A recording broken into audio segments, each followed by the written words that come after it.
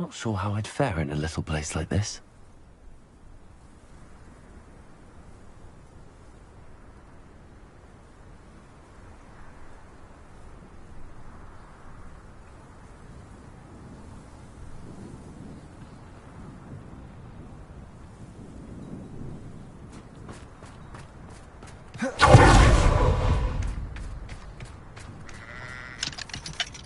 Hello, Hamura.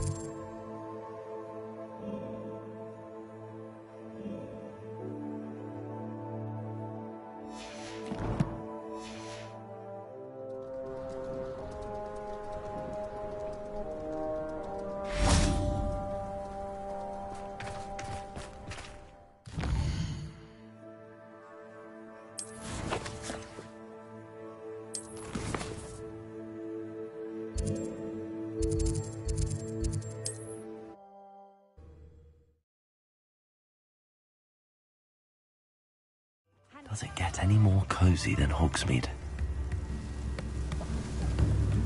Good thing the Ministry banned underage sorcery. Don't trust the young. Next performance, here you are, a true patron of the arts.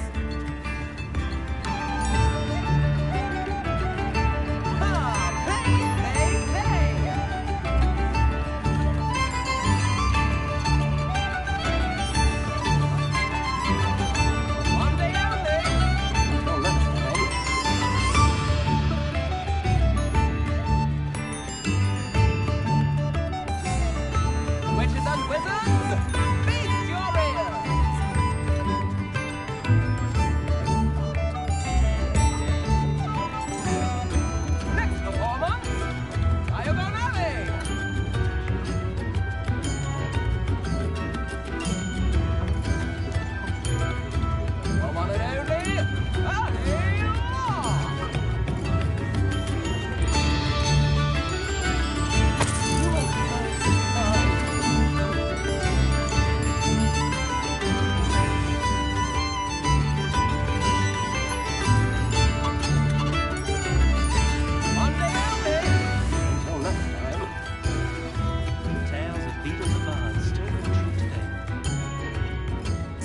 her to forget.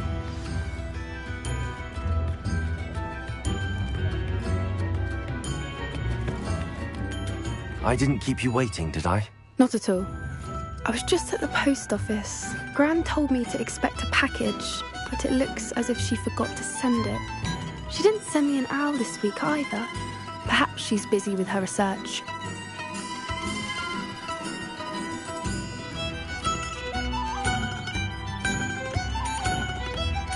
What kind of research is she doing? It varies from week to week, but it's always to do with creatures. Last week she was studying leg knots in Plimpes. What was she sending you? Only some feed she's been developing. I was going to give it to Professor Howen for the measles.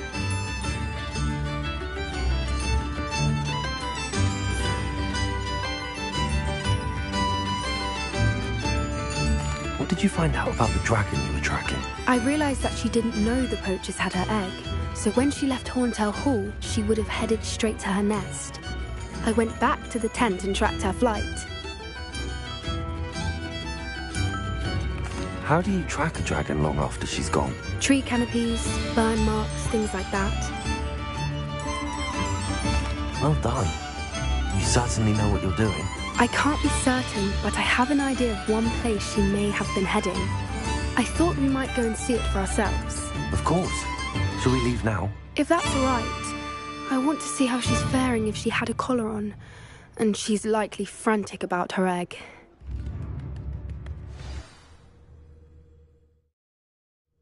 Here we are. I do think this is where we'll find her. The terrain's typical of where the breed would nest. I suspect it's how the poachers found her to begin with.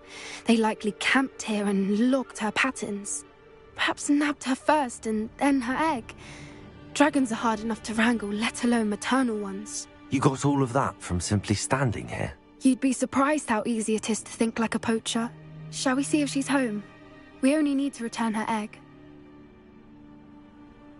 That sounds straightforward enough. We should be in and out. Then we can be finished with the poachers once and for all.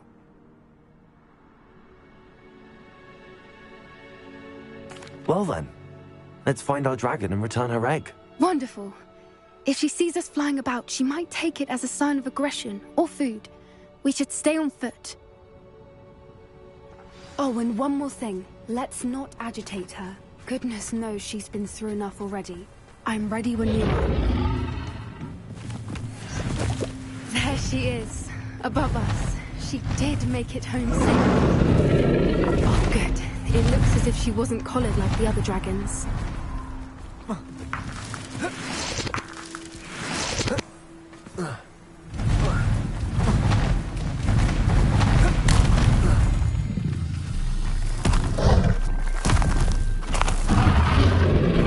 Poor thing must be worried sick, wondering what happened to her egg.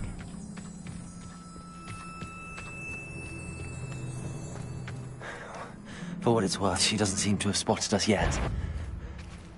Let's hope it stays that way. At least until we've done what Descendo! Confringo! Expelliarmus! Dagger! Bombard!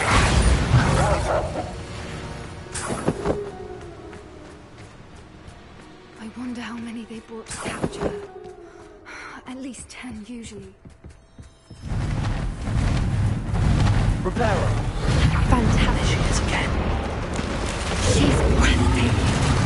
From a distance.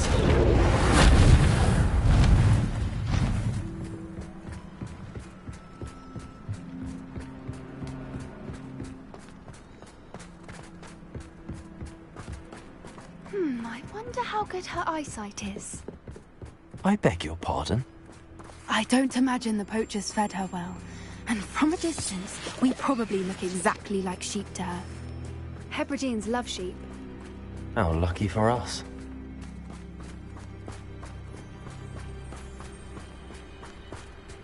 Watch your step.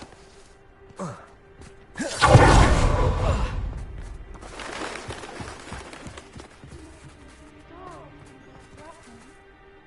just raring for a fight. Revelio.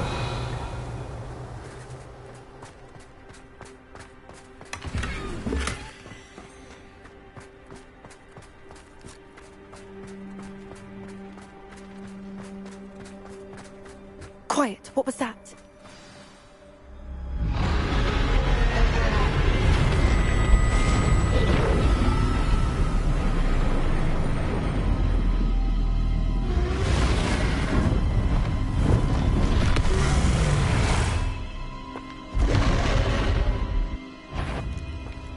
Well, there's no turning back now. Remember, you don't want to hurt her.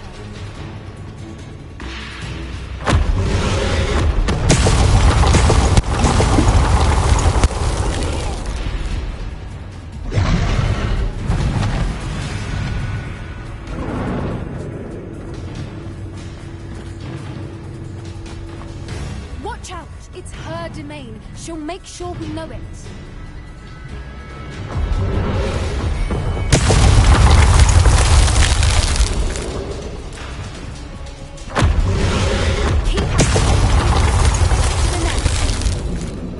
She isn't making it easy. A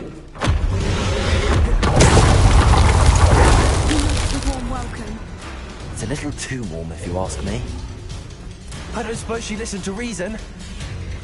I'd normally try, but we're well past that.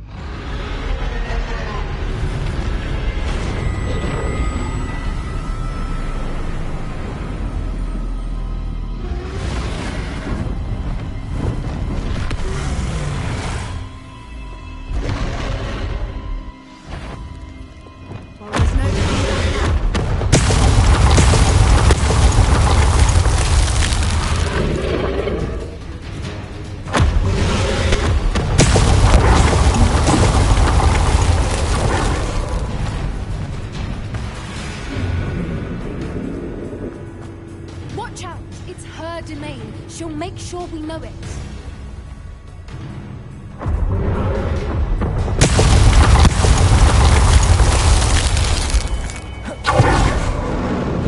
Keep at it. That's not to make it. She isn't making it easy. It's a little too warm, if you ask me. I don't suppose she listened to reason. Get to that opening below her. Prepare her.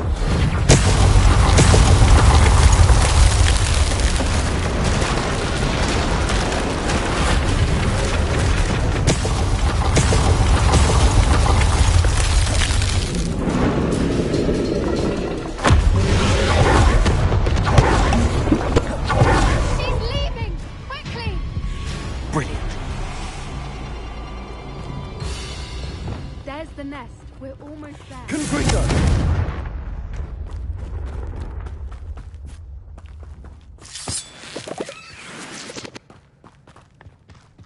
Why is every bridge here broken?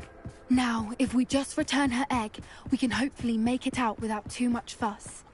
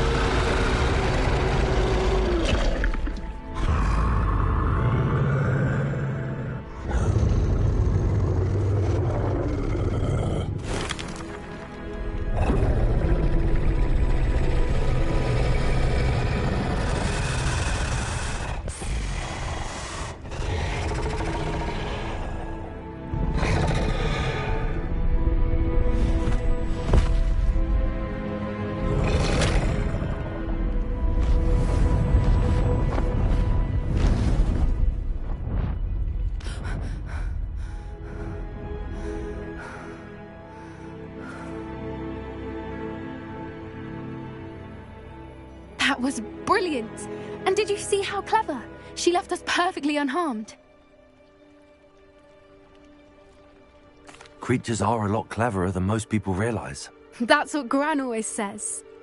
The important thing is that we survived it, and we returned her egg. Thank you for doing this with me. Wouldn't blame you one bit if you wanted to head back to the castle and never think about dragons again.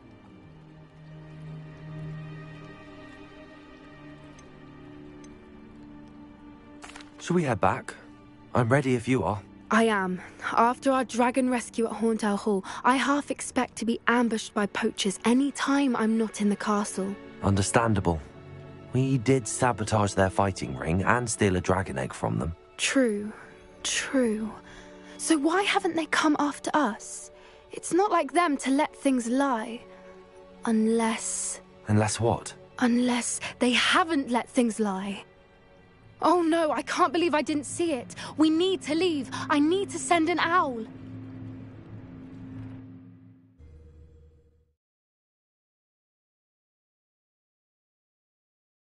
How could I have been so blind?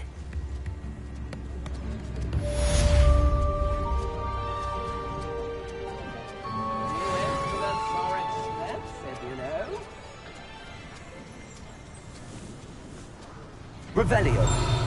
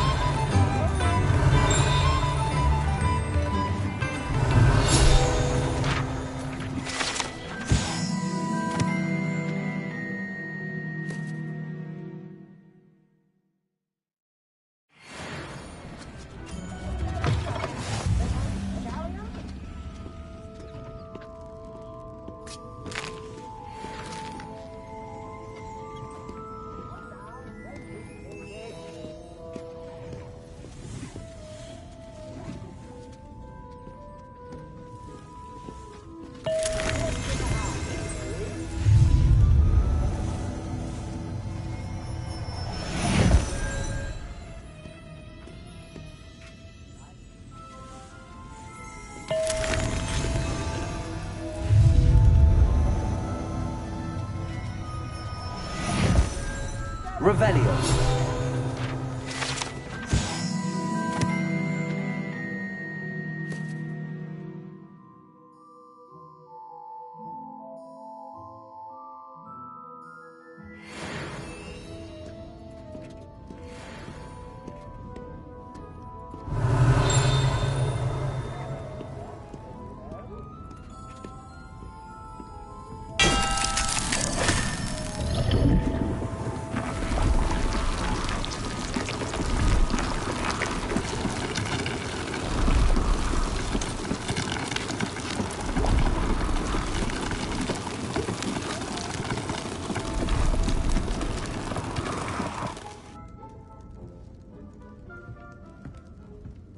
Revelio.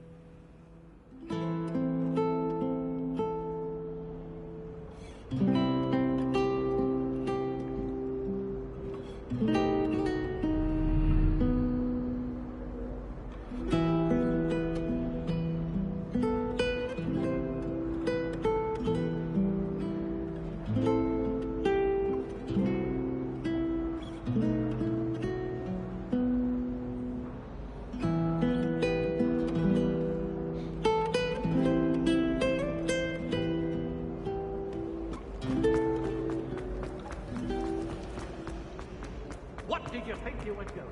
Somehow I've been in our family for 30 years.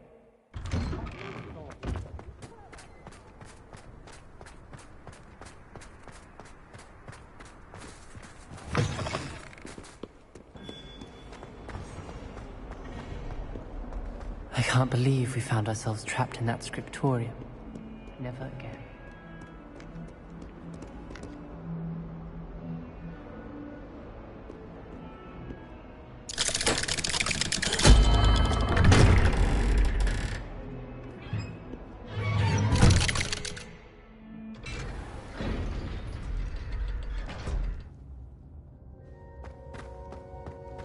Did you speak with my uncle? I wish I had better news about your uncle and Anne. Don't think I've forgotten about your goblin friend. I haven't.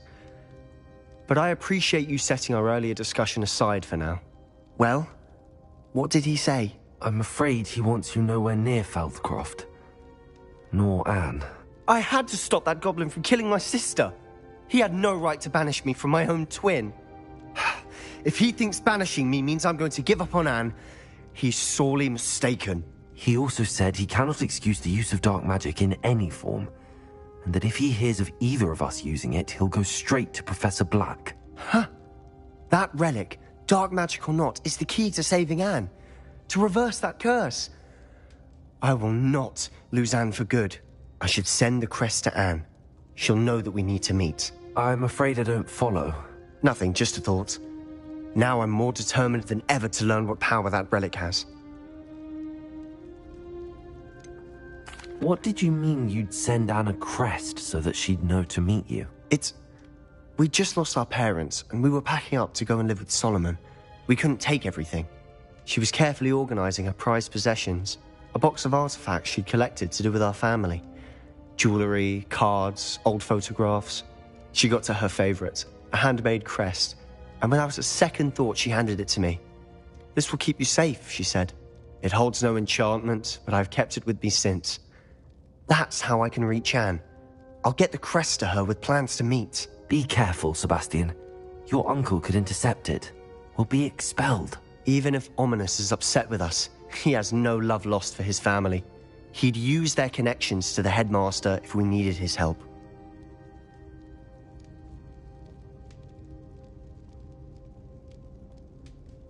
I shall wait to hear from you then. Thank you. I very much appreciate you standing by me through all of this. I'll send you an owl when I have news.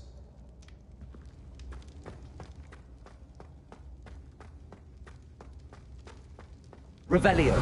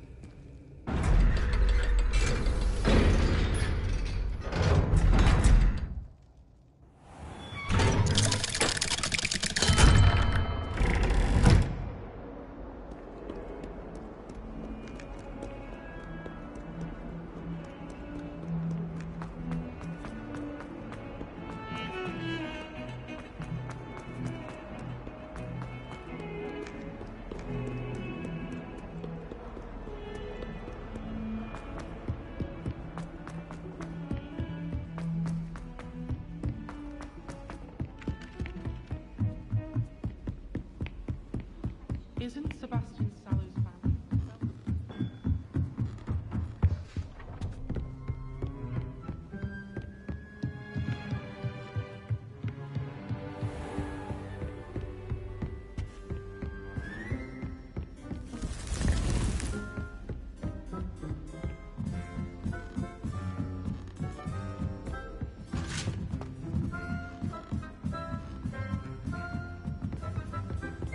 I've always said that travel broadens the mind.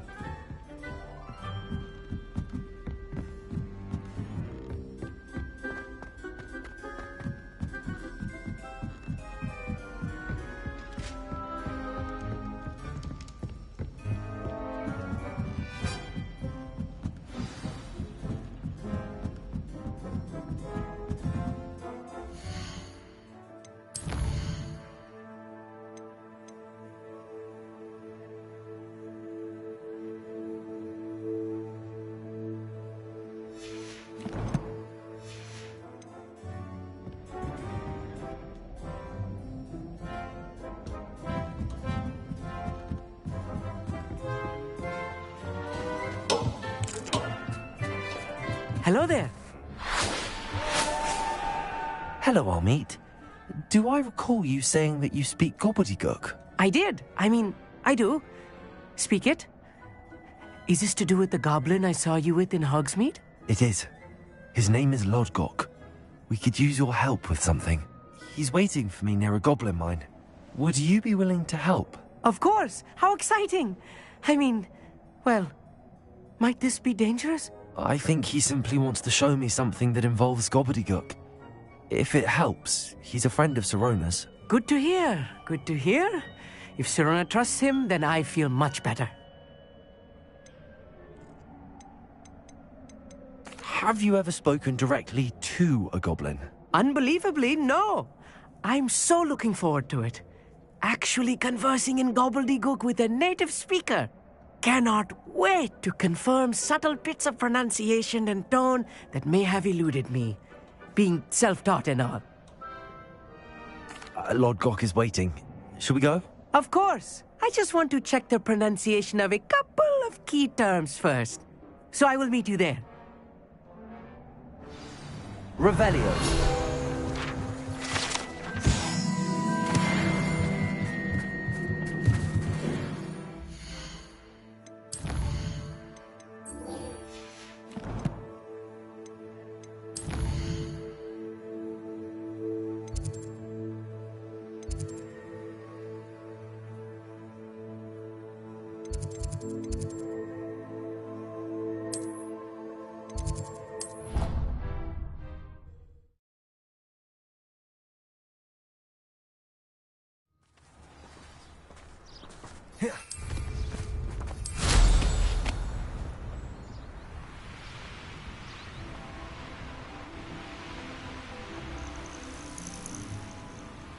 Oh, good, you're safe. There you are. You were in such a state when you left. The poachers got to my gran. Someone recognized me in Horntail Hall and they got to her. What do you mean? Is she all right? She's fine, thank goodness. But they were at her house, our house. They assumed I'd sent the egg there. She said they took the whole place apart looking for it, screaming that we'd cost them everything. I'm sorry, Poppy. I'm glad she's all right. I don't think either one of us could have anticipated that. I should have known. I underestimated the poachers. And now another creature's in danger. What do you mean? The poachers refused to leave empty-handed, so they took valuable journals that Gran had discovered when she was researching rare creatures. One of them contained theories about a secret hiding place of the Snidget, long thought to be extinct.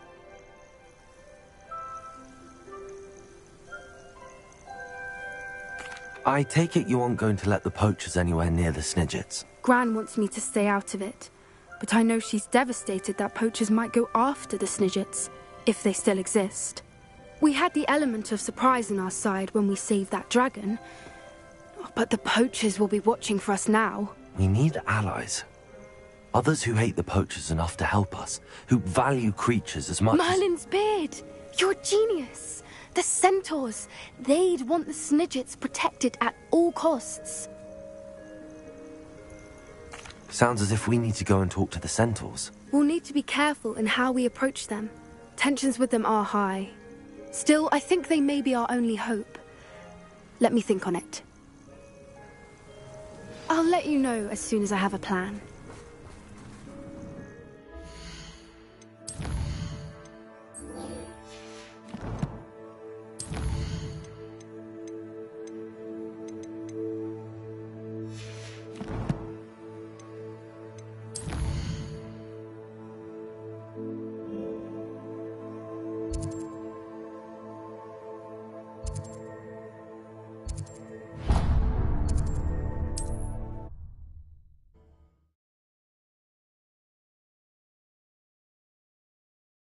How nice to see you, my young friend.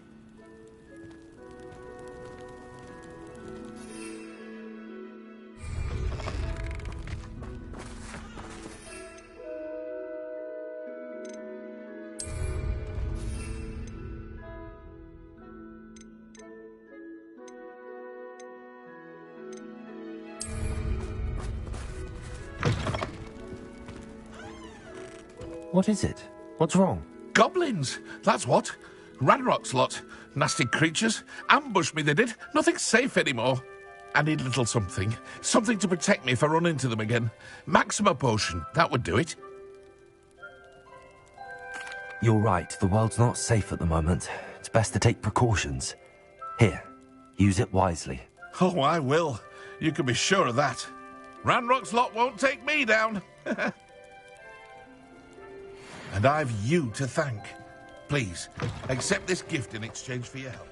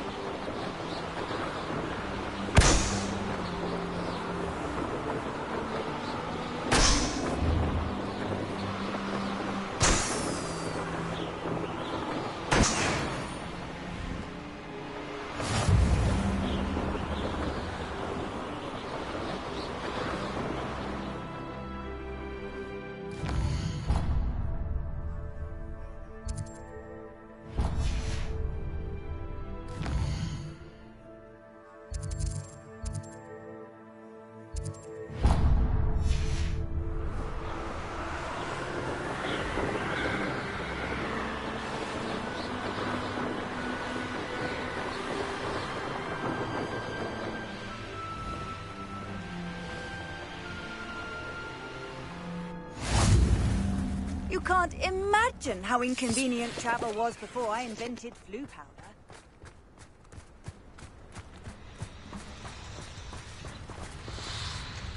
Revelio.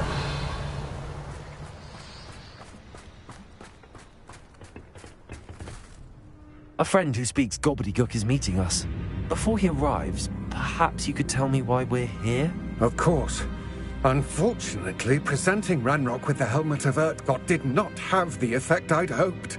Because he knew the details surrounding its plunder, he presumed I'd had help from a witch or wizard in retrieving it. How else did he expect Goblinkind to get the helmet back? Seems he has no interest in making amends with you. I'm afraid we do not have the luxury of rational expectation when it comes to Ranrock. Damn Bragbor and his blasted journals. Bragbor? An ancestor of Ranrock's, renowned metal worker. If we are to work together, I suppose I must tell you more. Not long ago, Ranrock sent me to collect a recently unearthed set of Bragbor's journals. They described repositories that Bragbor had been commissioned to build for a group of witches and wizards. What do you mean, repositories? Large, magically fortified receptacles crafted from goblin metal. Ranrock recruited others to help me locate the repositories. We were to search anywhere that was connected to 5 names mentioned in the journals: Rackham, Fitzgerald, Bakar, Morganach, and Rookwood. Rookwood Castle. That is where we began our search. Why does Ranrock care so much about these repositories? He cares about what they contain. For centuries, wizards have refused to share their magical knowledge with goblins. Your kind will not even let us carry wands. Thus, many goblins, myself included, have spent our lives mistrusting wizard kind. Ranrock was convinced that the repositories contained a magical power that wizards wanted to keep for themselves. He is determined to take it for goblin kind. But Here comes my friend Amit.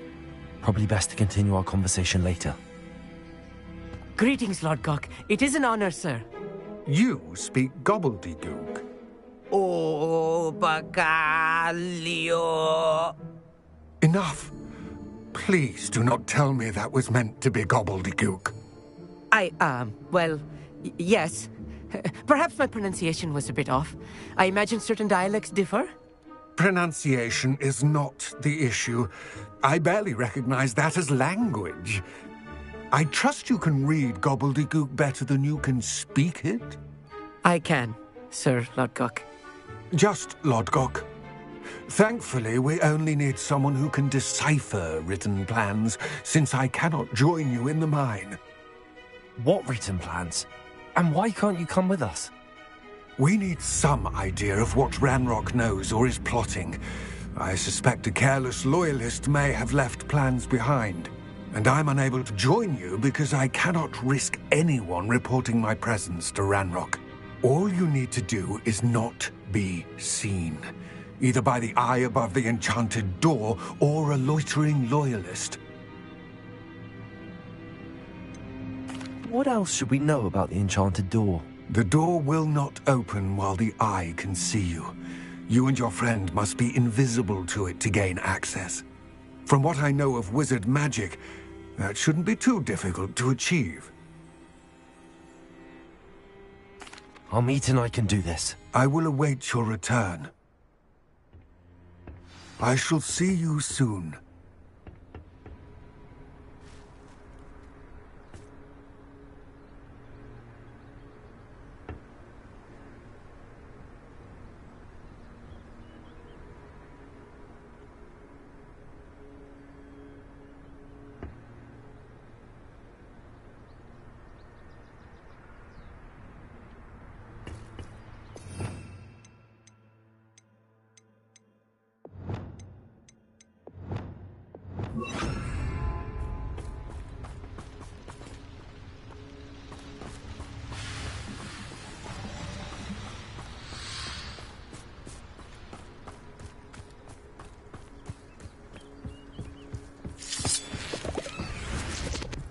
The door is looking at us. I'll be quiet.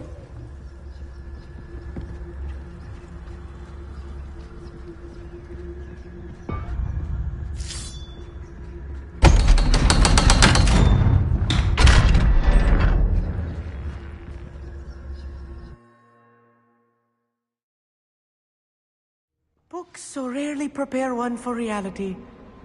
A real goblin mine. It's even grander than I had expected.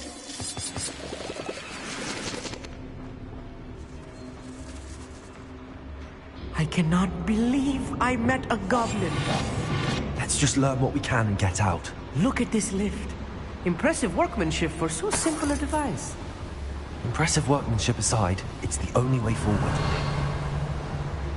These machines operate on steam. Interesting.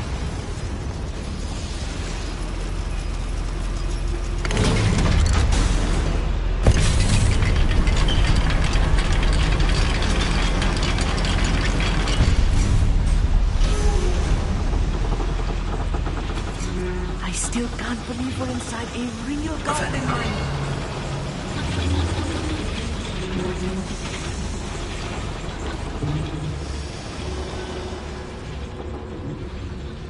I've read about mines like this, but seeing one is something else altogether.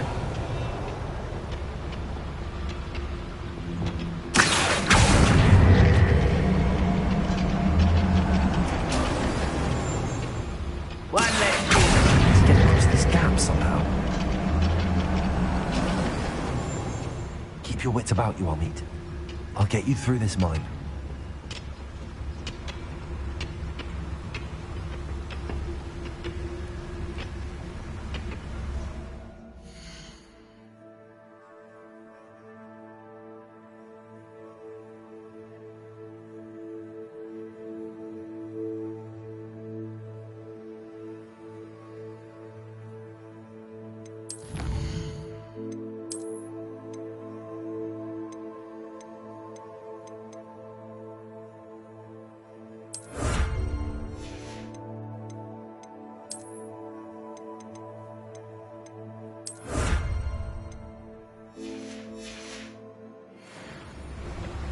Most goblins in my family worked in the mines at one time or other.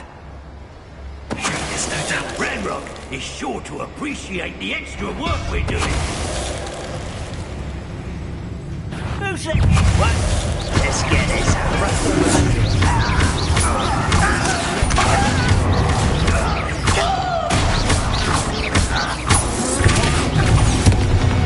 That was a little more than I'm used to. I'll get us through this. for my what?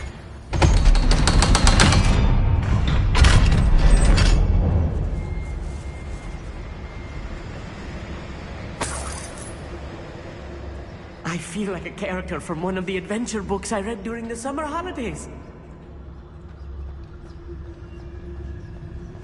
Let's take a look around, Amit. See if we can find any plans. A schematic? There must be more notes around here. What could they be building?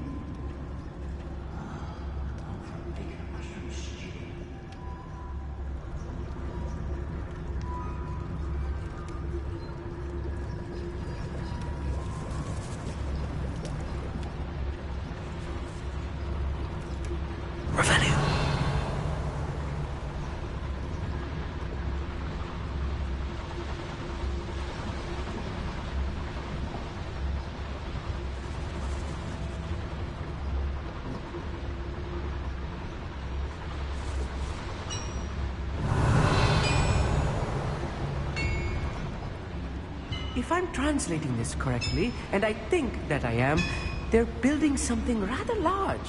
But what? Let me know if you see any more plans or schematics. We can't return to Lodgok empty-headed. Revelio.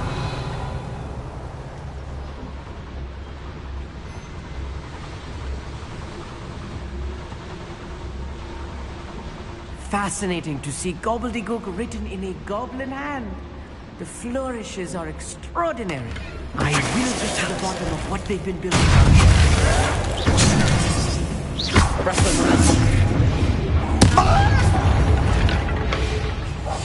Right. Don't wish to be seen, do we? Revelio.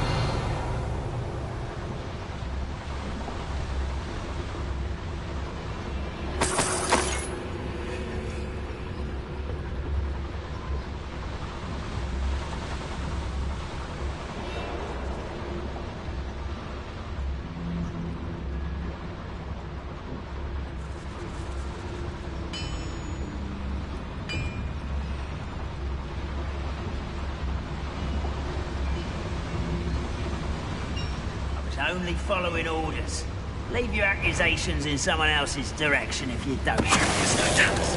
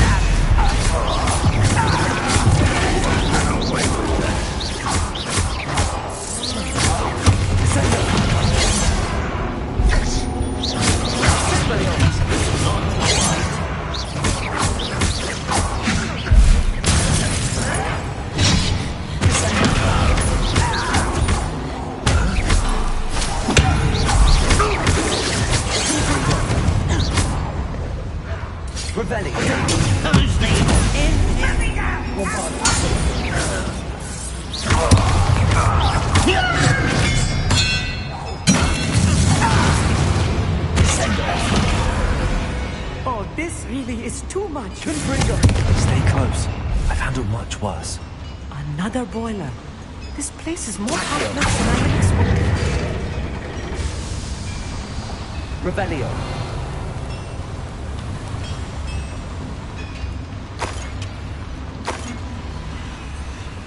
Another schematic. What are they going to build? This mine is too small for whatever it is.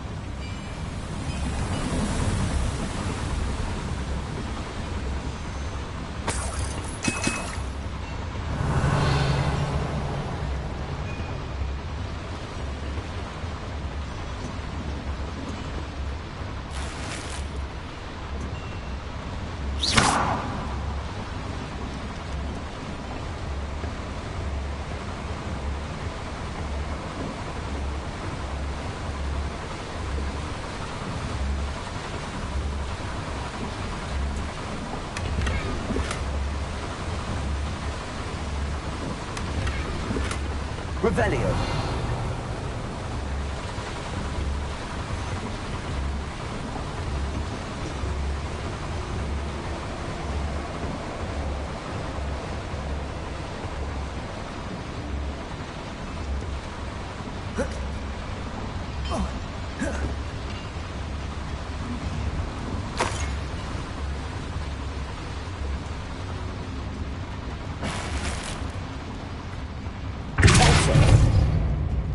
Revelio.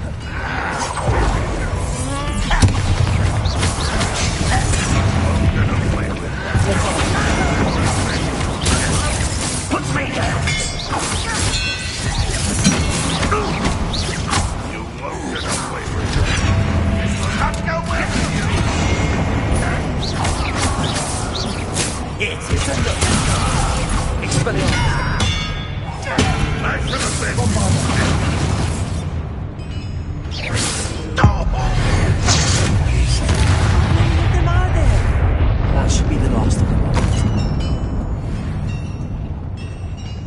Quite good at sneaking about. You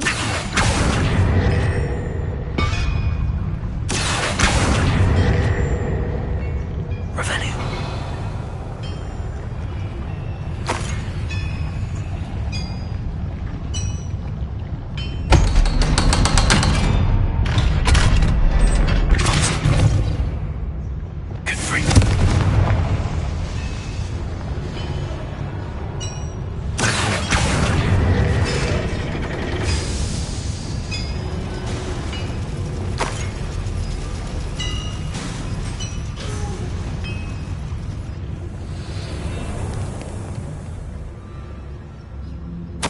This is not good.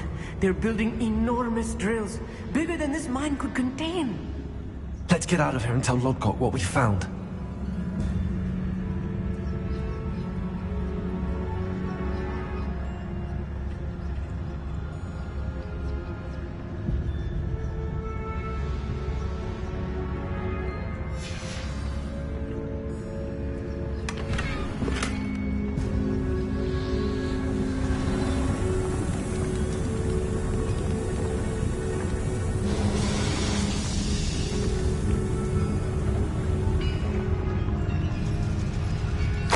must be a quicker way out of here than retracing our steps.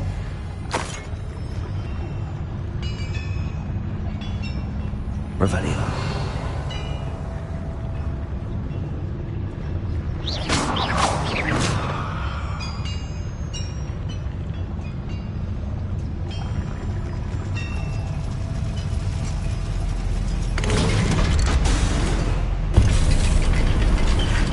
I need a moment to catch my breath. This was more than I bargained for. I'm glad you came with me, Amit. Now that we know what they're up to, we can get out of here.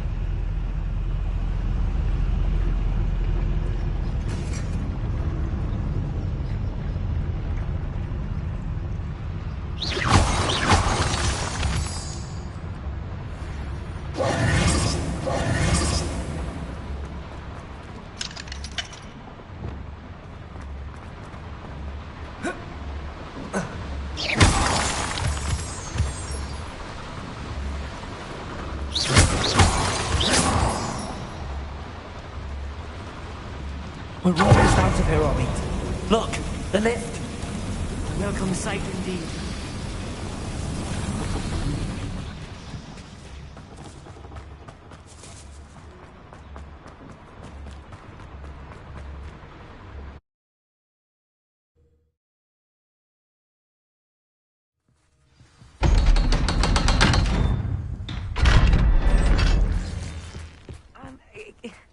Can we please talk about what just happened?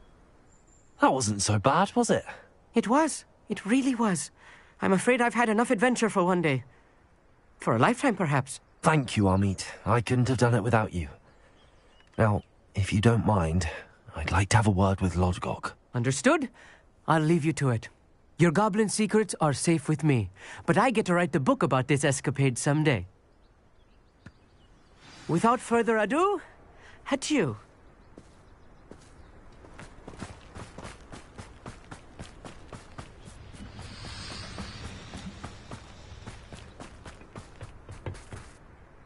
They're building enormous drills. We found their plans. Ranrock must be searching for the repositories. I fear you are correct.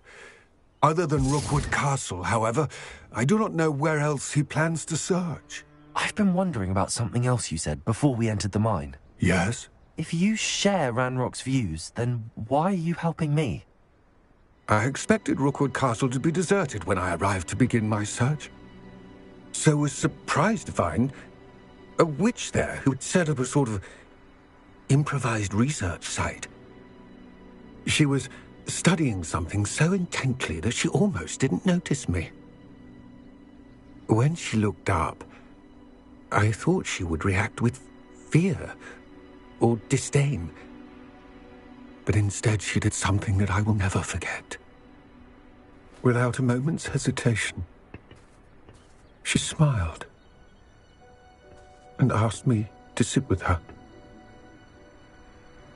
She told me that she was a researcher and showed me a small, oddly shaped container with a strange symbol on it.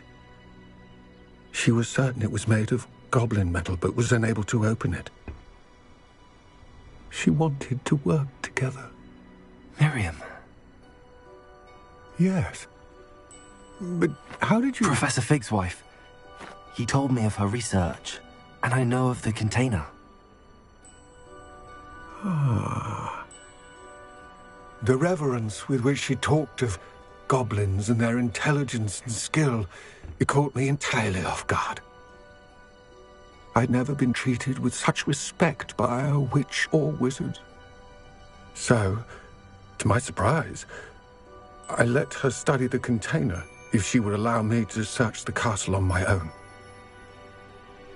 We parted ways, with her promising to share what she'd learned. More of Ranrock's recruits arrived, and we began to dig, eventually locating the first repository.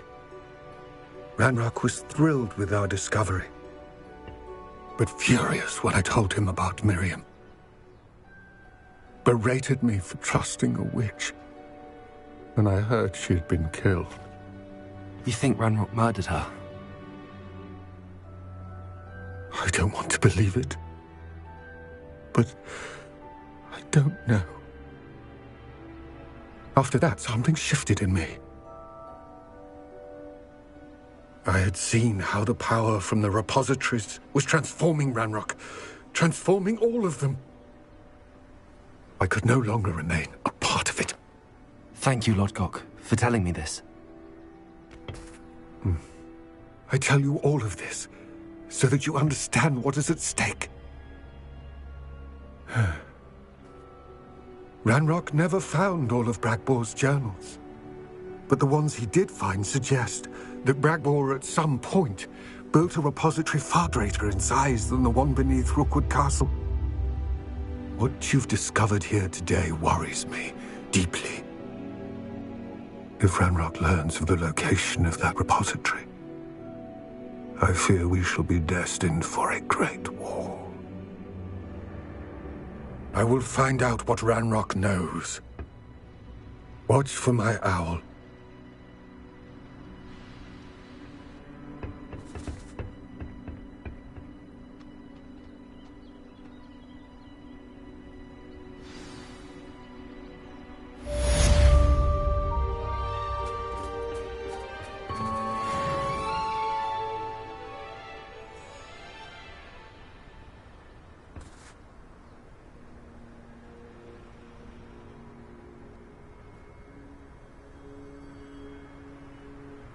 I hope Professor Fitz...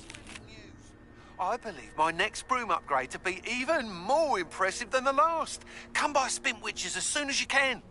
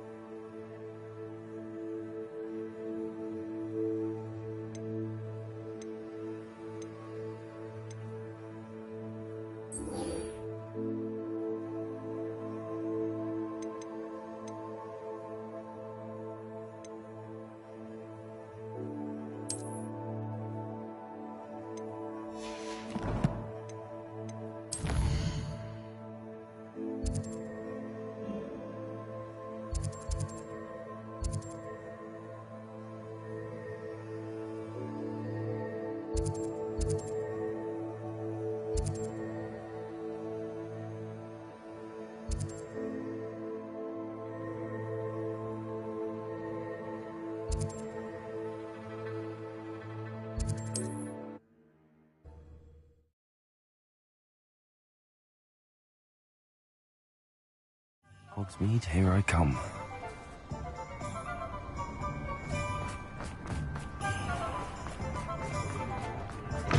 Hello again. Wonderful to see you. As before, I've arranged a special price on the broom upgrade for you.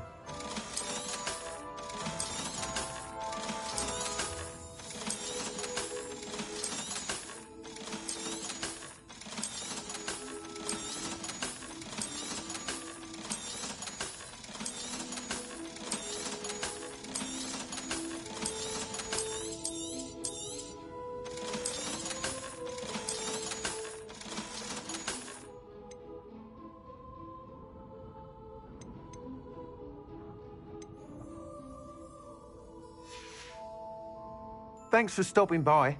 Hope to see you again.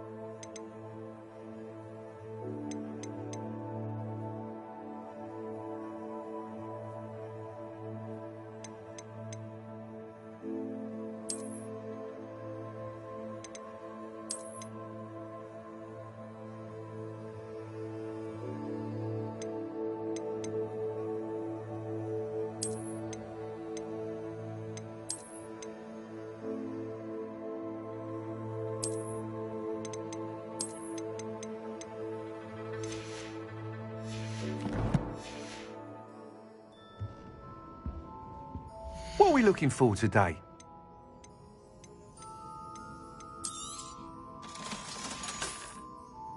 Thanks for stopping by.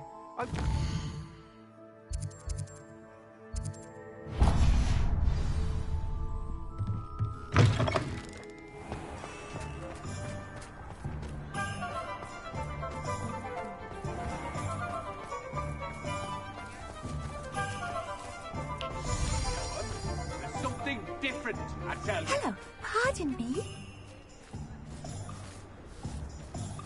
Hello there. Was there something you needed? Hello, I was wondering if you would be interested in having your own shop and a house elf to help you with it. Penny's the name. Penny's mistress is selling this shop, and Penny is most eager to start working with the new owner. It might surprise you to know that Penny can sell practically anything. Oh, it would be wonderful to have a place to sell things and someone to help me. You'll be able to give Penny almost anything that you want to sell. It will be no work at all for you once the shop is up and running. If you want the shop, and Penny hopes that you do, you should talk to Penny's mistress as soon as you can. Her name is Cassandra Mason. Why is your mistress selling the shop? And you? Penny cannot be certain, as Mistress Mason so rarely confides in her. However, she repeatedly mentions how tired she has become of trying to let the shop. She has had rotten bad luck with the last few tenants.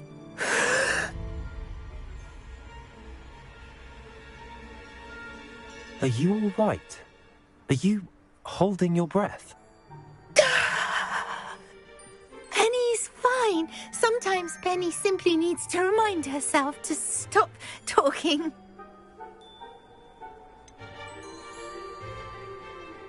What kind of things would I be able to sell in the shop? All kinds. Anything from essence of Disney to Mooncalf fur. If a buyer exists for something, then Penny can sell it and get the best price. Just ask Mistress Mason.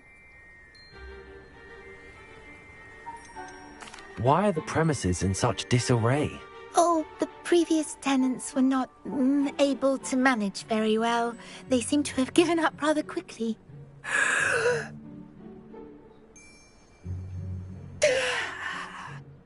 Penny is perfectly capable of helping clean and repair, so the shop will be ready for business in no time. How is it you're so good at selling?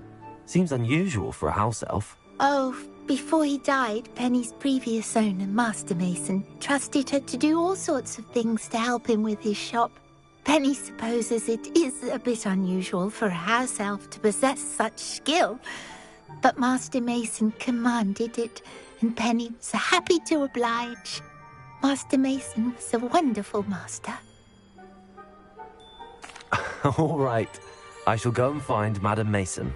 Oh, this is splendid news indeed. You won't be sorry. You can find Mistress Mason at her home on the north edge of the village. Penny does hope she gets to work with you.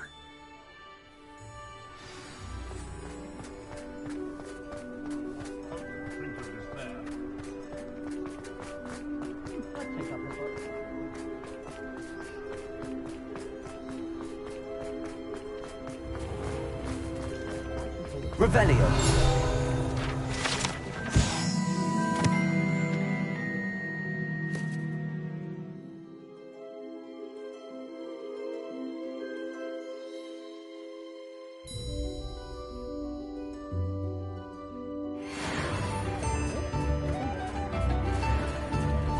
I've always said that travel broadens the mind.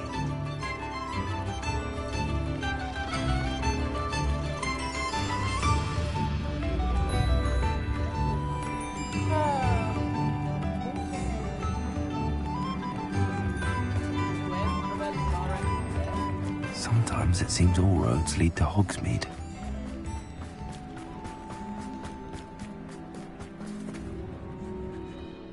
Hello, Madam Mason. I understand you have a shop to sell. Why, yes. Yes, I do. Are you interested? Yes, I am. I've always wanted to own a shop. How marvellous. I think you will find my terms quite generous. But, and do please forgive me for asking, don't you think you might be a tad young to own a shop?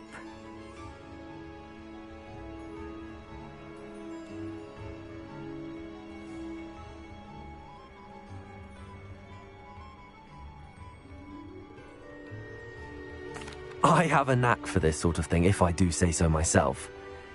If I can meet your terms, I hope that you'll sell to me. Well, I reckon you have the confidence needed for such a venture. And of course you'll have Penny to help you. That elf could sell tea to a troll. I assume she told you she comes with the place. She did indeed. I like you. Tell you what, I shall sell you the space for an exceedingly fair price. I think you might just be shrewd enough to make a go of it. An exceedingly fair price for a shop and an elf. What's the catch? Huh?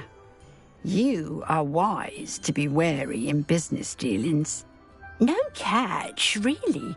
I simply ask that you allow me to do you the favour of buying the shop back, at a discount, of course, should your efforts fail. The last thing we need here in Hogsmeade is for one bad apple to spoil the barrel, if you get my meaning. Yes. An unsuccessful shop would be bad for nearby businesses, I'd imagine. Quick one you are. Do we have a deal? It looks to be rather a mess. Why haven't other tenants been able to make a go of it there? As you've no doubt considered, running a shop is not as simple as those less savvy might think. The new owner, however, will have something that previous tenants did not. The benefit of Penny's particular prowess. Her assistance will make all the difference, I should think, in both getting the shop ready for business and ensuring its success.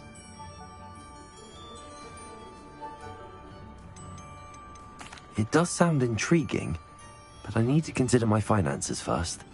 I'll come and find you if I'm interested. Very well, but I won't be able to keep the shop available for too long. If you do want the shop, I'd advise you to return to me as soon as possible. Hello again. You know, the shop won't be available forever.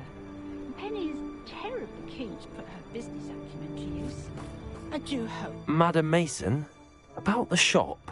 Yes? I've decided I'd like to go ahead and purchase the shop. I have to say I'm impressed. You are a remarkably resourceful student. I am indeed. And brave. You won't be sorry. Give me the money, and I shall get the paperwork filed immediately.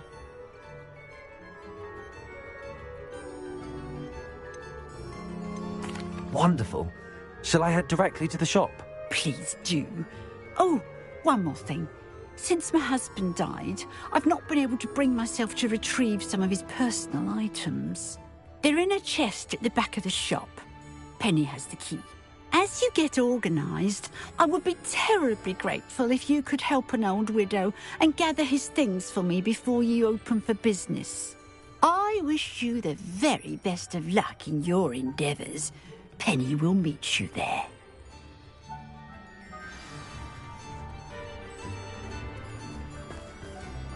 Aloha, Mora.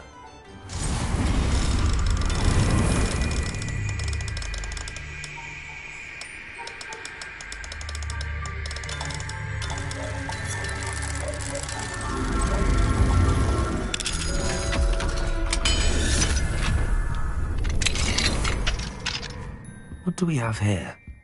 A demiguise.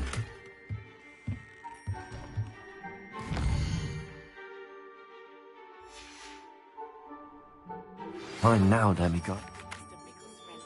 I believe I can sneak away without drawing my mother's eye. Meet me near Hogsmeade, and we will devise a plan.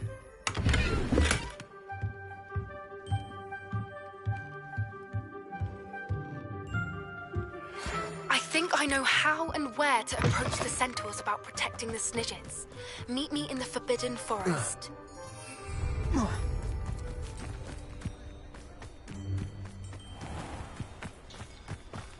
Does it get any more cozy than Hogsmeade?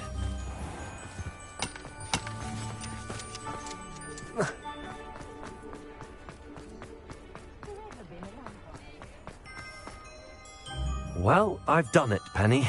The shop is mine. Oh, Penny is so pleased. Penny was hoping you would be the one to purchase it. I'm glad you're here to help me. Goodness, what a kind thing to say. Penny will do all that she can to make this a success. There is much to do. The last tenant left in a bit of a rush, so we'll need to clean up and do some repairs. Well then, let's get to it. Penny is ready. Between the two of us, we should have this place up and running in no time.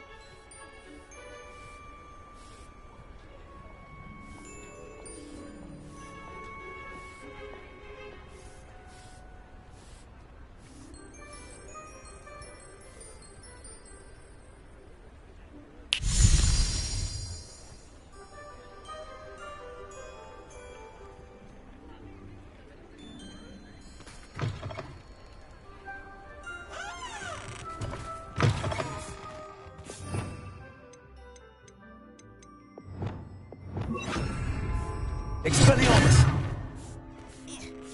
Reparo. This will surely be the most successful shop in Hogsmeade. Mistress Mason wanted Penny to be sure and give you this key. It opens a chest in the back room of this shop. Oh yes, she mentioned it to me.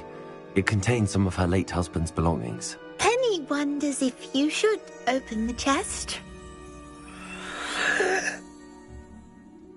Are you holding your breath again? Penny must get back to work now.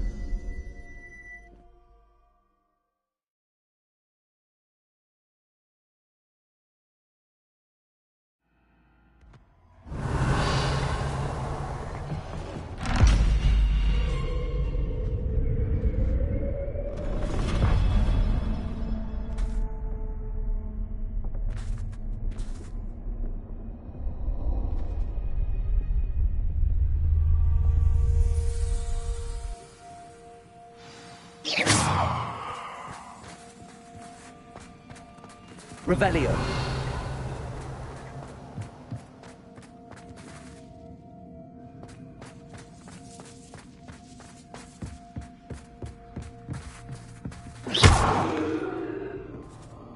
Revelio. That's odd. Why would someone store one hat in here?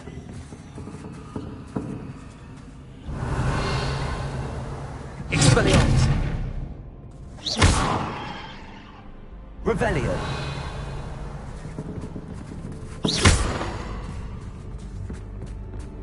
Well, that's not very hospitable. Oh, goody! Someone to play with. You seem kind of sort. What fun this will be! For me, at least.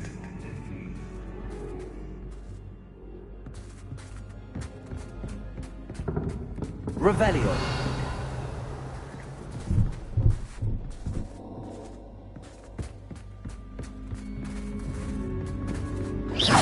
Revelio.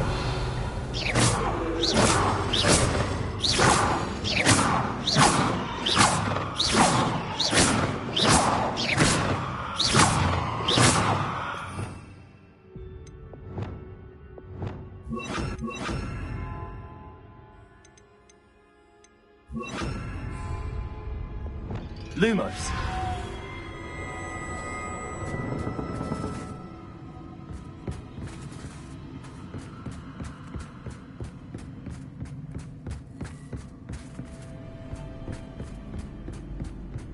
That's new. Onwards, I suppose. What? Who's there?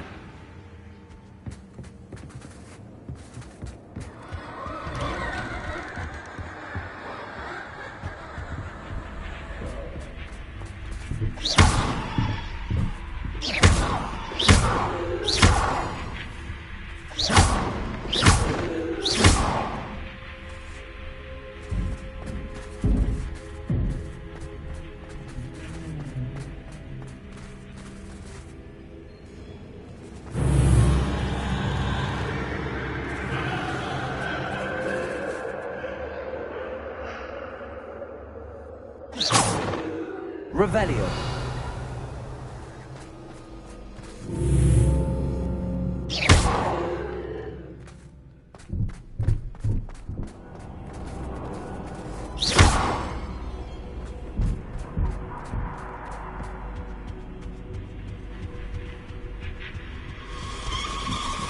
That's lovely.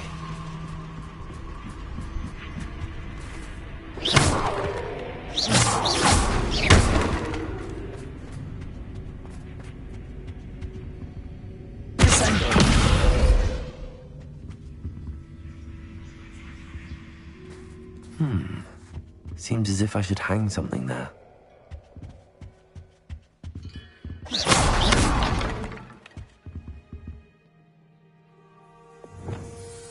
Accio. Wingardium Leviosa.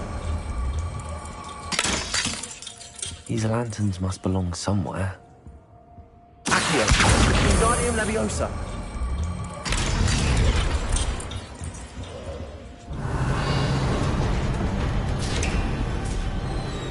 How enlightening! You might survive a bit longer than the others.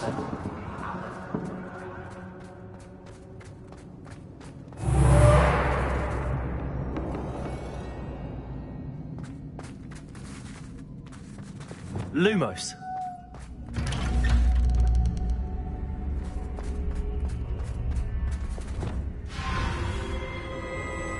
Oh, you've come so far, so quickly. Well done. You might be just the playmate I've been looking for. I do hope you enjoy my playground. I encourage you to tell everyone about it. If you make it out, that is.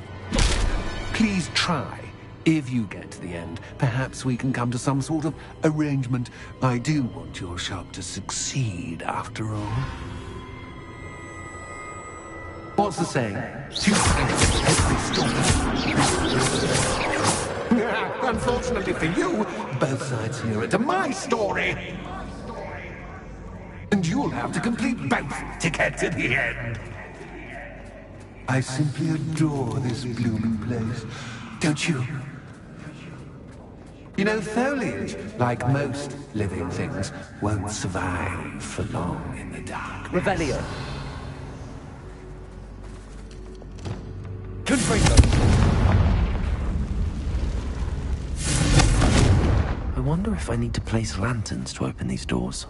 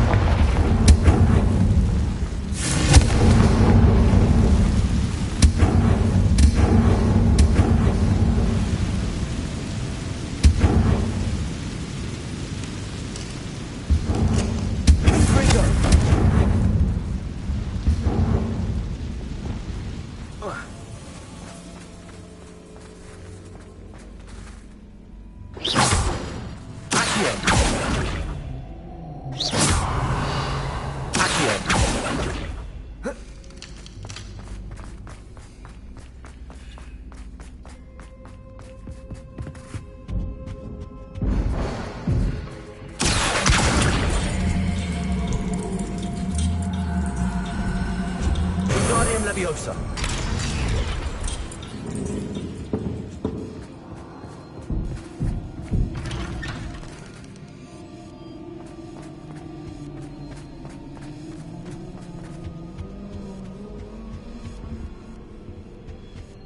What's this?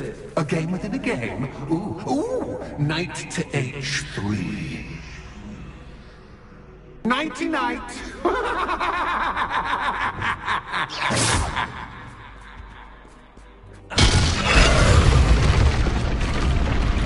That was the wrong square.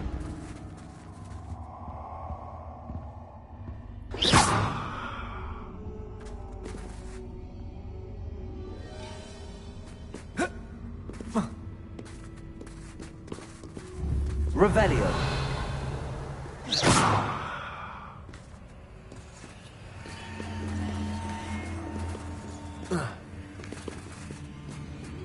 That wasn't too difficult. Oh, goodness. I do hope you're having as much fun as me. I think I'll keep you around a bit longer.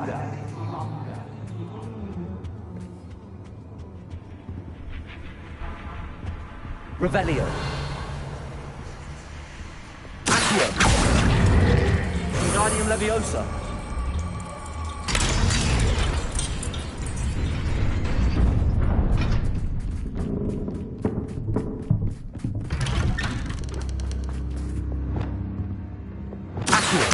Wingardium Leviosa.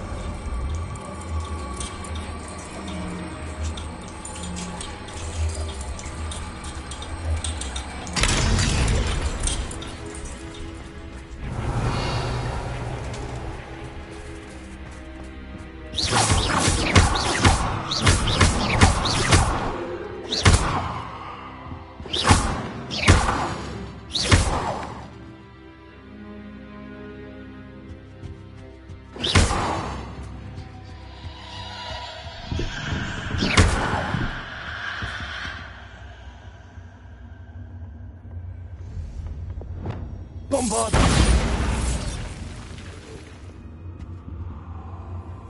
Confringo!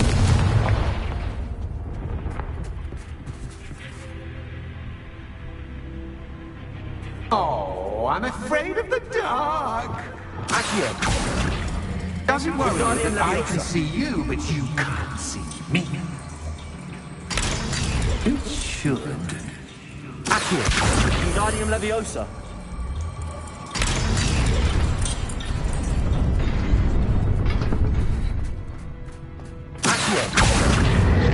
I don't Arresto Momentum. furniture. Plus, don't want to get too comfortable for what's in store.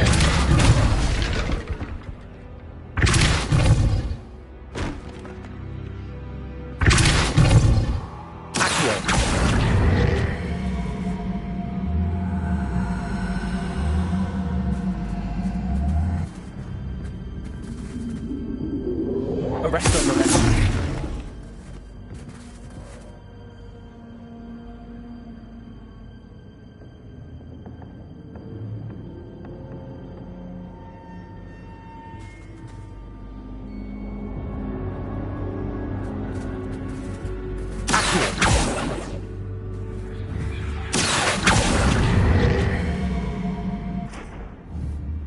Arresto Momentum. Depulso.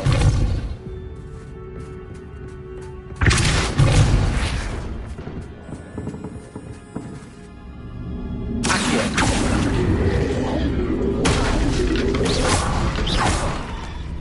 Accio. Wingardium Leviosa. Accio.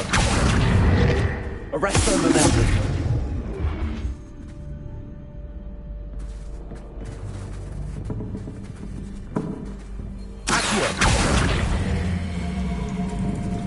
Wingardium Leviosa.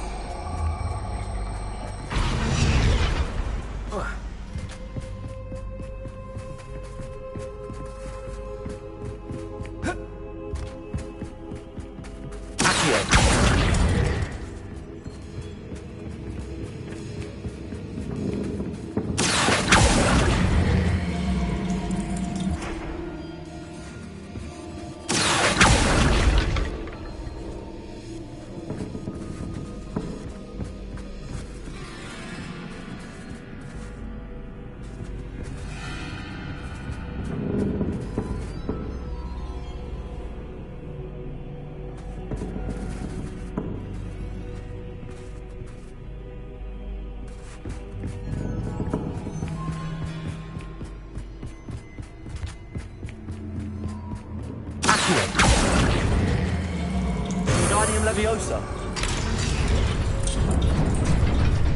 Brilliant! A worthy playmate. Well done.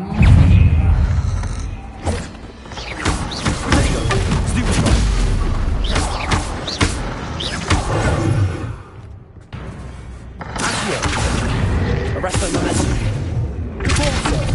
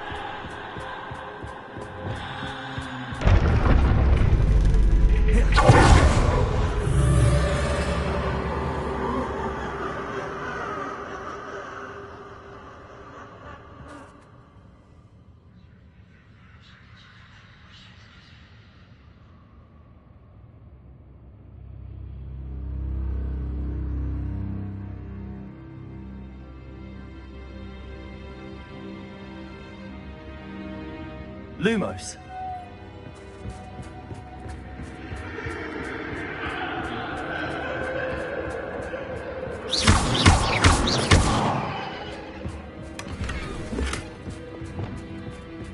Lumos.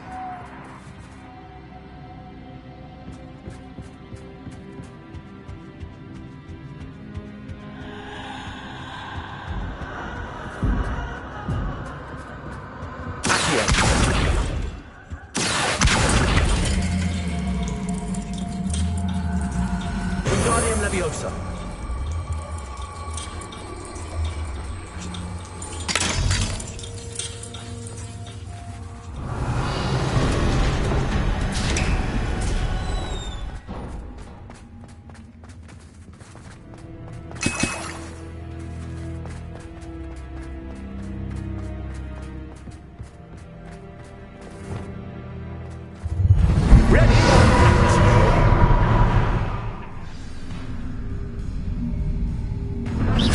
Time to raise the stakes, so to speak. Rather quickly till I detect.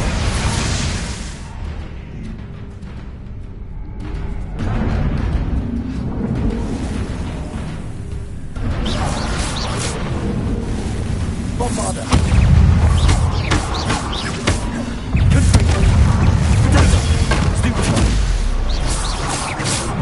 Axis capstan, but capstan. I mean, you can't. Now that gets your attention. Well, this has been fun. Much to do, much to do. See you in a bit.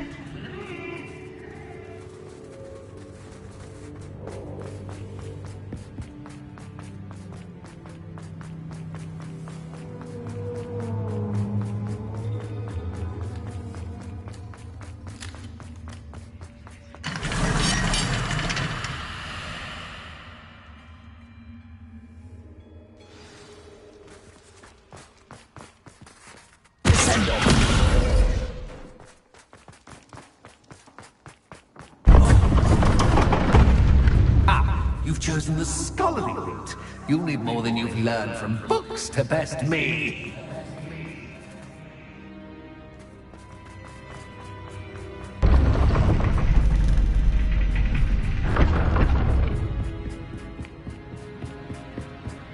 It's always good to have a different perspective on things.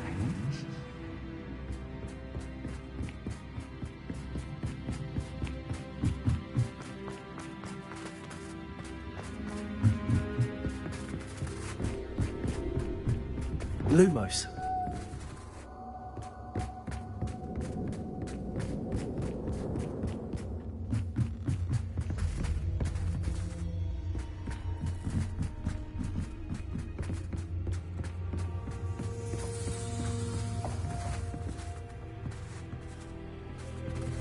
Revelio. Lumos.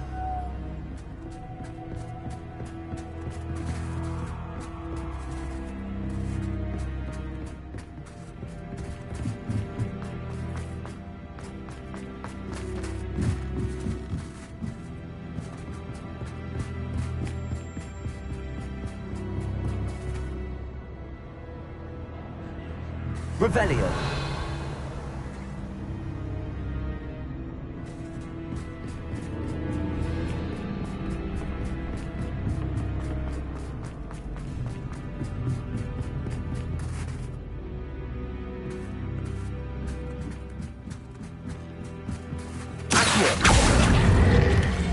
Wingardium Leviosa.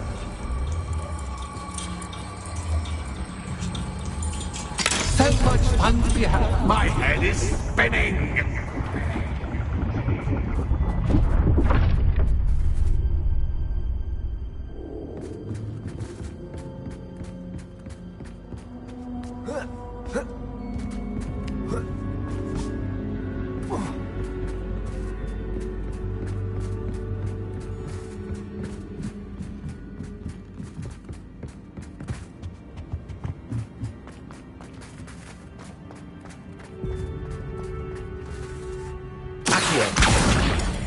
Wingardium Leviosa.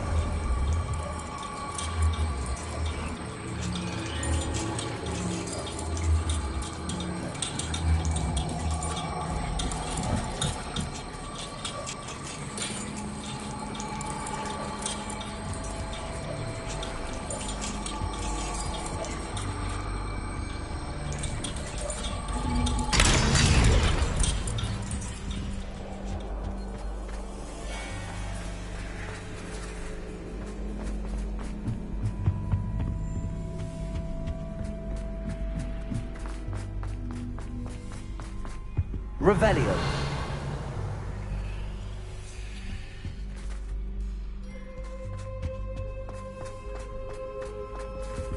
Accio. Wingardium Leviosa. Accio. Wingardium Leviosa.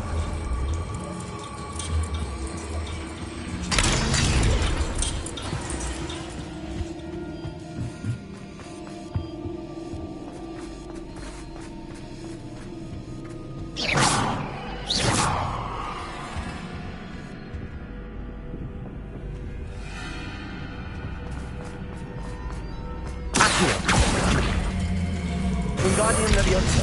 Accio. Wingardium Leviosa.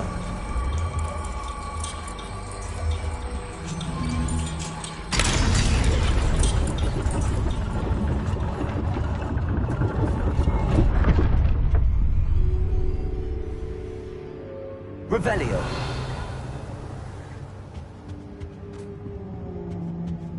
Perhaps I should pull the lantern into this room to cause the room to rotate again. Accio. Wingardium Leviosa.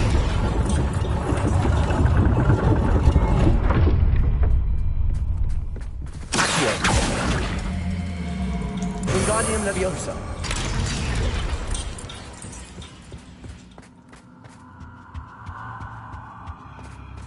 All books and notes. Accio. Wingardium Leviosa.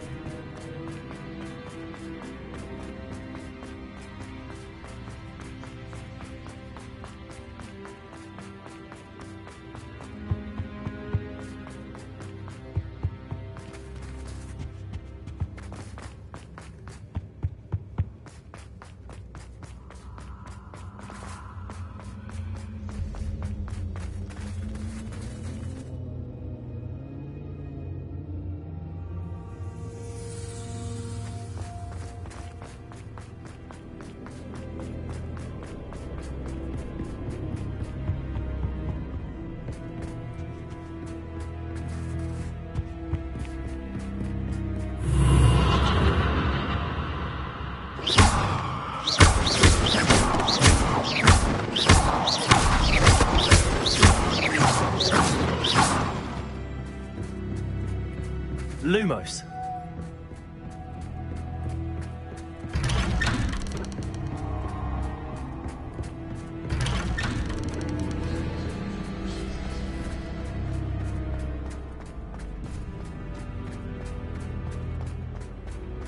Oh, deja vu.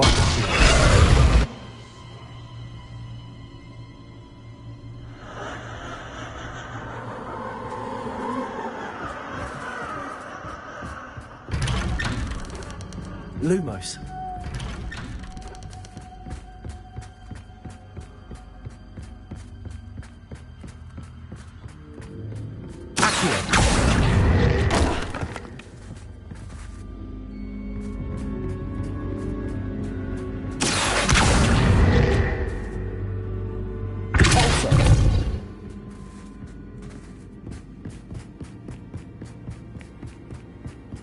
Lumos.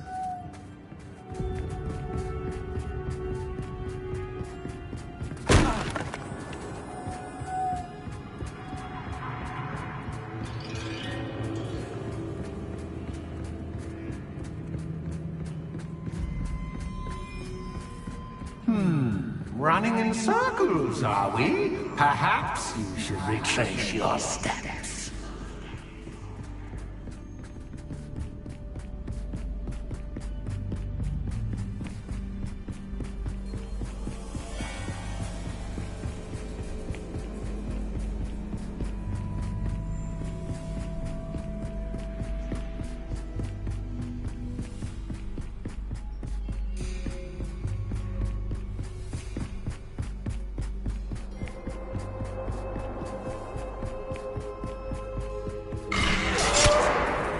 What was that?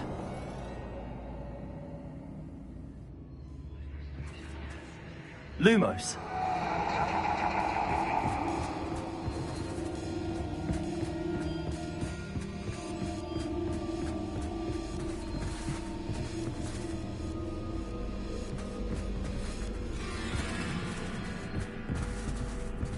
Revelio.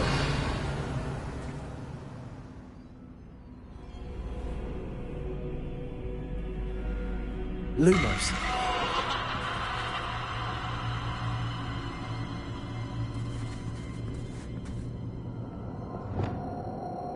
Bombarda. Lumos. Revelio. Lumos.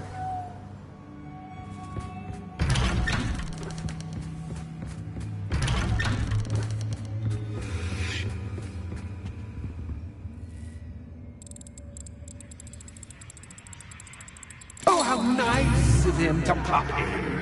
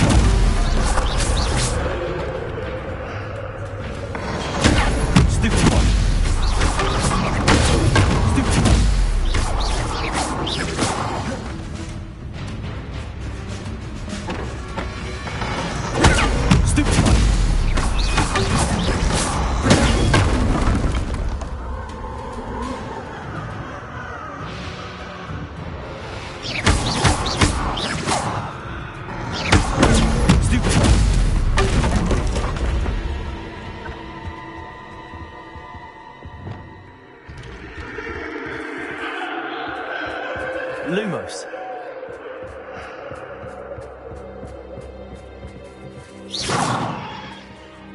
Lumos.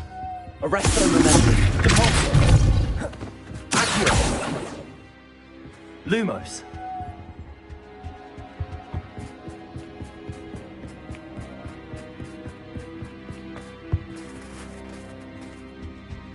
Accio. Imperium Leviosa. Sweet tone.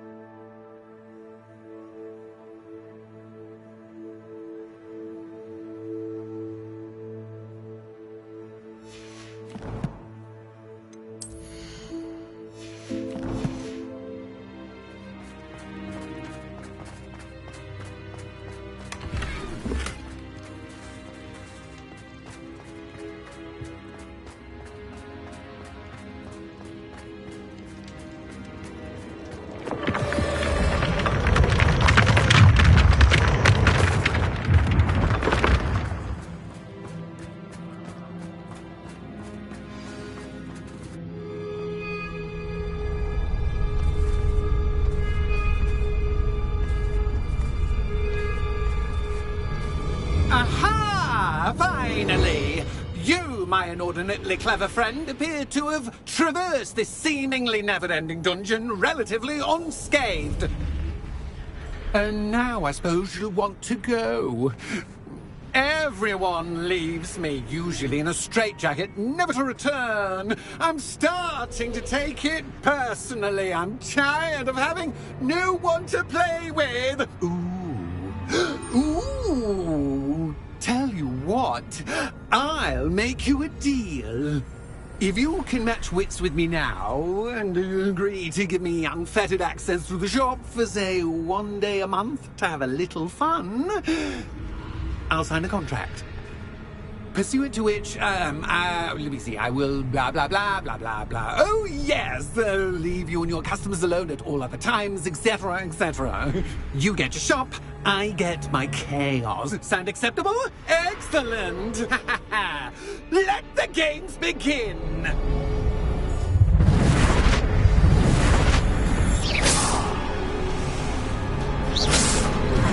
That's just cat, but cat is cat. You can't.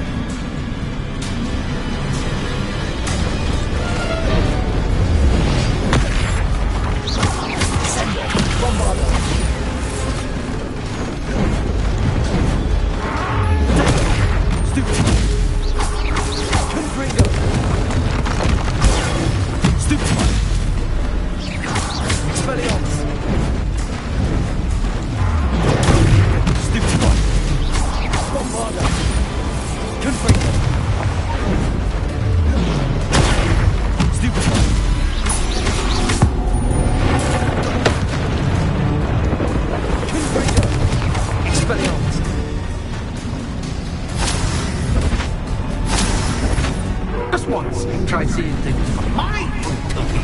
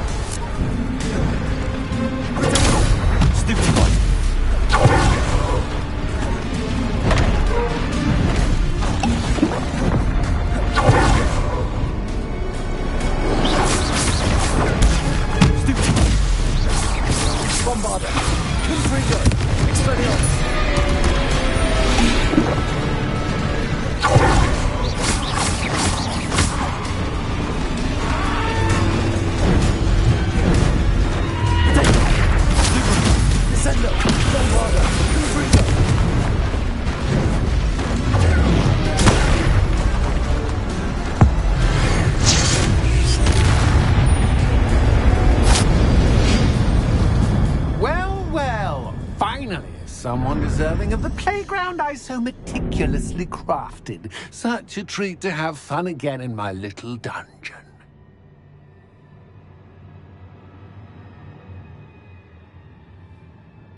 I must say, I enjoy a good challenge. Ah, a kindred, dare I say, spirit.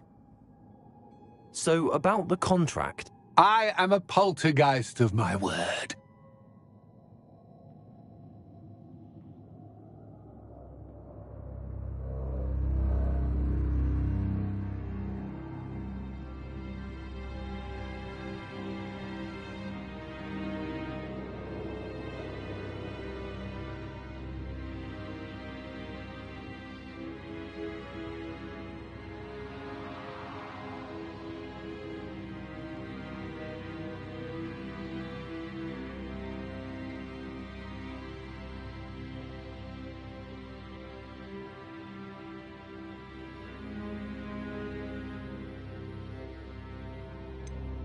Just to be clear, what does this agreement entail, specifically?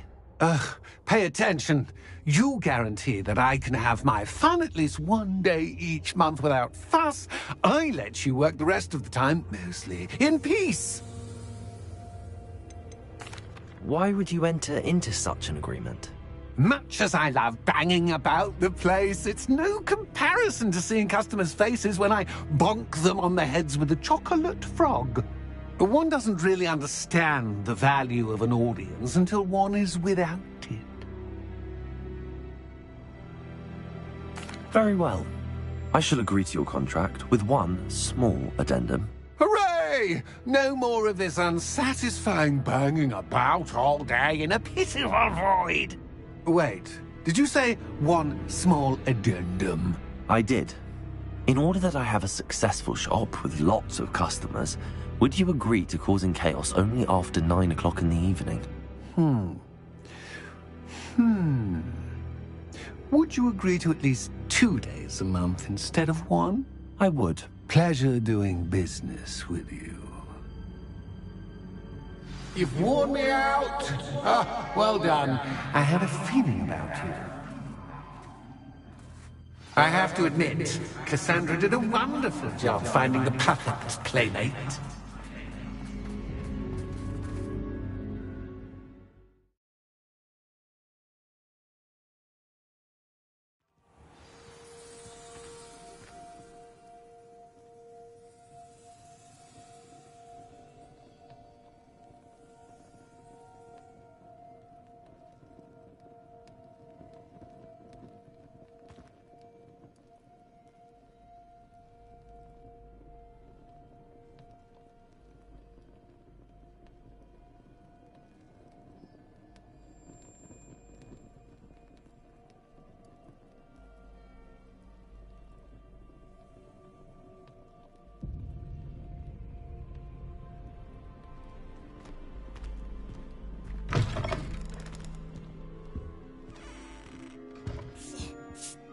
Hello, Penny. Penny is so glad you're back. Were you worried I might not return? Penny was beginning to think yet another shopkeeper was going to end up in St. Mungo's. Another shopkeeper? St. Mungo's? I think you should explain, Penny. Penny, please stop holding your breath. Tell me what's going on. Oh, please forgive Penny. Penny is forbidden from telling you anything. But how can you be forbidden from telling me what's going on? I purchased this shop. Penny is confused. Penny thought that if you came back, you would own the shop.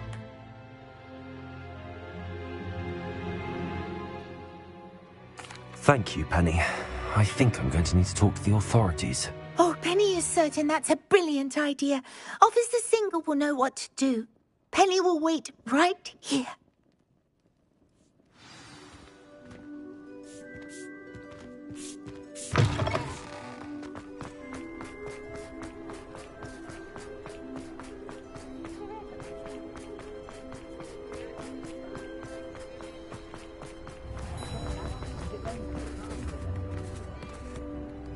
Officer Singer, I have some information you might be interested in. Ah, good to see you again. What can I do for you? Cassandra Mason sold me her shop and then tried to drive me mad in a haunted dungeon. Cassandra Mason sold you her shop? I am perfectly capable of owning a shop, but more importantly, did you not hear the bit about the dungeon? No, I heard that bit too. And, according to the house elf that came with the shop, she has done this sort of thing before. Repeatedly. I wondered what was going on. She seems to have had a great deal of trouble keeping a tenant in that shop. In any event, these are serious accusations indeed. Perhaps a little visit with Cassandra is in order to clear this all up. Shall we?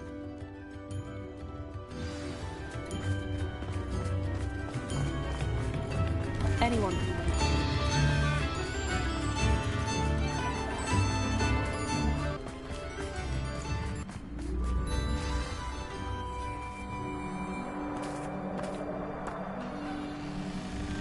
Oh, hello, Ruth. I see you've met my new tenant. Cassandra, it's my understanding that you sold your shop and your elf to this student. Now, they've been telling me some very interesting stories about your business practices. Perhaps you should come with me.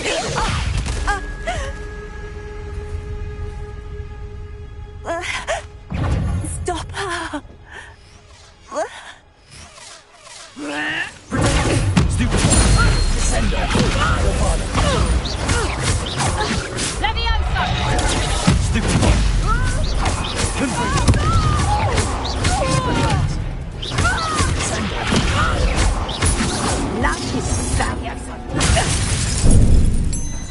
Confringo!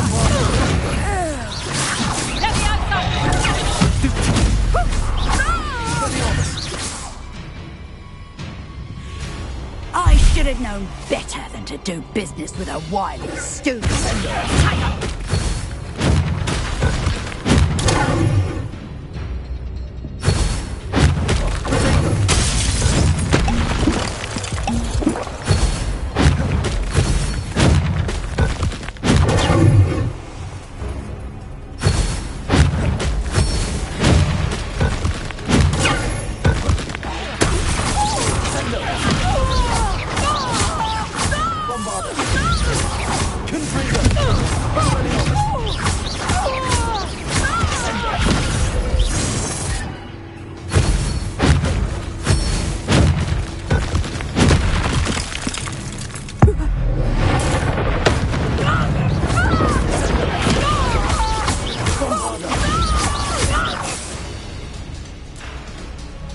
What on earth are they teaching you at that school these days?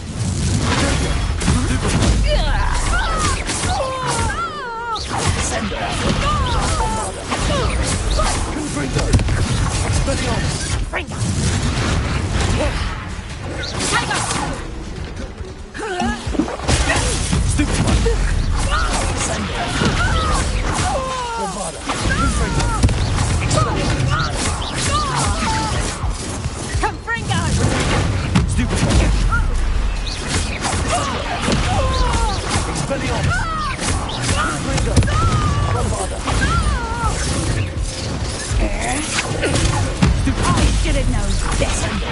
Business with a wiry student.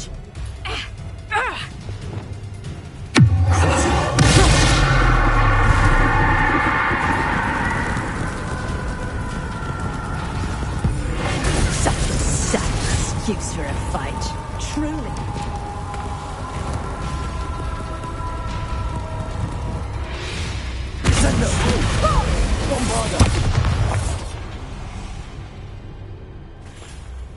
Ah, I'm disappointed in you, Cassandra. Incarcerate! You don't know what you're doing! Don't I? I always wondered why you couldn't seem to keep a tenant in that shop of yours. I must admit, the notion of a haunted dungeon never crossed my mind. Thanks for this. You can head back to the shop. Check on that house elf of yours. She's probably terrified. Scrawny little traitor herself! I should have known it was... Silencio.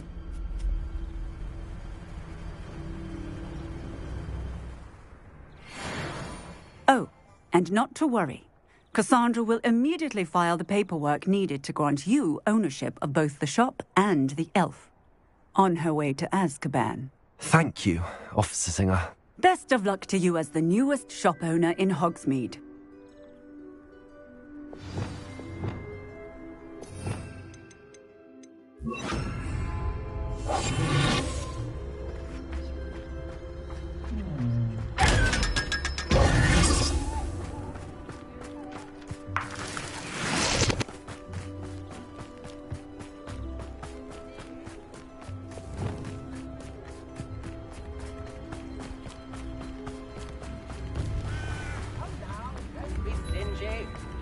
We've got Dark Wizard.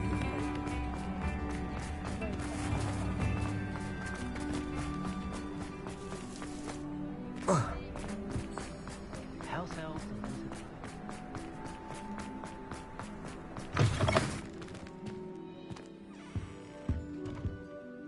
Penny, I have what I hope will be good news. Officer Singer confirmed that ownership of the shop has now transferred to me. Oh, well, that is good news. Penny is so relieved. Penny had the most difficult time keeping the truth from you. Penny promises to work as hard as she can for such a kind new owner.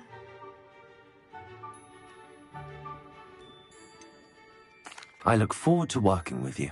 All that's left is for you to choose a sign for your new shop, and Penny will take care of the rest.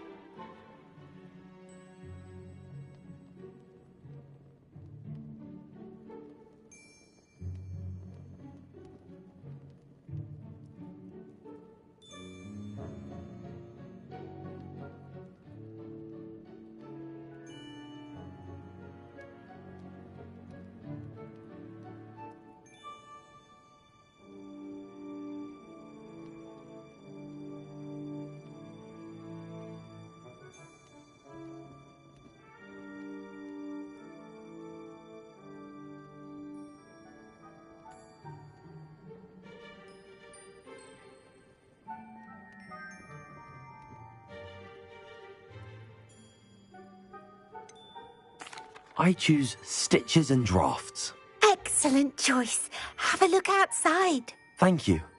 I shall work on collecting items for the shop's inventory. Oh, and Penny, we'll be closing the shop by 9 o'clock every night.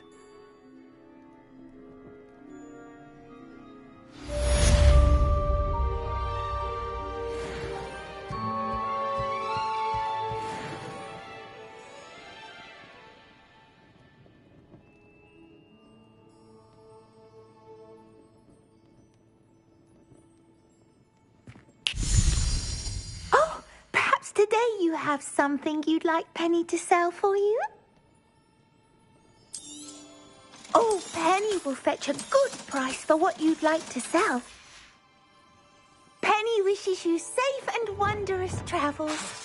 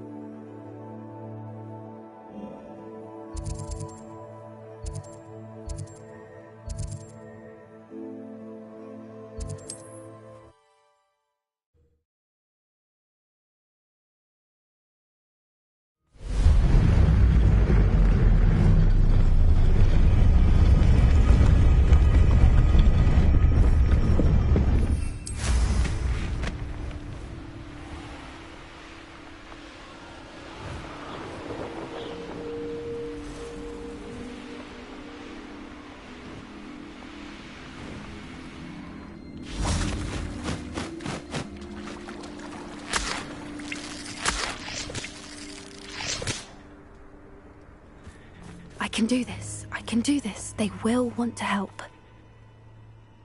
Is this where we're meeting the Centaurs? Well, they don't exactly know we're coming, so it's less of a meeting and more of a surprise, I suppose. Once we tell them about the Snidgets, they'll understand why we came and they'll want to help. I hope you're right. Perhaps they'll be able to tell that we're sincere. There's something about them that's so knowing. It's almost unnerving.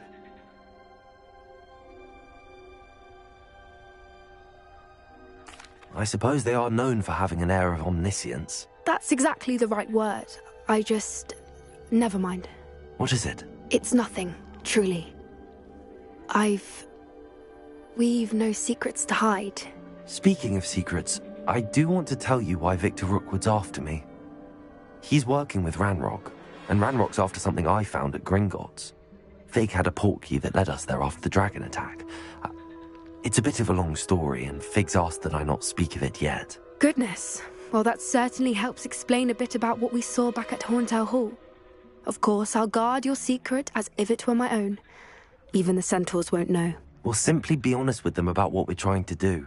They'll have to help us, won't they? Yes, of course. You're absolutely right. We'll meet with them, tell them about the Snidgets, and I'm sure to all be fine.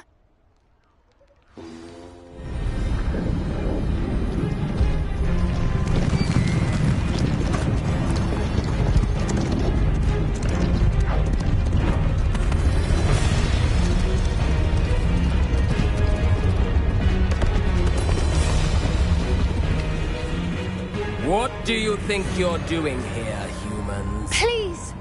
We were hoping to speak with you. Ah! I suppose you'd like a tale for your friends of the time you spoke to a centaur, and it spoke back. No! Never! We're here because we need your help. Enough! You made a grave error in judgment in coming here, little witch.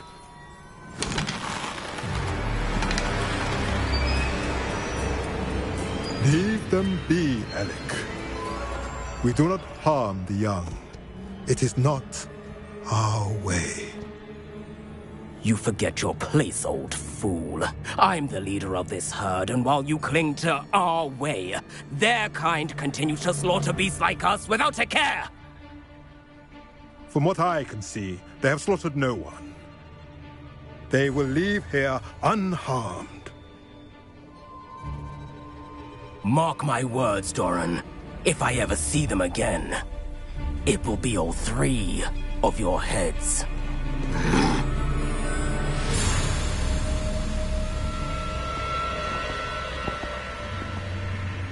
Foolish children. Do you know what happens to wizards who wander here? Now, follow me before Golden Snidgets are still alive, and the poachers are after them. They know that the key to finding them lies in the moonlight, but they don't know what that means, yet. Please, help us find the Snidgets before the poachers do. Could it be?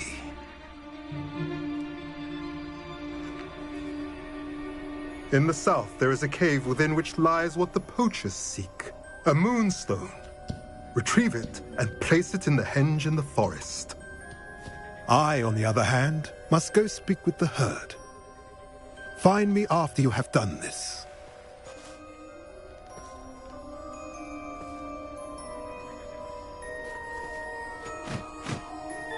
I don't understand. So the moonlight mentioned in the journal doesn't refer to actual moonlight, but to a moonstone. What do moonstones have to do with Snidgets? And why was he so certain about where we could find one?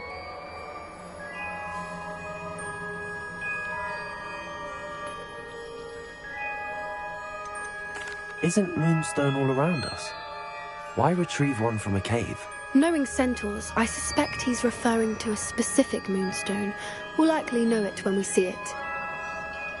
I don't know, but I am inclined to believe him, what with his being a centaur and all. I am too.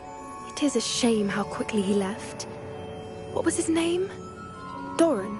That's what the leader of the herd called him. Well, if Doran knows something we don't, I'd rather act now and ask questions later. I can head to the library and start looking into the cave he mentioned. I'll let you know what I find.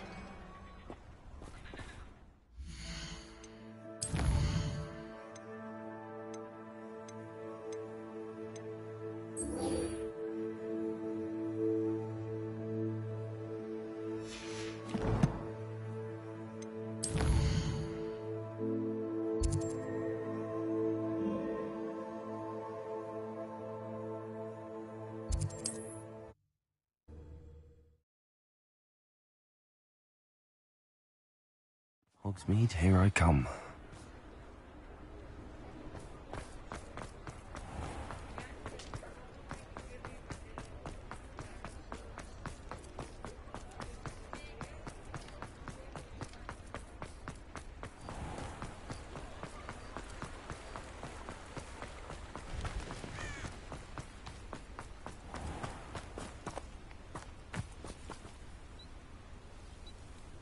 Are you ready to put an end to Harlow?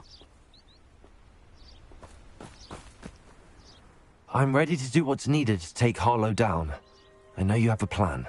We must gather information from the friends of Mr. Bickle that Archie and Mrs. Bickle mentioned. Agabus Filbert, Otto Dibble, and Mr. and Mrs. Rabe. All right. I suggest that you speak with each of them while I head to the Hogshead. I saw some Ashwinders heading there.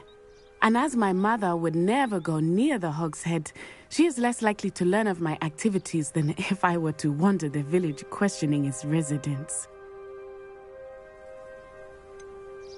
Where am I to find these friends of his? I do not know about Mr. Rabe, but his wife, Daisy, is often in Hogsmeade, as is Agabus Filbert. And Otto Dibble, he works at Gladrags, so you will likely find him there.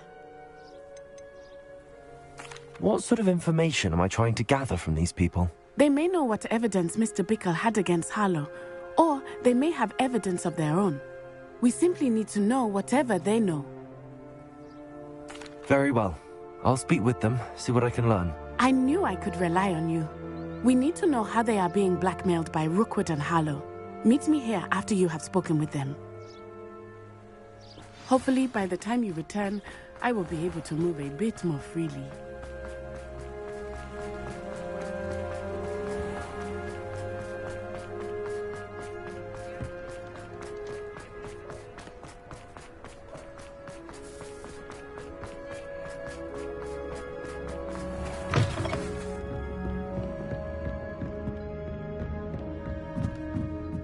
Mrs. Rabe should be nearby.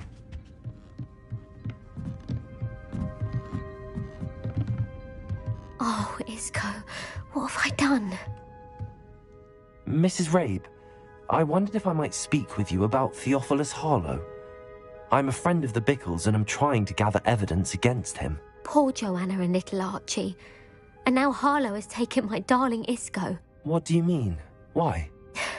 I'm a security guard at Gringotts, and my husband is a curse breaker for them. Harlow approached me about helping him extort my colleagues into giving him treasures from the vaults. And you declined?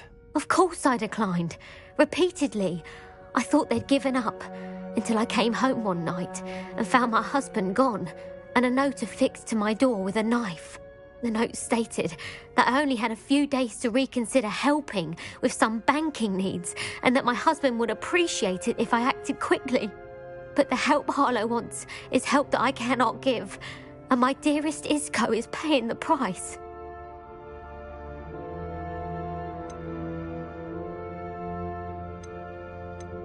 Why wouldn't Harlow extort your husband? Isco's job is even more removed from the vaults than mine.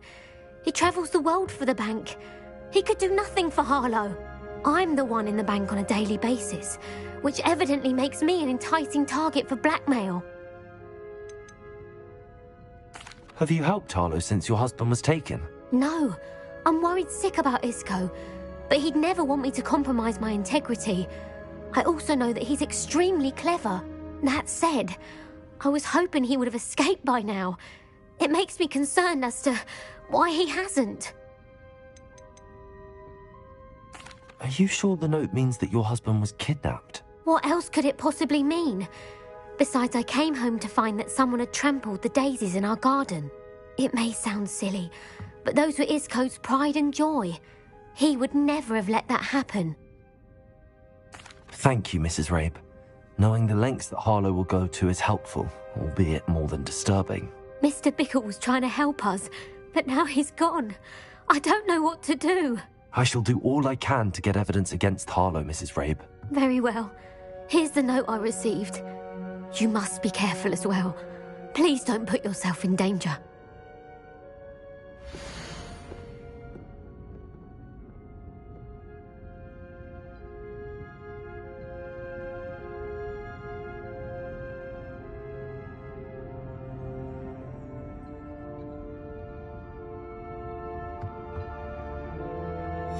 Some evidence worth hanging on to. Thank you. I hope it's not too late. Now, to find Mr. Bickle's other two friends.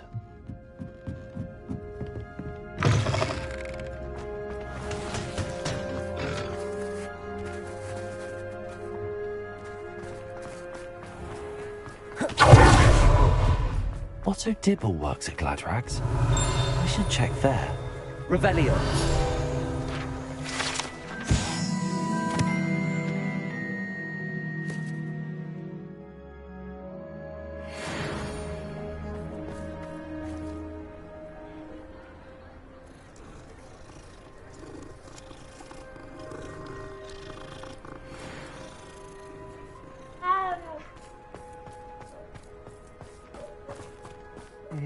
Please tell me you didn't take it, but perhaps it's been here all along. Mr. Dibble, may I speak with you?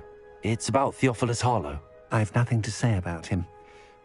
May I interest you in a stunning cravat today? Please, sir, I'd like to help. I spoke to Mrs. Bickle. You know the Bickles? All right, but we must be discreet. Can't have Mr. Hill hearing this. I know Mr. Hill. He was kind to me the day of the troll attack. Oh, he's a good man, but even he wouldn't understand about Harlow. It started a few weeks ago. I was distracted, reading a note, when you-know-who came into the shop. I hid the note behind the counter and offered to help him. He stared at me for a moment, then asked me to check on an order he'd placed. I went into the storeroom to check on what turned out to be a non-existent order.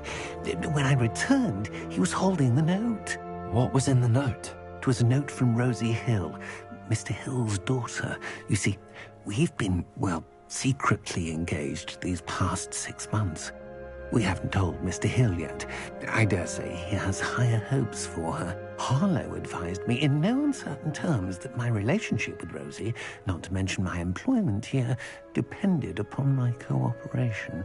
What did he ask you to do? It all happened so quickly. In an instant, he took a very expensive scarf from the counter, pocketed it, and smiled. He said, "Your secret is safe as long as I can supply my lady friend with delightful items like this every so often." I've been able to cover for his requests until now with some creative bookkeeping, but I can't keep it up for much longer. I'm terrified to say anything. I could never live without Rosie. Could you give me a bit more detail about the note? That might help me to identify it should I come across it. It's on Rosie's special pink stationery. It has her monogram at the top, RH. That's how Mr. Hill would know it was real. What have you been doing to keep the extortion a secret? Well, as I mentioned, creative bookkeeping. And I've also been trying to cover the costs with my own savings, but I'm running out of money. Of course, none of this bodes well for my efforts to improve my circumstances and to be worthy of Rosie. I met Mr. Hill the day of the troll attack. He was kind to me.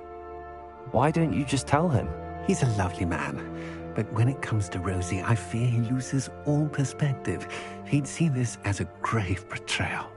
I'd lose my job instantly, and Rosie as well. Thank you for telling me. I'm gathering evidence to take Harlow down. I would love nothing more than to see him rotting in Azkaban, but be careful. He's an awful man and incredibly dangerous. As for Rosie's letter, should you happen upon it, I have committed it to memory. You may destroy it immediately. Understood. Now hurry off before Mr. Hill returns.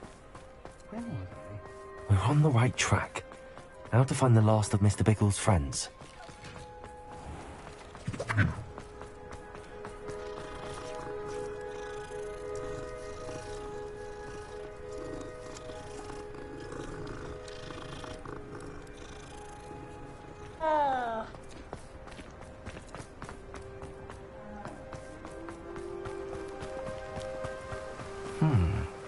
Agabus Filbert must be around here somewhere.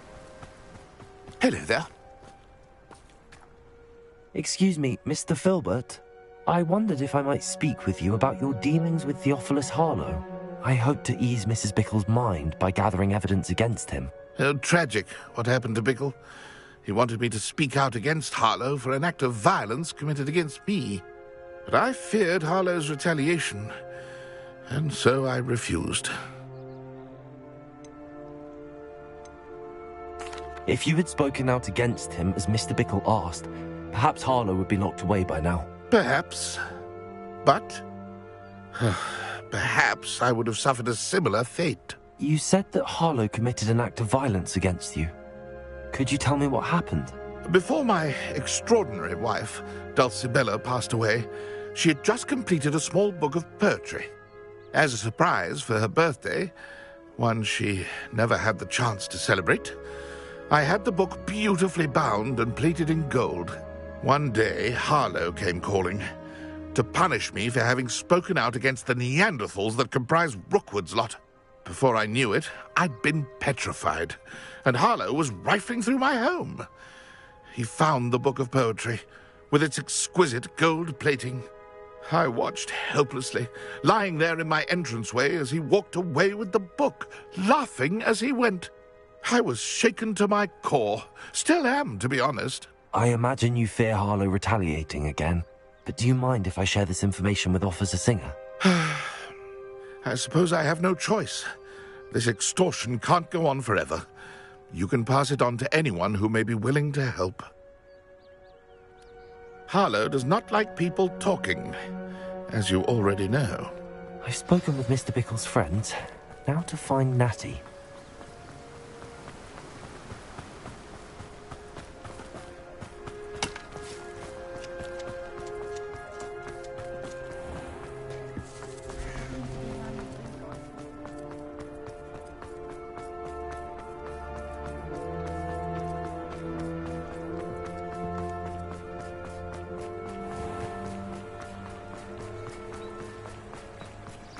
Revelio.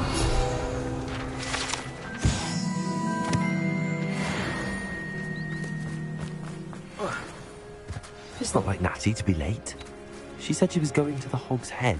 Perhaps I'll find her there.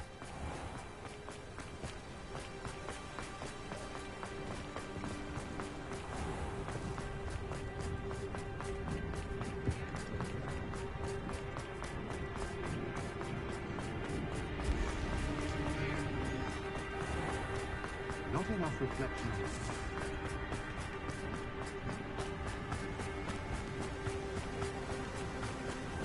Natty must be around here somewhere. Natty's wand. She can cast without it. She wanted me to find this. She's in trouble. Revelio will show me where she was taken.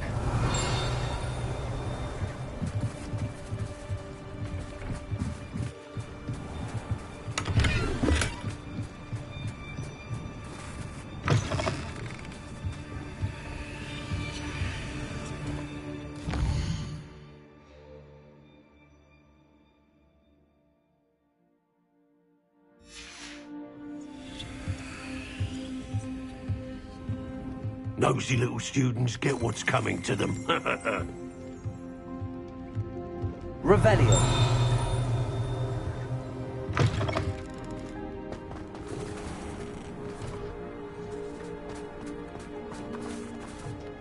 Natty must have been taken this way. I need to find her quick. The footprints led to this room. There must be another door.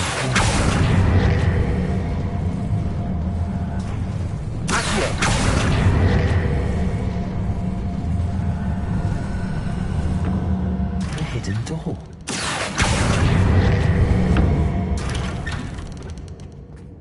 Natty must have been taken this way. I need to find her quickly. Revelio. I'd better be sure I'm not seen.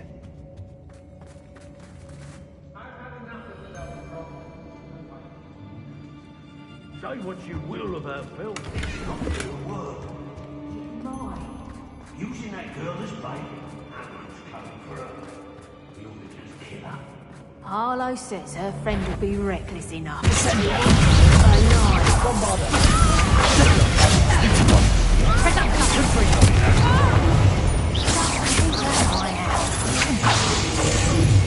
A lucky shot.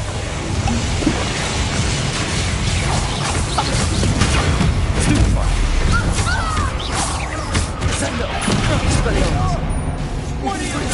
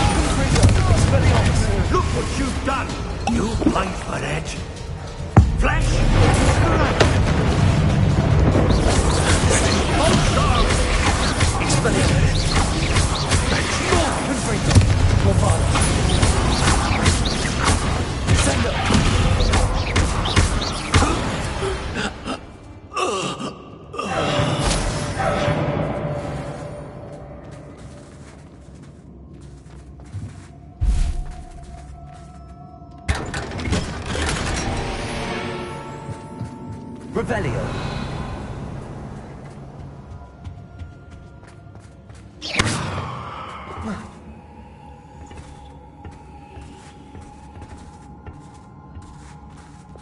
Accio. Wingardium Leviosa.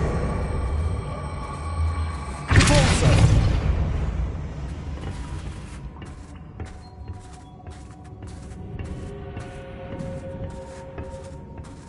Revelio.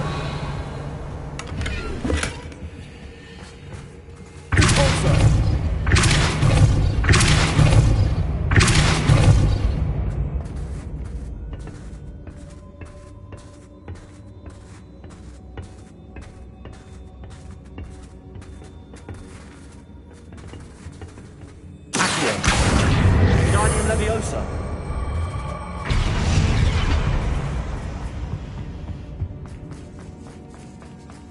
Revelio.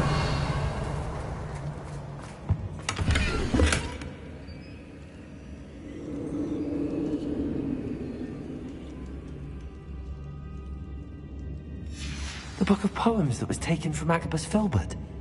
He'll be thrilled to have this back.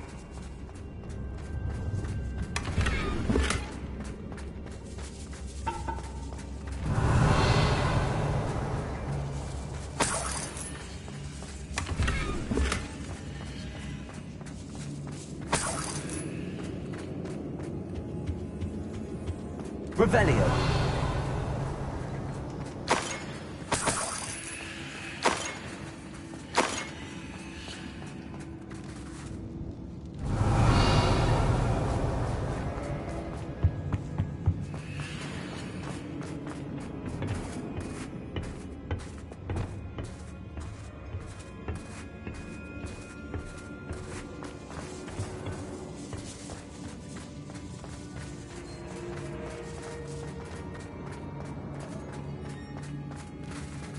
Revelio.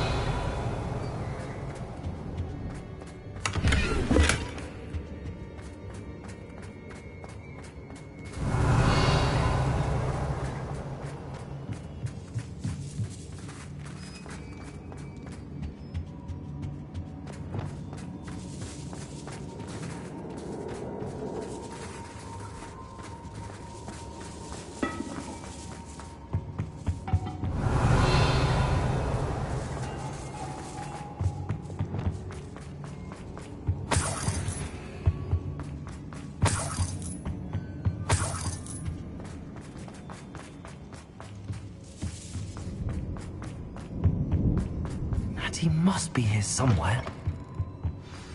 You found us. I knew you would realize I had left my wand for you. Speak to Revelio. him. He will tell you what you need to do. Alohomora.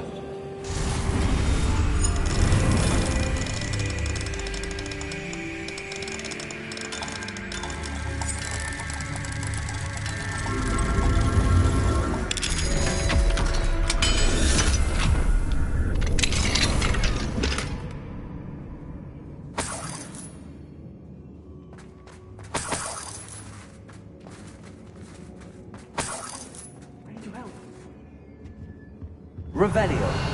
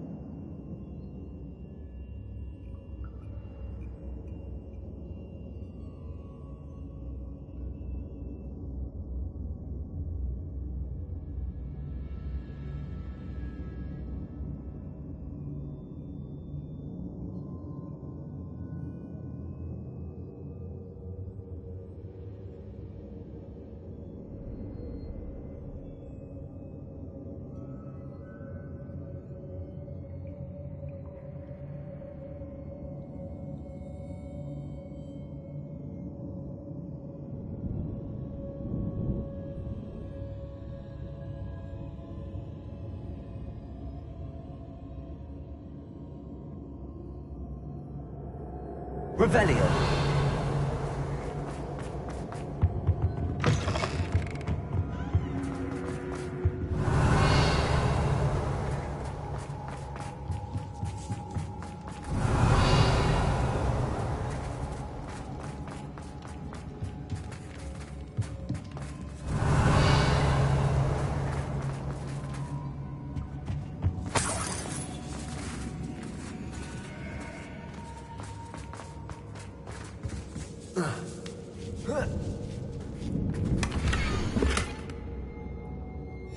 Otto Dibble's love letter from Rosie. He wanted me to destroy this if I found it.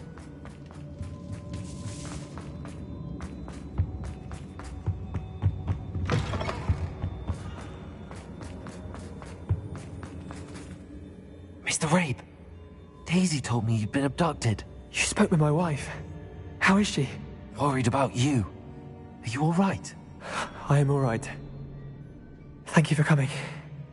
These locks are cursed, and there's an anti-apparition jinx on the cells. Even Natty's skill with wandless magic cannot free us. I need you to find my wand. Mr. Rabe, I found your wand. Well done. I knew it was nearby. Now, you best stand back. One never knows how a curse will react to being broken.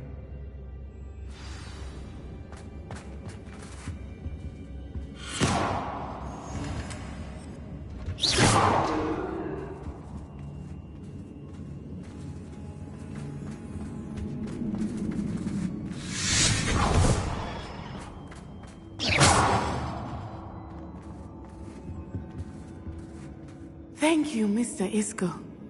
My pleasure. And thank you, my friend. We owe our lives to your bravery. I may be too weak to disapparate with you both, but I can try. You go ahead. Find Officer Singer. We will get out of here on our own. Very well. But be careful. Thank you, my young friends. Be prepared for a fight. These Ashwinders must pay.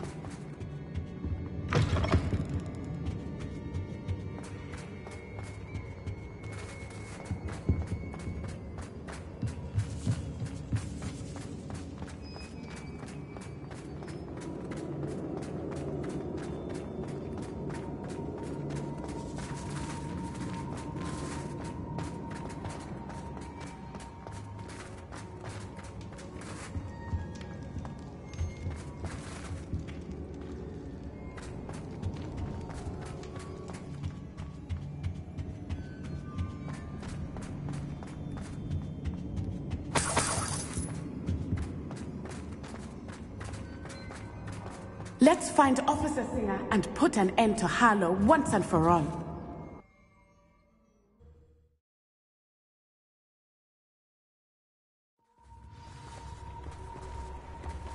Natsai Onai. I should have known. And you, the troll dispatcher. Oh, thank goodness the two of you are safe.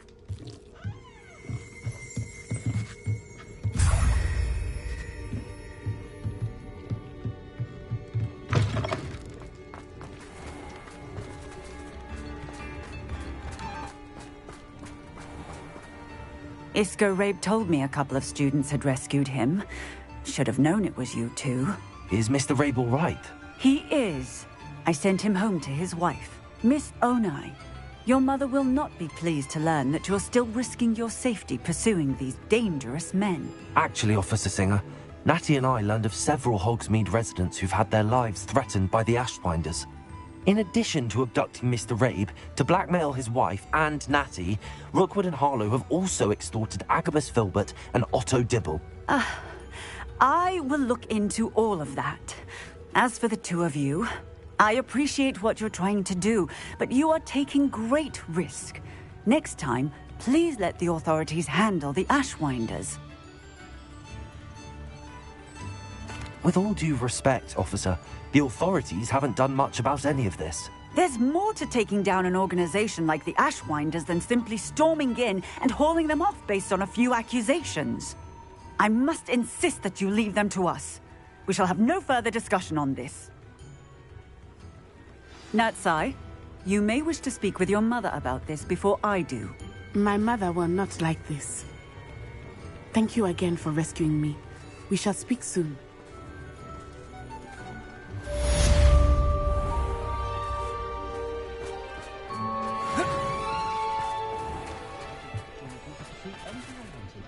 I could use some gold. Why, if it isn't my most generous bard. This remarkable thing is called the Warning. Look at it go!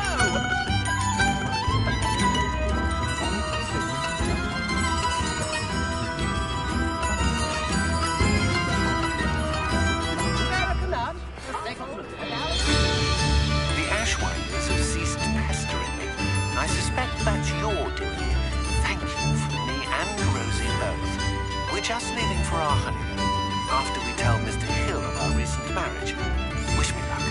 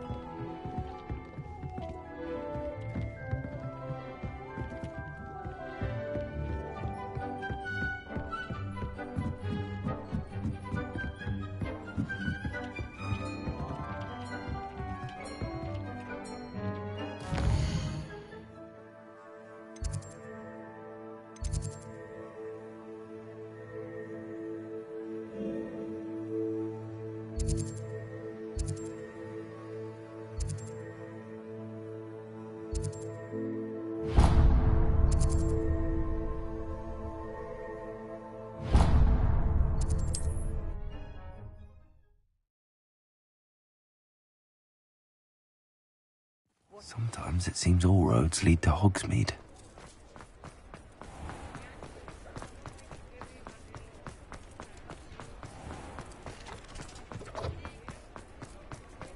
I'll fix him, that charm grinder. Sir, is everything all right? How kind of you to ask. The name's Ackley Barnes, and no, it is not. I'm plotting a sort of revenge against my ex-business partner, a conniving fiend by the name of Alfred Lawley. He cut me out of our herbology supply business, just as we were getting started. Said I was too volatile to work with. I'll show him volatile.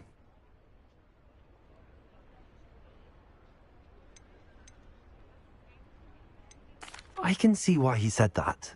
You do seem angry. Of course I'm angry now, in large part due to his absurd overreaction to what is simply passion for my work.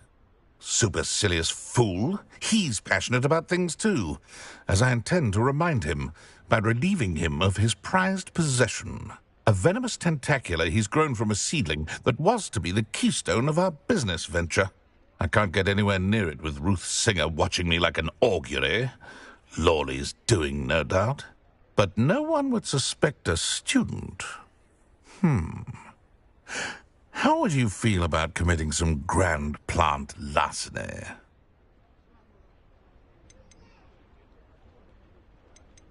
What else is in Mr. Lawley's cellar? All of Lawley's herbology supplies. He has quite the collection.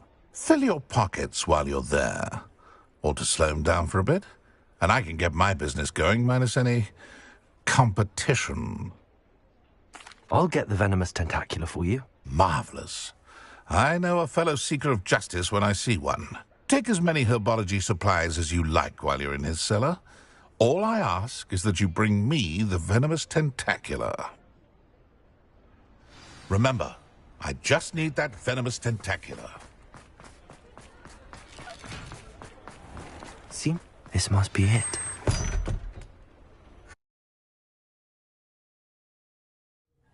This must be the cellar. Now to find that venomous tentacula. Better not let Mr. Lawley see me. What could be... Stop! Stop, bandit!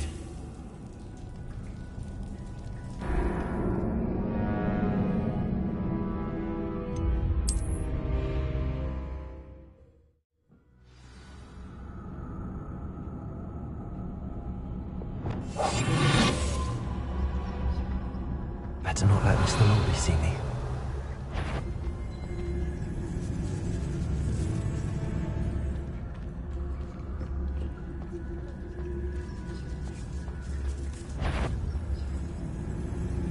Hello, Hamora.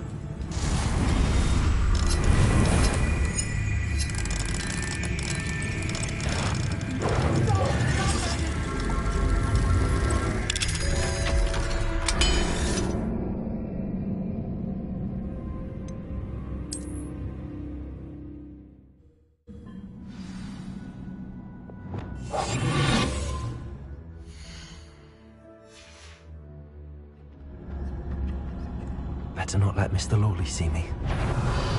What could be stirring in the cellar?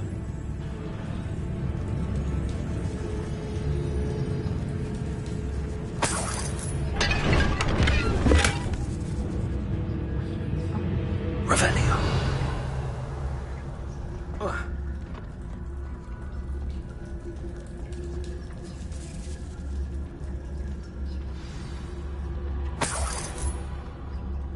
Where is that venomous tentacula?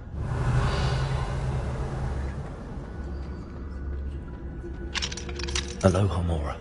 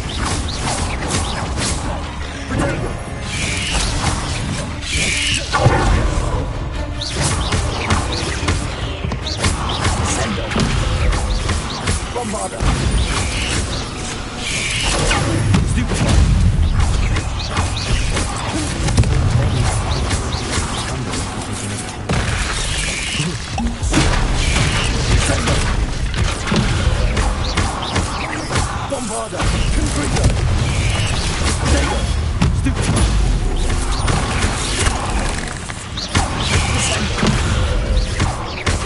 Confringo!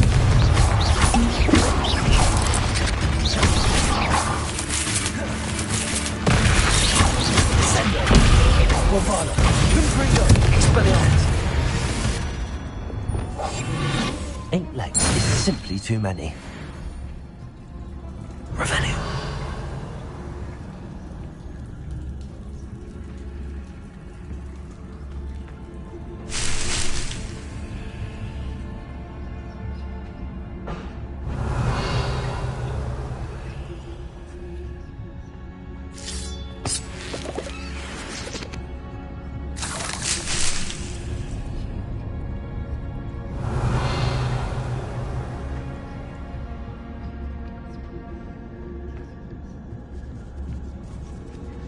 Now that I have the venomous tentacula, I should return to Mr. Barnes.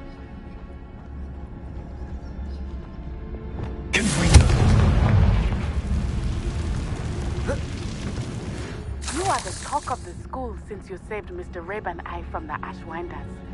We have come so far. We should discuss the next steps in our plan to stop Harlow.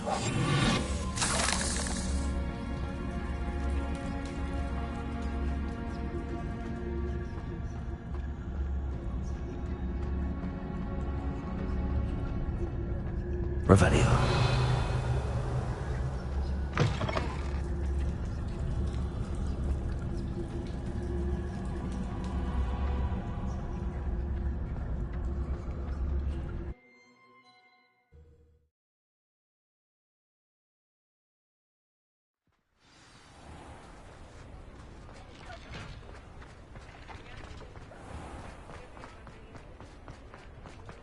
Any luck retrieving a certain friend of mine? Hello, Mr. Barnes. I have that venomous tentacula. Wish I could see Lawley's face when he realizes his prized possession is gone. We'll see who's volatile now. Well done. I'll take it off your hands now. Of course. Glad to hand it over, frankly. I shall make an ocean of galleons, and Lawley's business will be sunk. Here's a little something for your next trip to Zonko's. Oh, to see the look on Lawley's face the next time he wanders down to his cellar.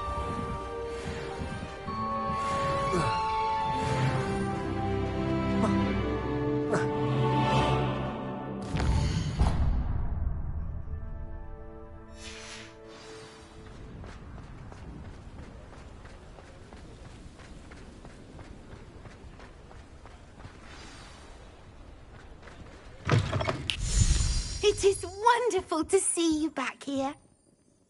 Oh, perhaps today you have something you'd like Penny to sell for you?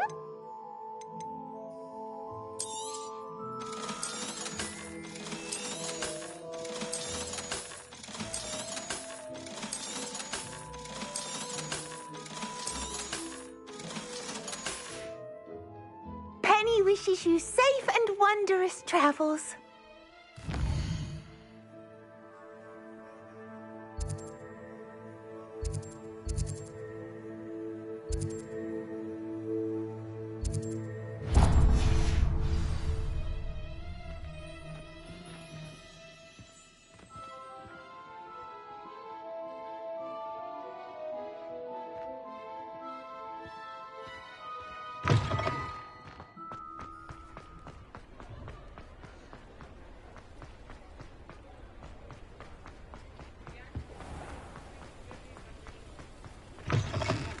You're back! Nice to see you again.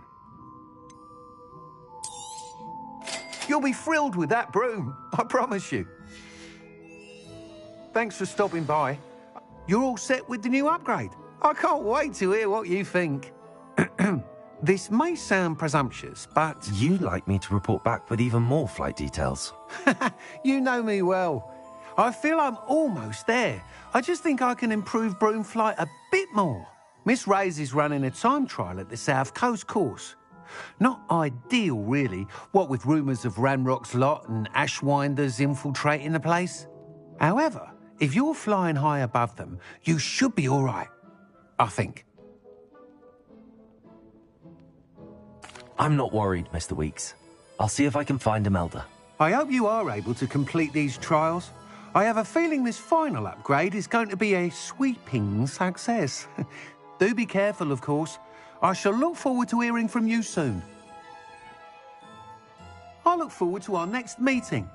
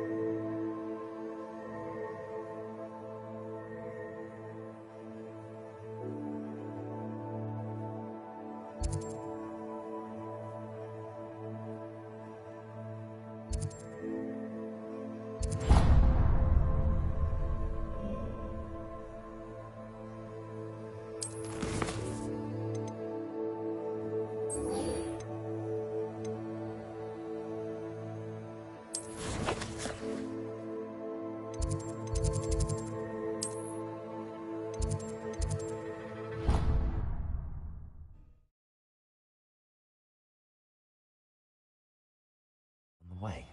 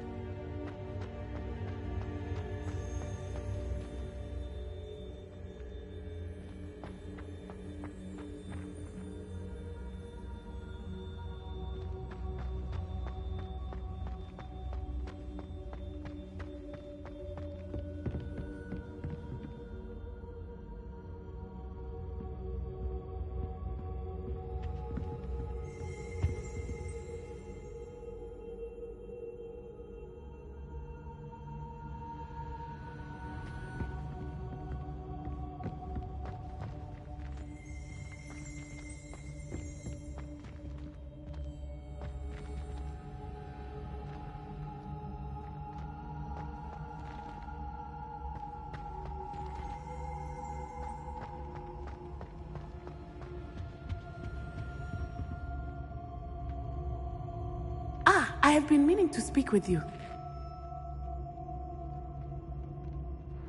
I still can't believe we escaped the Ashwinders. You may not realize it, but you are the talk of the school since you saved me that day. I wonder how everyone knows about it. I told my mother in the hope that she would be more forgiving of what I have been up to if it came from me. She likely told other professors, and news travels quickly. Unfortunately, she might, in fact, have been even less forgiving than I'd hoped. If she knew more about what you've done, I suspect she'd be proud. If she knew any more about what I've done, she would never let me out of her sight again. I'm sorry. Has Officer Singer done anything with the evidence we provided? She has not. Harlow is as strong as ever. Someone needs to stop him, whether it is us or Officer Singer. If someone had stopped the monsters like him in Matabeleland, my father would be alive today. What exactly happened to your father? It was a beautiful day. My mother had gone to tend to a neighbor who was ill, and so my father and I were galloping in the savannah. Galloping? Your father was also an animagus, I take it? He could become the most majestic giraffe, and he would carry me on his back, my arms around his neck. We were on our way home when we surprised a group of bandits who had come from our village. One of them saw me just as he removed a scarf from his face. He shouted and then aimed his rifle. He didn't want you to identify him. Exactly. In an instant, my father bowed his neck to protect me and was hit. As he fell, my father changed back into his human form. When the bandits saw this, they turned and ran in fear. Magic terrified them, and then he was gone. And it was all my fault. Your fault? How so? He died protecting me. If I had been capable of protecting myself, he would still be alive today. My mother and I tried to go on without him, but it became too much for us there. A few years later, we left to come to Scotland.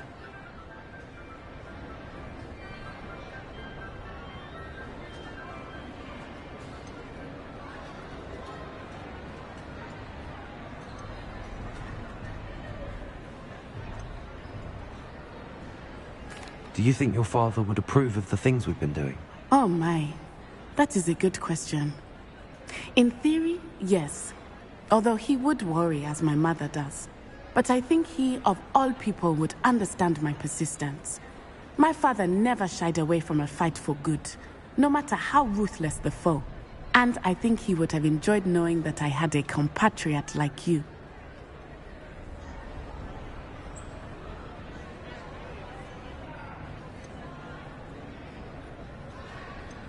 I'm sorry, Natty.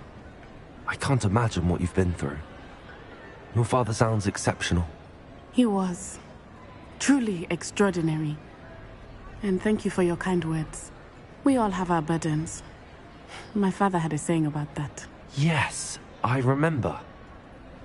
Rain does not fall on one roof alone. Exactly.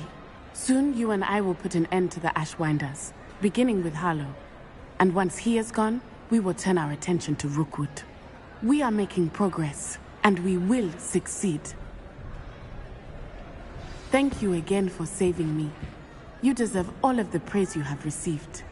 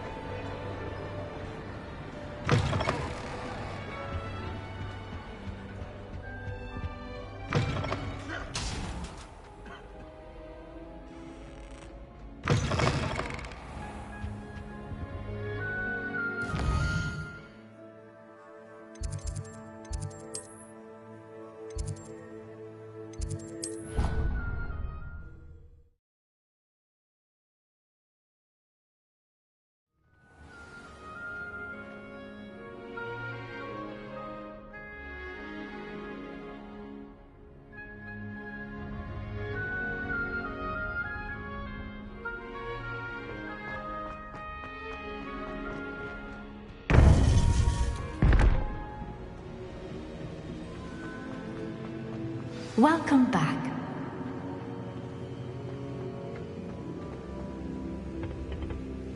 Hello, Professor. I have news. The goblins are looking for something. Another repository. They've built drills to help with their search. Most troubling. Are these repositories like the broken container I found at Rookwood Castle? They are. I fear we have no time to lose. Have a look at the map. Fortunately, the next trial is fairly nearby. It's Hogwarts. As you know, I was headmistress in my time. My portrait hangs in the headmaster's office. In fact, I witnessed Professor Black learn of your arrival. And I'll confess that I wondered about you. Wait, is the next trial in the headmaster's office? It is. I had hoped that when the time came, the occupant of that office would be of help to us. Unfortunately, this headmaster seems wildly unconcerned with anything but himself. You'll need to access the office while he's away. I understand. Very well. I'll find some way to get in. Good. I shall meet you in my portrait there. Until then.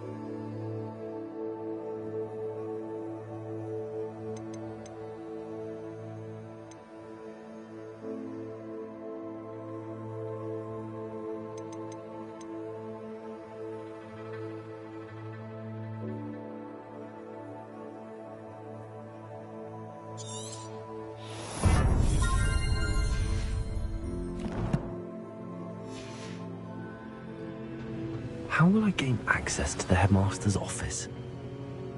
Perhaps Professor Fig will know what to do.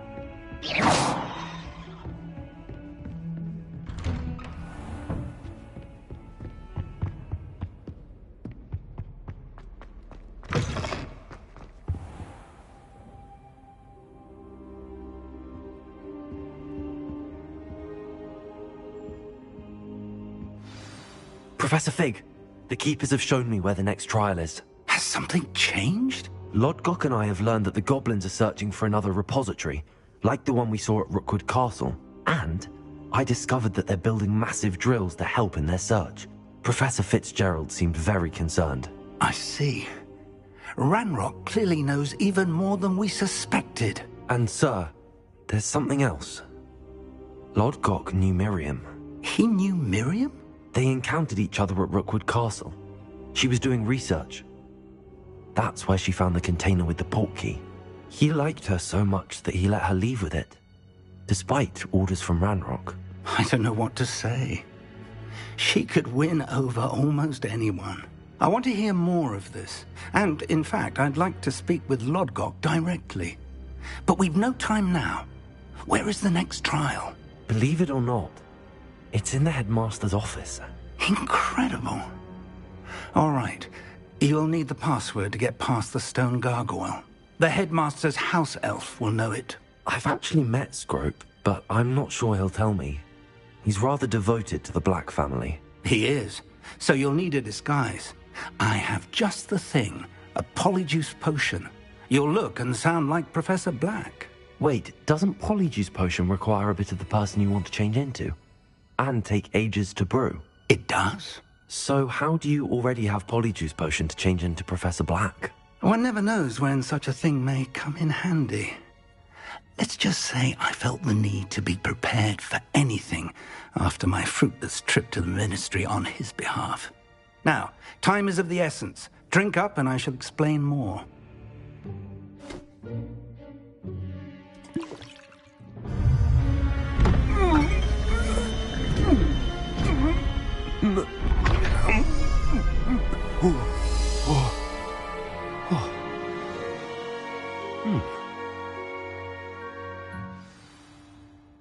How do you feel? Incredible. I won't forget that taste anytime soon. How do I sound? Convincing. I've taken the liberty of transfiguring your robes. As we discussed, you'll need the password from Scrope, who could be anywhere in the castle. You might look for Professor Kagawa. She's taken to badgering the poor elf about Quidditch in the hopes that he can convince Black to change his mind. Thus far, unsuccessfully. I see. But what if Professor Black sees me? Leave him to me. I shall tell him where to meet a liaison from the Ministry in Hogsmeade. That should give you plenty of time. Thank you, Professor. I suppose we'll meet again in the map chamber. It's rather strange to hear gratitude coming from Professor Black. I'll see you there. Now to find the headmaster's house elf.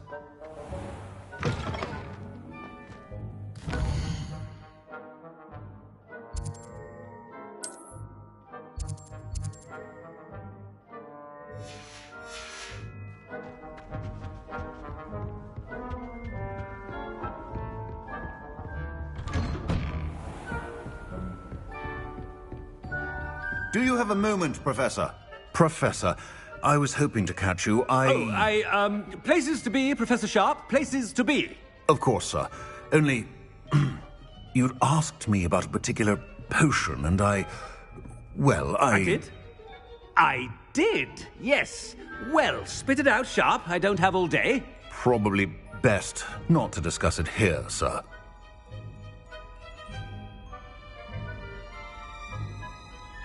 I assure you, Sharp, you may speak freely. Very well.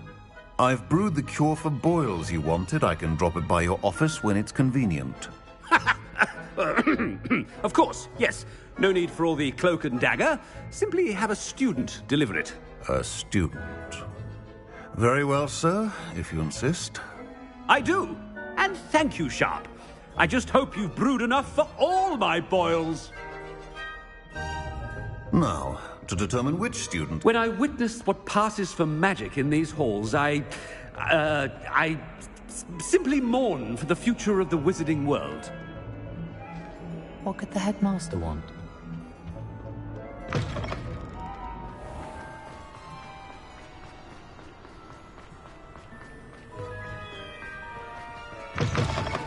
Has anyone seen my ivory-handled hand mirror?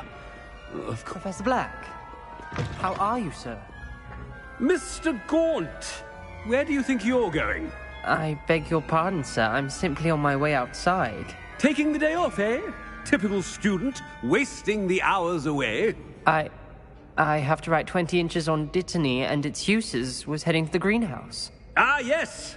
Mixed with bubo tuber pus makes a fine mustache paste. Yes, mustache paste. I find. Are you feeling all right, sir? You don't seem yourself. I assure you I am quite healthy, Gaunt. If I need a medical diagnosis, I shall head to St. Mungo's. Something is very wrong. Professor, a word? Professor Black? Again, it is not too late to reconsider your decision regarding Quidditch. We could still have trials and a somewhat shortened season.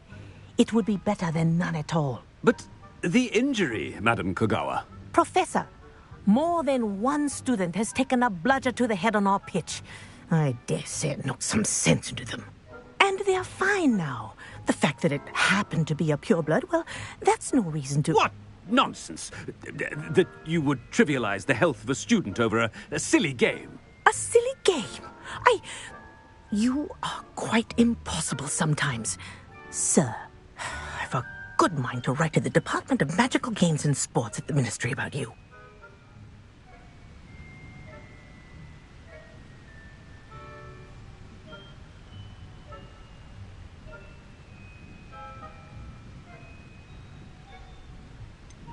I should think you'd have better things to do with your time. Now, where's my elf? Good day, Professor. And I spotted Scrope in the Great Hall. Seems to be avoiding me. I wonder why. Good day, Madam Kagawa. What did we do to deserve him as a head? I haven't time for any of you at the moment. None. None at all. Move aside.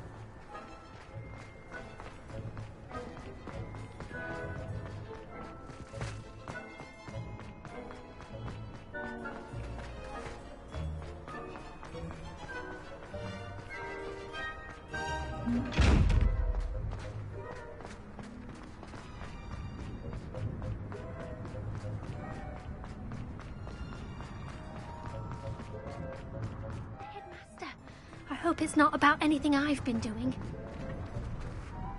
Miss Broom, a word. Oh, Professor, this is an interesting surprise. It's Bloom, by the way. Remind me of your area of affinity, Broom. OWLs are swift approaching. Charms, sir. Non-verbal spells. Might work on one that makes me disappear. Well, keep at it, Broom. And before you know it, you'll be as invisible as that new fifth year seems to be. They're not invisible, sir. I've seen them near the library. In fact, they help me with my, heavy books. Speaking of invisible, where's my blasted house elf? Something seems a little off with the headmaster.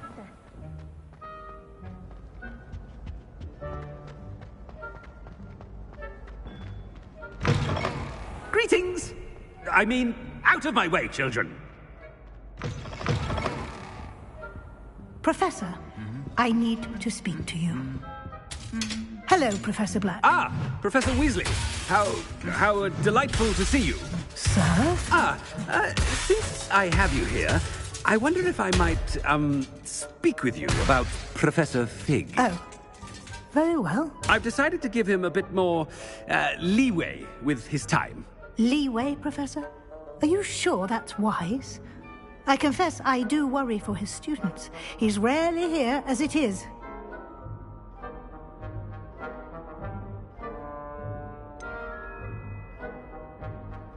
I realize that, and I'd like to keep it that way. I see.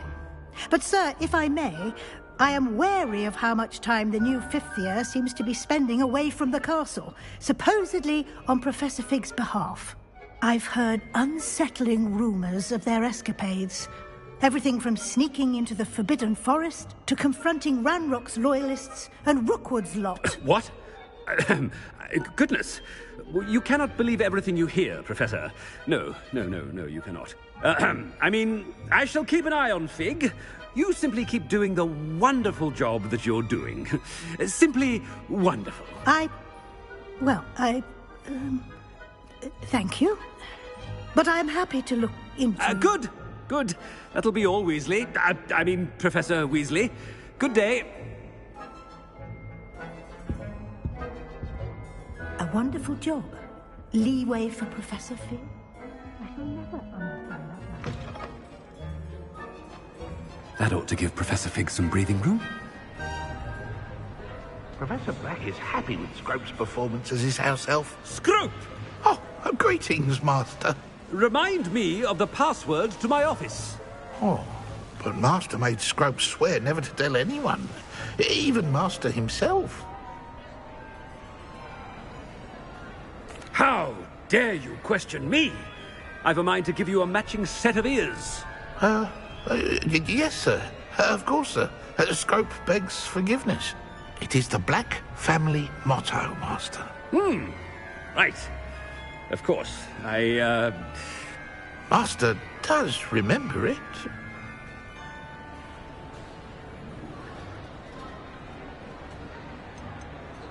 It's pure bloods forever, isn't it? Close, Master. Scrope thinks Master is indeed testing Scrope. It is always pure. Obviously. And, of course, as Master knows, in French. Yes, of course. I order you to pronounce it for me. Oh, Master knows that Scrope's French is most pitiful. Oh, very well. Toujours pure. There is another matter, Scrope. I confiscated this filthy diary from a student. It smells of squid and seawater. Oh, Apollonia's diary. That is quite a surprise, Master. What do you wish Scrope to do with this treasure? Rubbish. Whatever you wish, Scrope. It's your treasure. Now, off with you. The polyjuice potion's wearing off. I best get out of sight.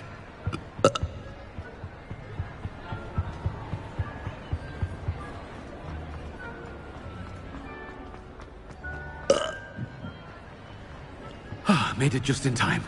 It's wearing off. Fig was right. I can't believe it worked.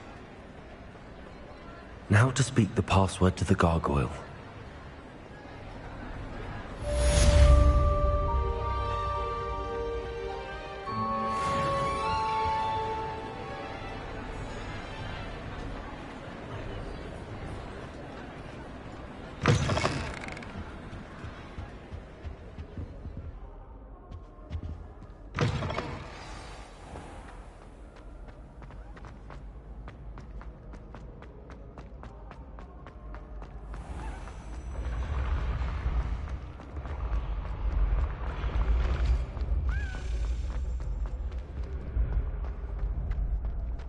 Revelio.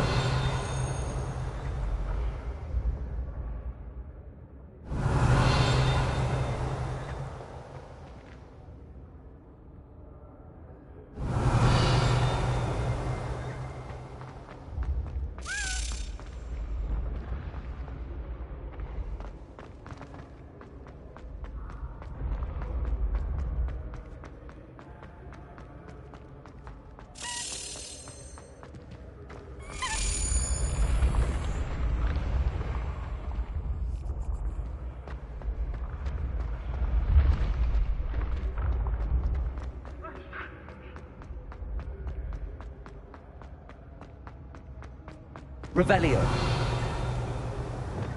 Arresto Revelio.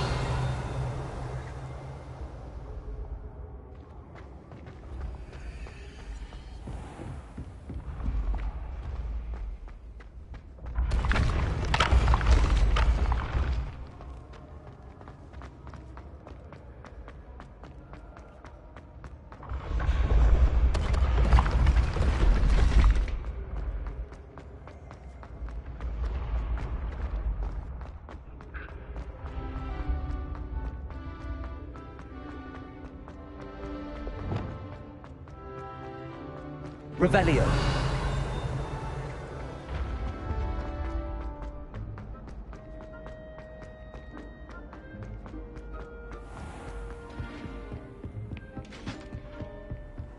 You can't imagine.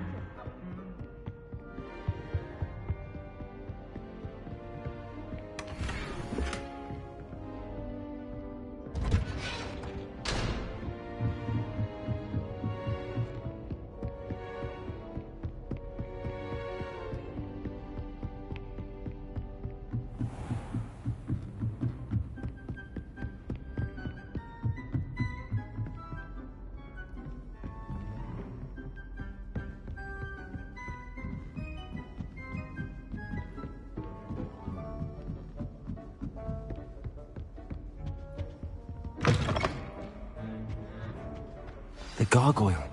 That's where I need to speak the password.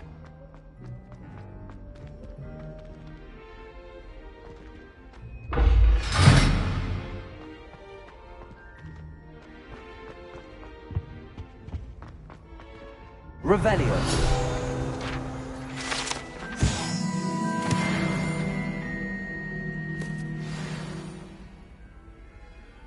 Toujours pure.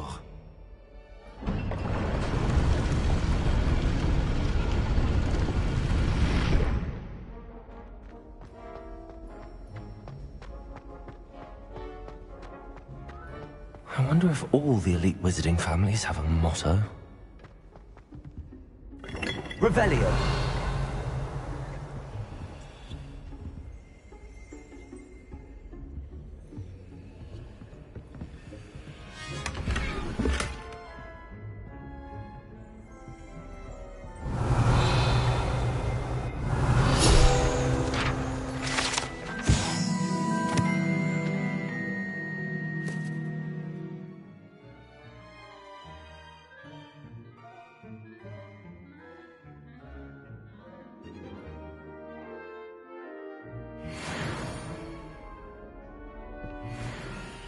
It's good to see you. All thanks to Professor Fig's quick thinking. Now what?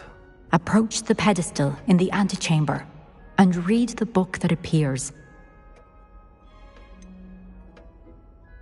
What can I expect to find in the book? A story. I cannot say more. You may recognize some elements of it, as I was inspired by a tale with which many wizarding children are familiar. I suspect there will be more to this than reading a book. Your suspicions are correct. We shall speak when you are finished. Has this been under the headmaster's nose all this time?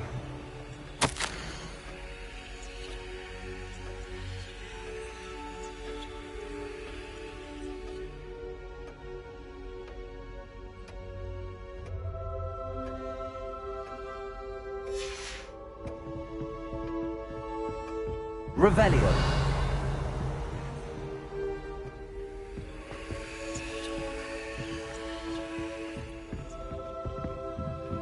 That must be the pedestal.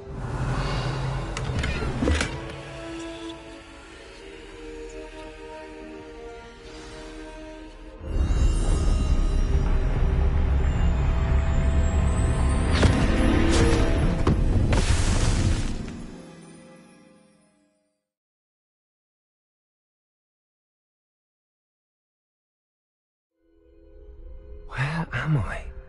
Professor...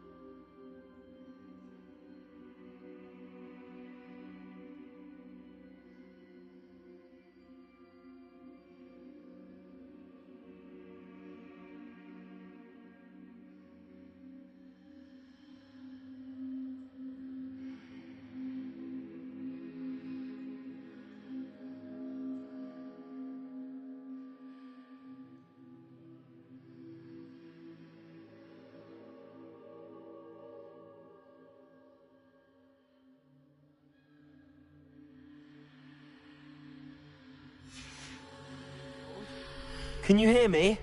I am here. In this place, you may call me Neve. You shall be witness to a fable. Pay attention. Things are not always as they seem. You must move swiftly and cautiously. Use the tools you encounter to find me. The first you will need is a cloak. In this place, as in life, death takes many forms. Avoid each of them at all costs.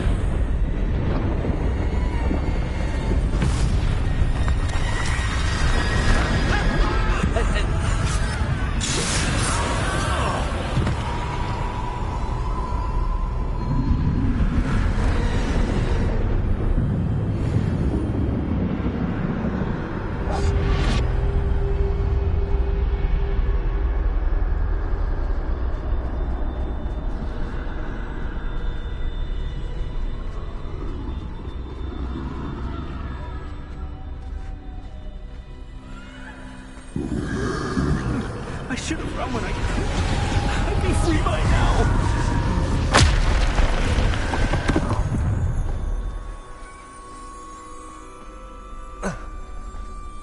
I'd best move while I can. Neve must be here somewhere.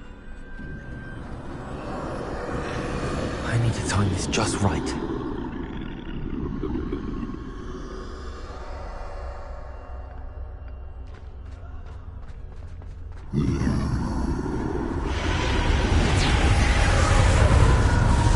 I see.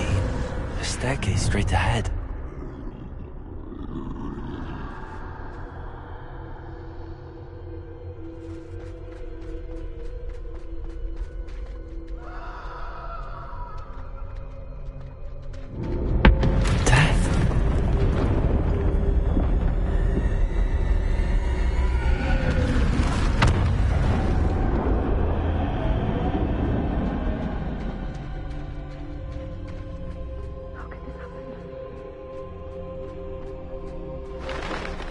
Ladder.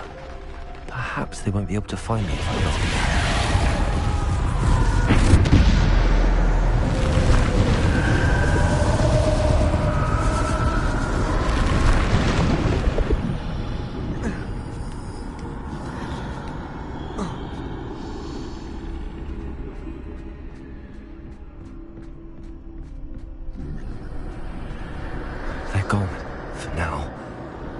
out of here. Where could Neve be? Too many. I must cross this road as fast as I can.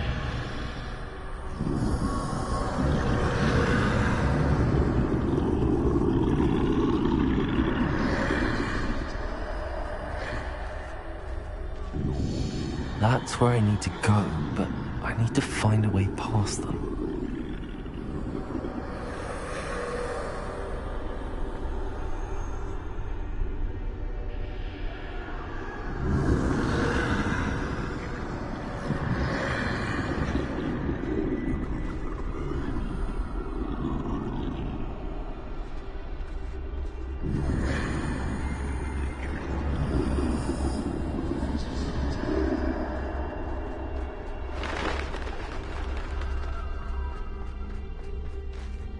Nothing this way, but more danger. There must be another way to find you. I need to turn back. There's no getting past them that way.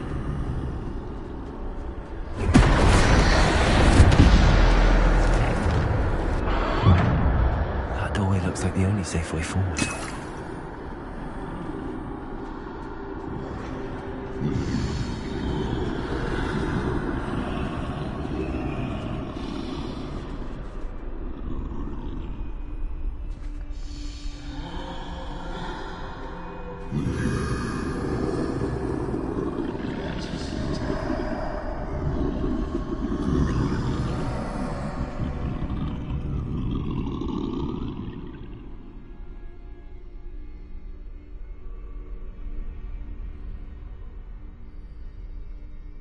Now's my chance.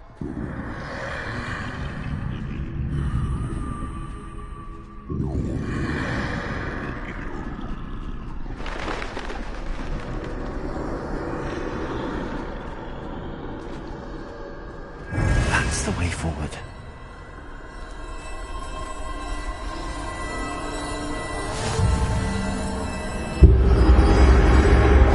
Can this be? I think I'm invisible.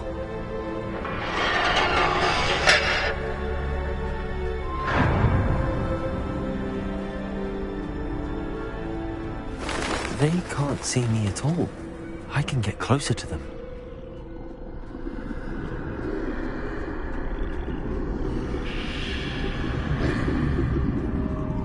This is the way forward. Finally free. Now where are you, Neve?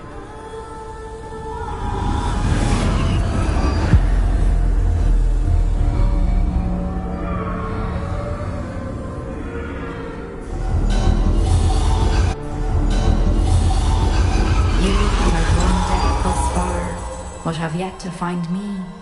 Keep searching, but this time you will be unable to hide. Wield the wand you see before you. Do not squander its extraordinary power.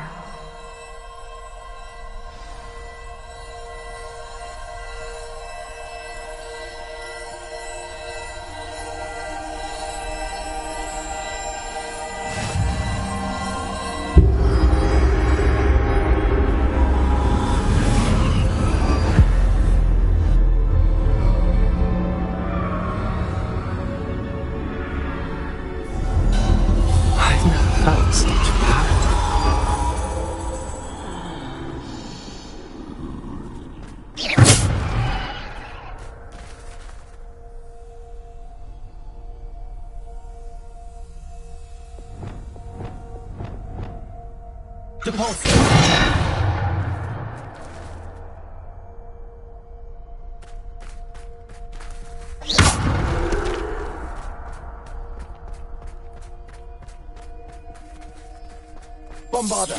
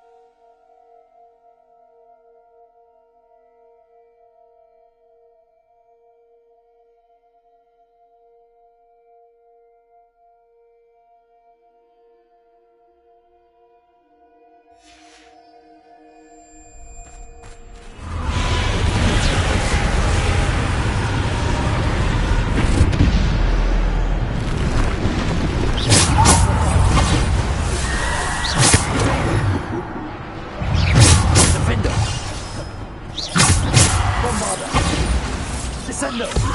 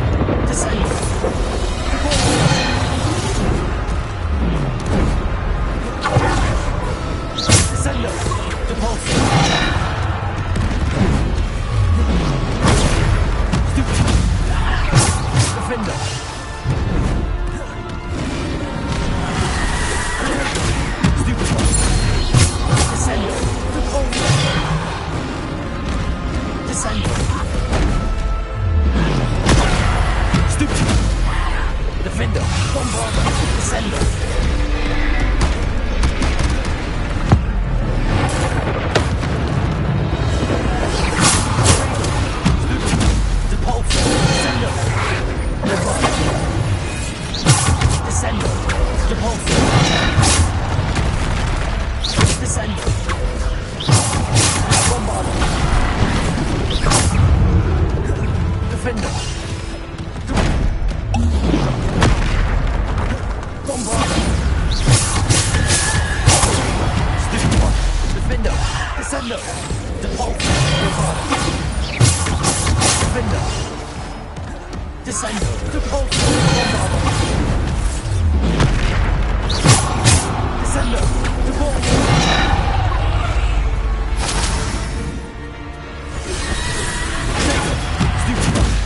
Descendo.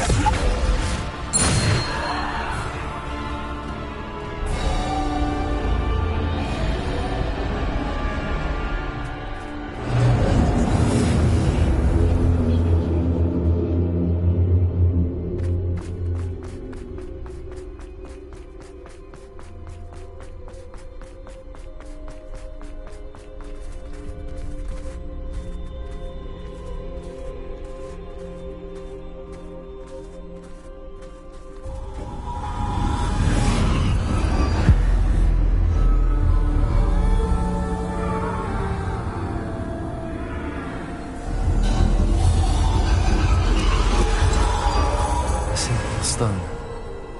This must be for me.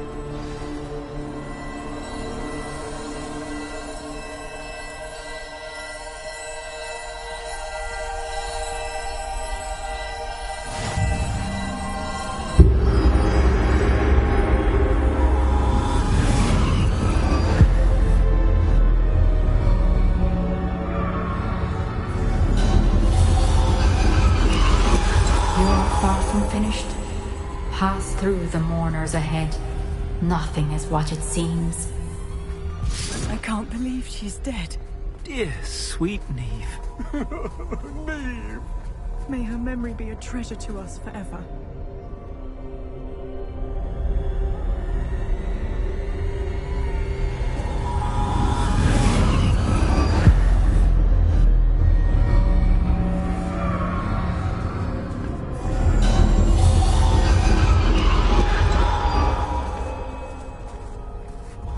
You found me, but you cannot undo what has been done. The magic of the stone can only conjure a shadow of my former self.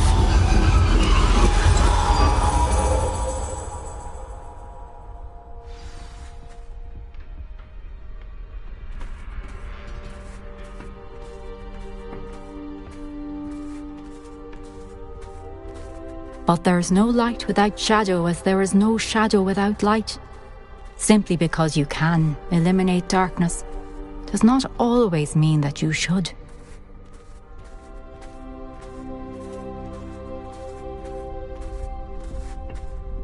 Remember that as you witness my memory.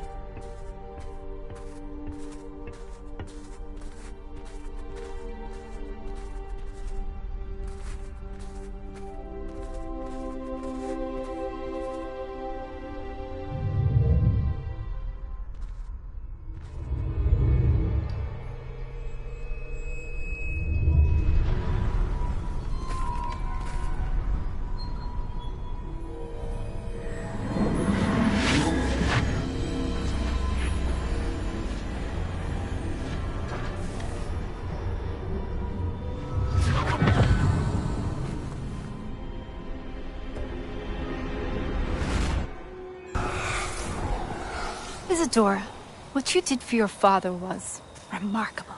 Wasn't it? And Percival needn't worry about the strands of emotion or the traces that this magic leaves. I found a way to contain all of it. You haven't stopped. Goblin Silver. You spoke to a goblin about this. Don't worry, he has no idea what we're containing. We don't know what effect any of this may have. The emotions, the dark traits. You sound like Percival. And as it happens, I do know. It is a source of strength, of focus.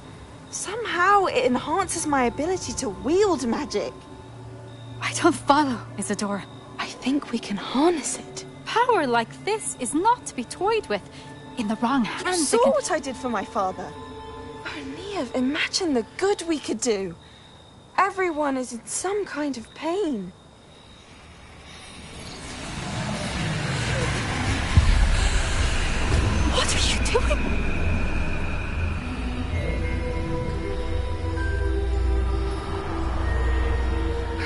in. Can you feel it? Oh, Isadora. This must stop. All of it. You've kept this power to yourselves for so long because you fear it. I choose to embrace it.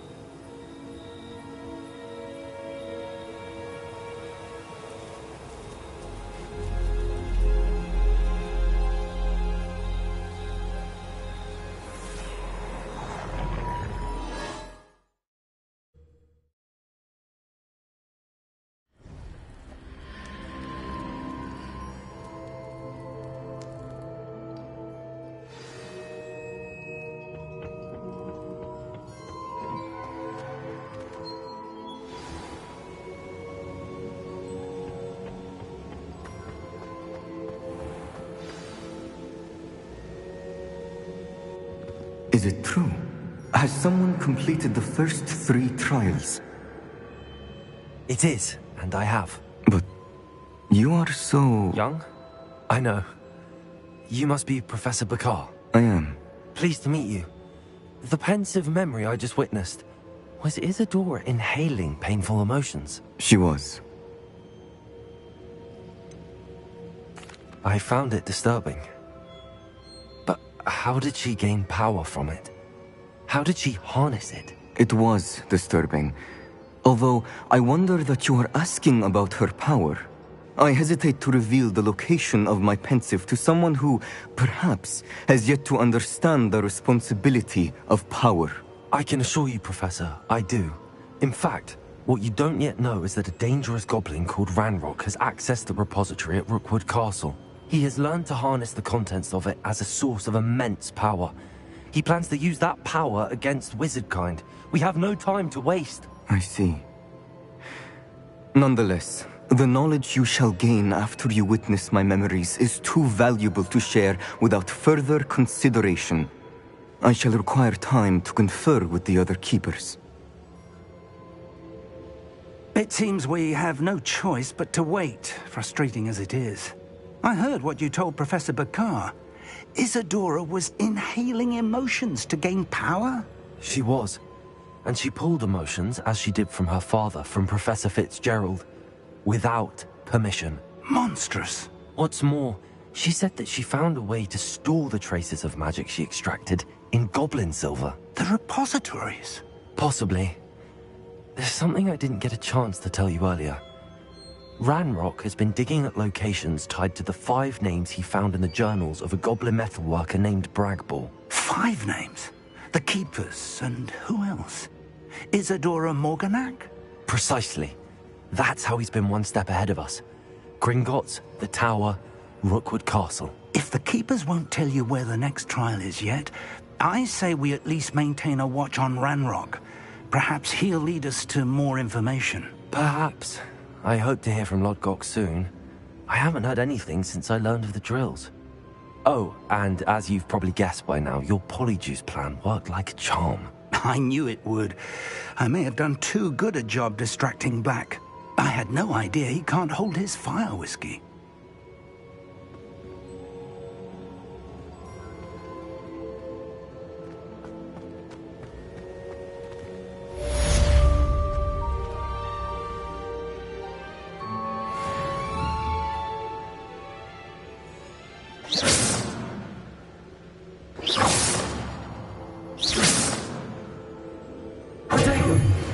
Bombarda! Found your goblin friend.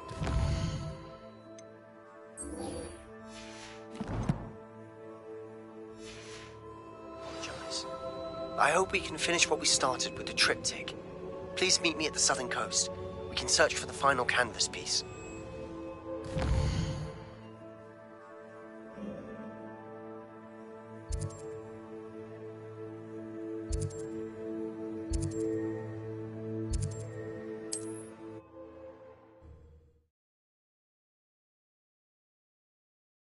Handy resource indeed, your field guide.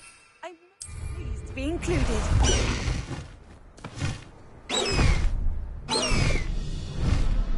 Next time I see Fig or that student.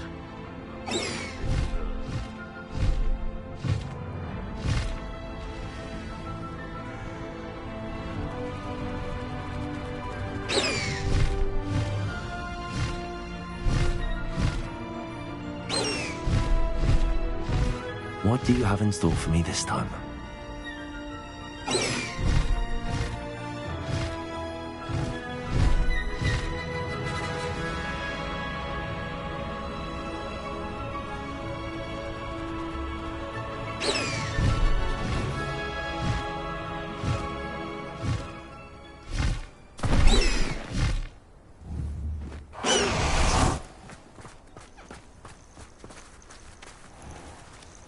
Hello, Hamura.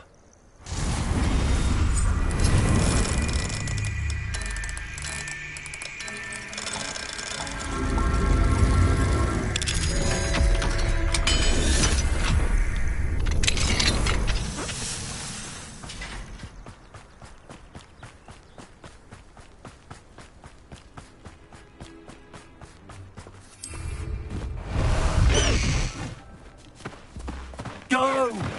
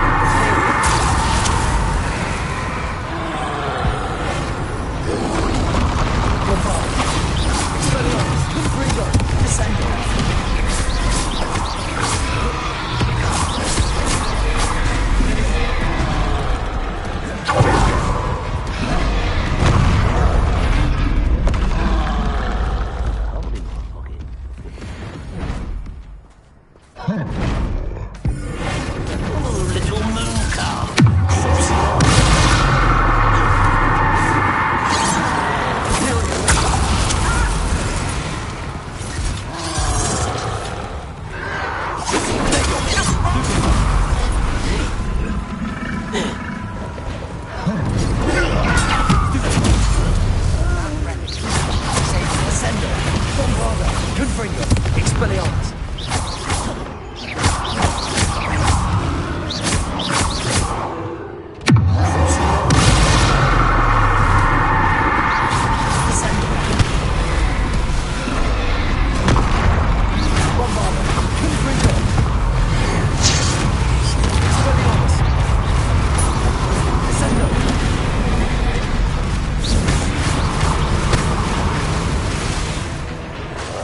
Bombarda. Confringo. Expelliarmus.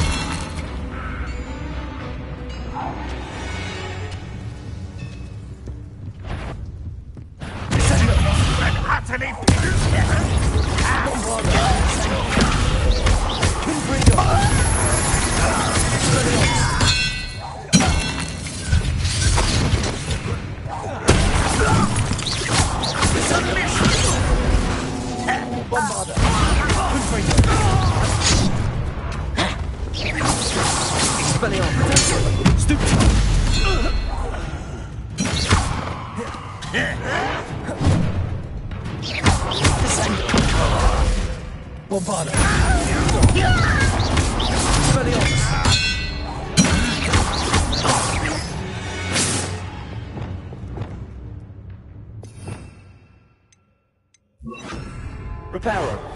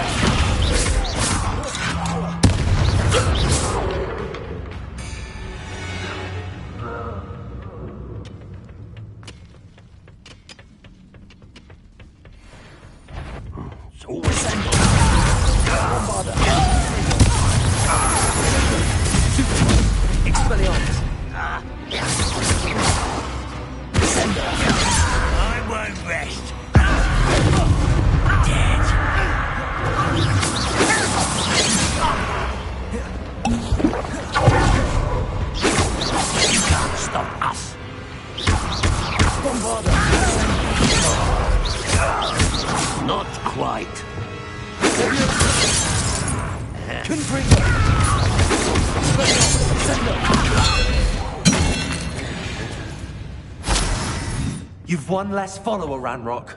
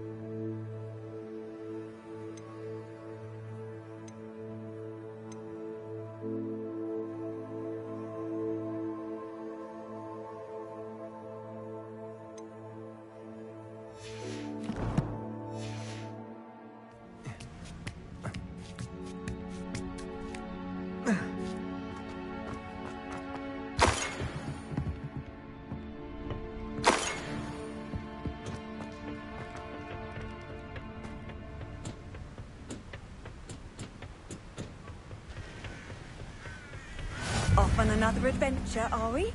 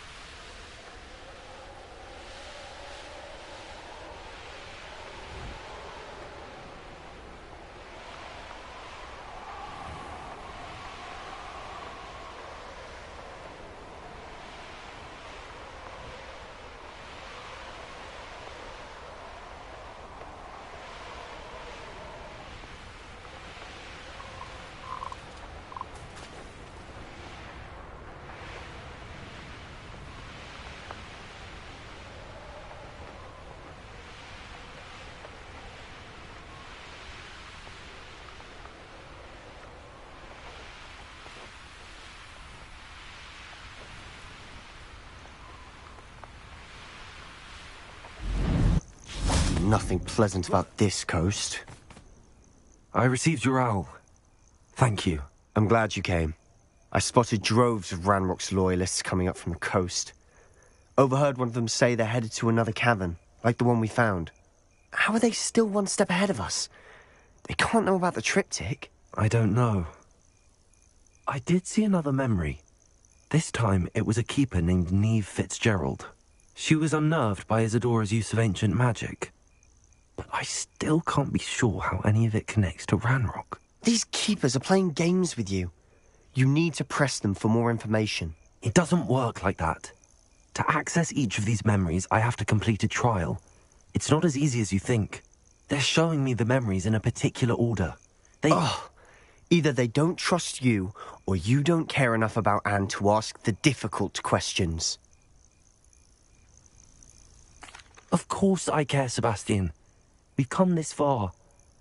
Don't let your frustration get the better of you. Fine. I'll defer to your keeper friends. For now. But I don't like it. We don't have a choice. Now, shall we see why the triptych led us here? Let's go, quickly, before we're spotted. Keep a close eye out. I saw some of Ranrock's crew moving off the path just ahead. I wonder why. Raiding, I imagine. This mountain used to safeguard local hamlet valuables. But it's been abandoned ever since Ranrock took hold of the coast.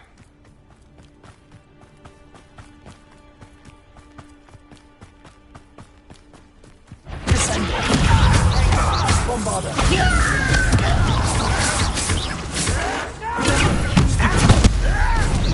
Expelliarmus!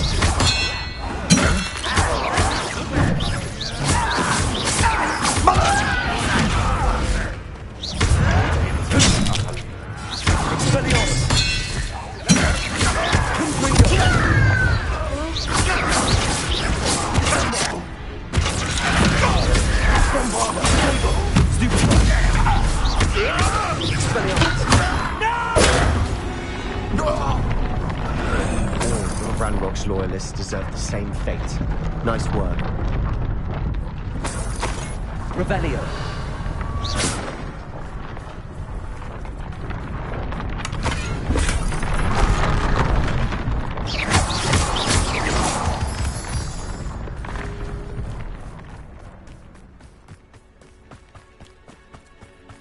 Thestrals overhead. Some consider them a bad omen. Not everyone does. I know that. All right. I'm making small talk. I'm not going to trek up this mountain in silence.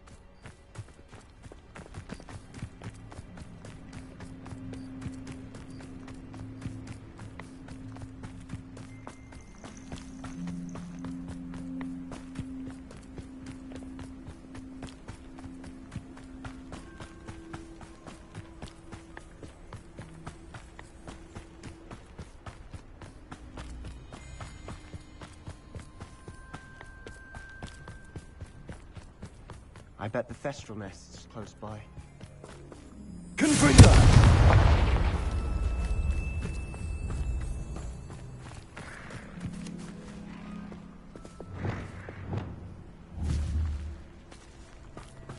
I'm sorry we can both see Thestrals. Certainly not something I'd hoped we'd have in common.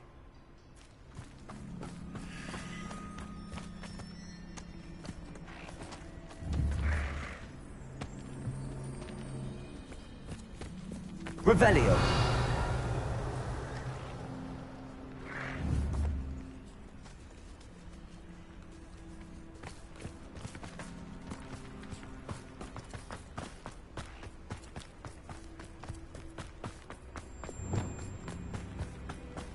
Kill any who trespass. Wait! We should have some sort of plan. I'm through planning.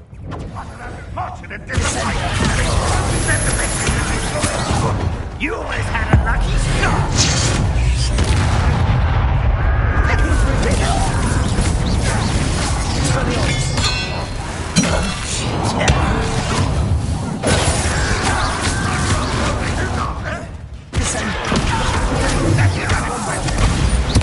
You'll someone. Rubber up one.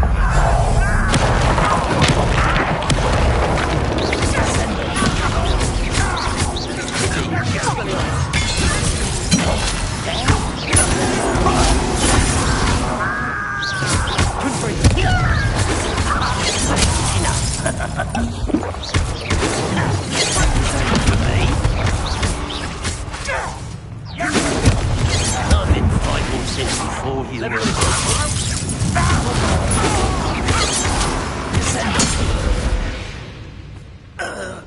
They got what they deserve. Revelio. What were you thinking? I was thinking about dead goblins. You could have got us killed. But I didn't. Looks like Ranrock's loyalists were heading further up the path. Let's keep going. Revelio. Confringo. Revelio.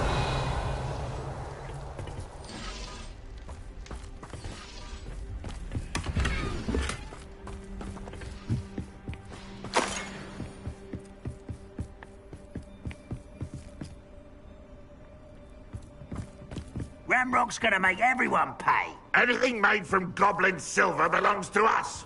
Whether it's a sword or a repository, whatever that is. Did you hear that, Goblin? Ridiculous notions of ownership. Revelio.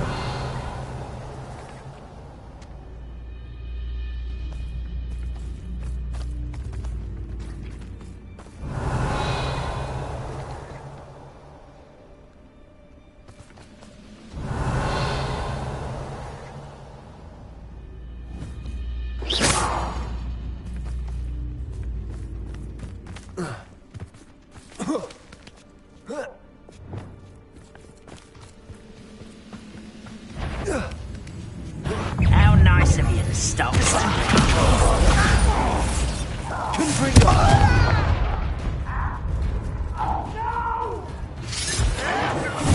I will make you pay.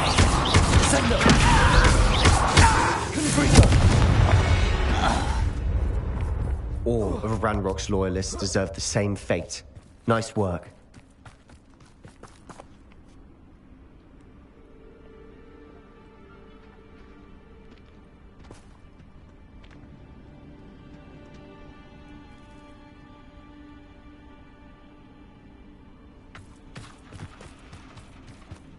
I agree. Only good wizard's a dead wizard. Ranrock's got that right.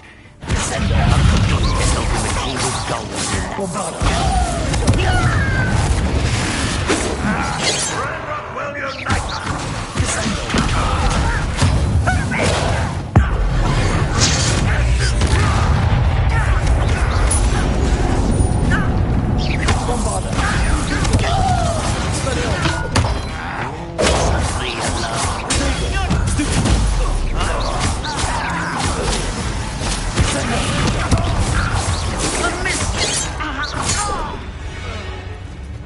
This must be it. Sebastian, wait. Wait? For what? Why are you suddenly so cautious? Listen to me. I know you're angry and frustrated, but charging ahead now could undo all the progress we've made. Lord Gok said... Oh, your goblin friend? Stop it. That's enough. Not all goblins are like Ranrock. I am not the enemy. We want the same thing. To find answers. I thought we wanted the same thing. We do. Listen to me. Lord Gok has insights into Ranrock that we don't. He told me that Ranrock somehow knows about the Keepers and is searching anywhere connected to each of them. That's why they always seem to be one step ahead. I know what I'm doing. You need to trust me, or I don't see that we can continue together. Fine. Fine. I'm sorry. I'm letting my emotions get the better of me. And I have been for a while. I do trust you. And I don't think I can help Anne without you. Good. Ranrock clearly knows more than we thought. We need to be careful and do this right, not just go charging in. We have our work cut out for us. We need to work together if we're going to find the final piece to the triptych. Agreed.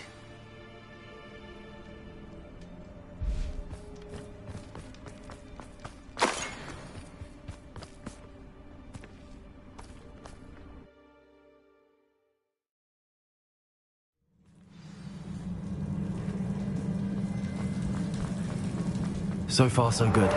Charming. Spiders. How fitting. Bombarda! Confringo!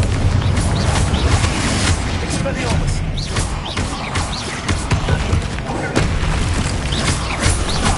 Descendo! Confringo! Bombarda!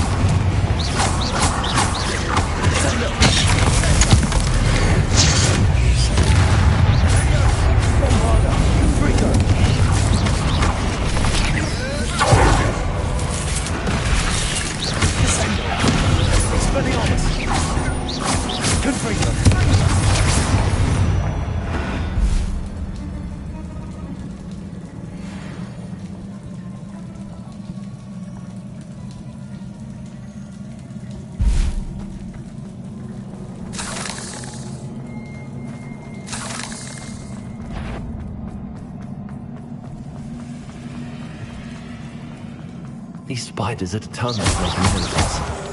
I'm sure we taste better than a goblin dinner. Confringo!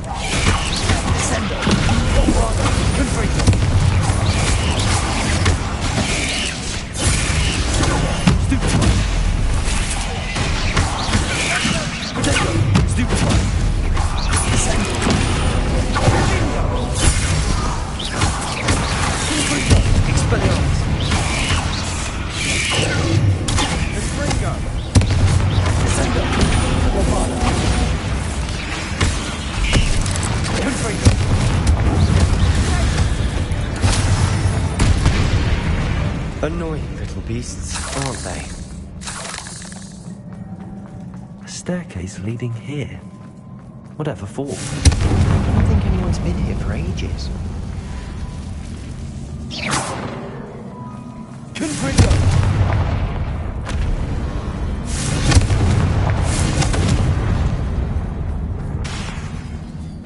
Bombarda!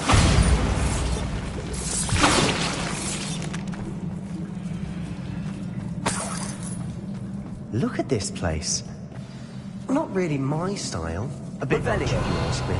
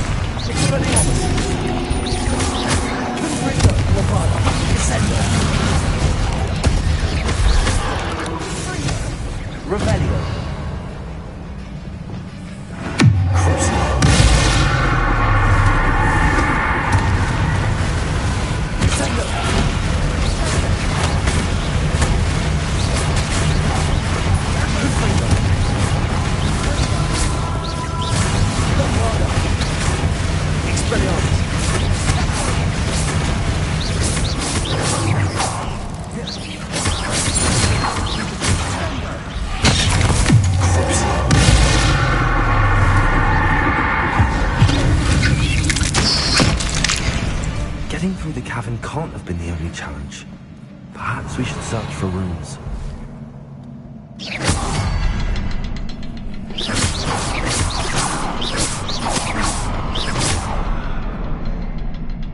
Revelio symbols like these before. Revelio. Reparo.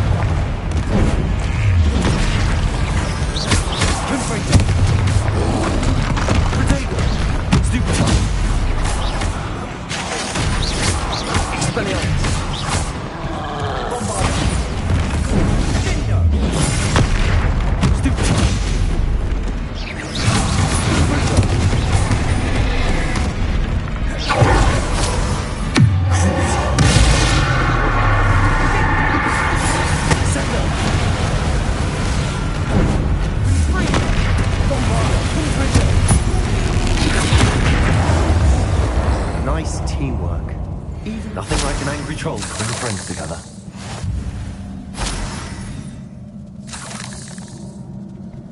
Revelio. Reparo.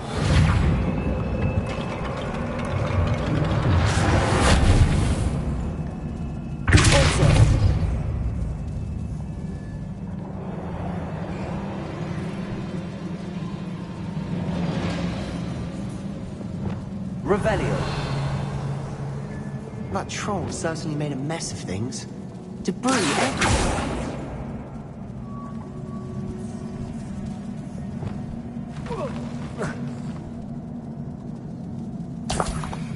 Revelio.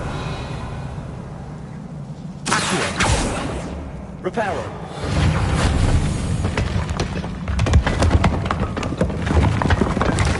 That was a piece of work. More than one.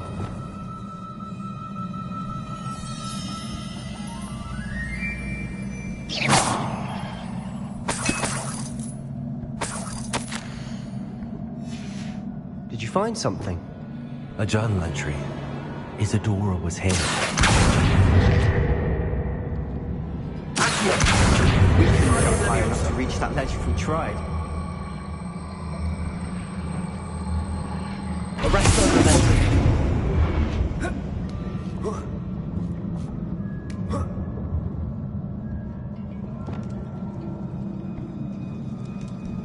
I'm out of breath after all of those stairs. But the view, well worth it.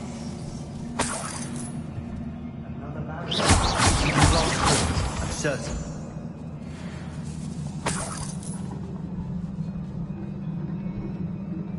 Confringo.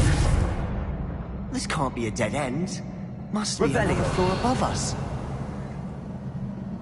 Confringo.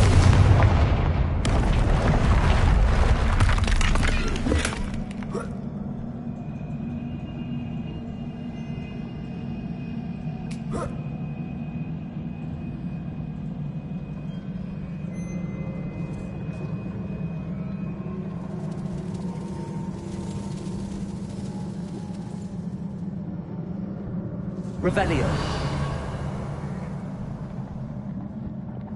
Reparo.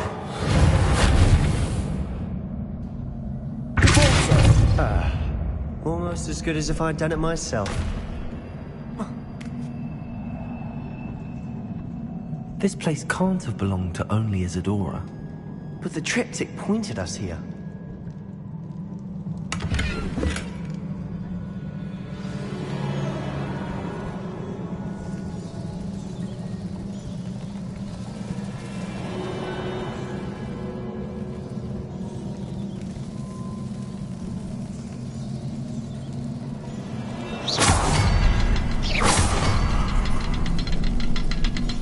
Another Revelio.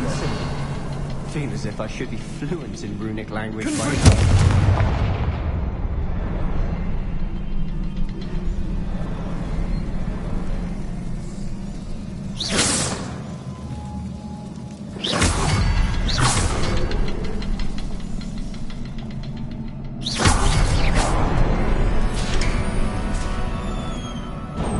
Could this be another area Isadora created? Isadora must have honed her skill with ancient magic here. Revelio.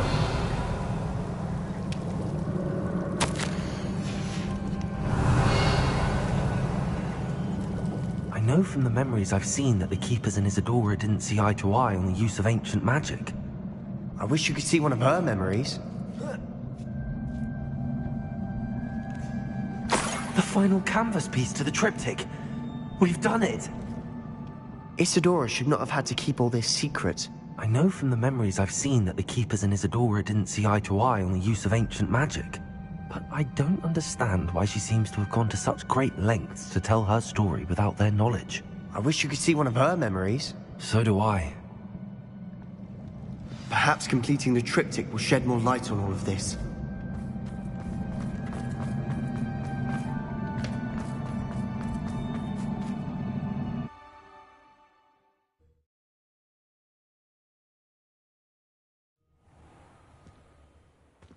I cannot believe the journey this triptych took us on. This is it.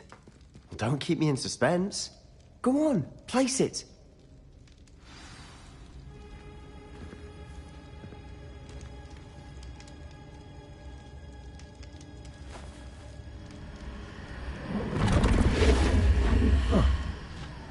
Another pensive. This is what we've been chasing.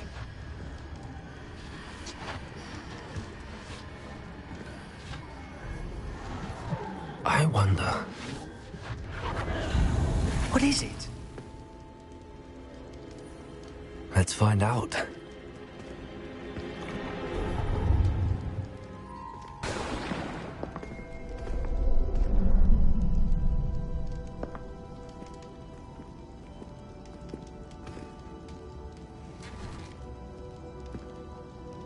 I cannot bring my brother back, Father.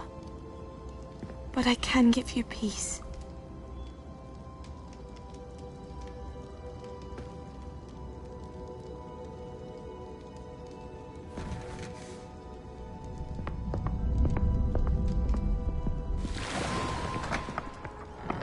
Please, have a seat.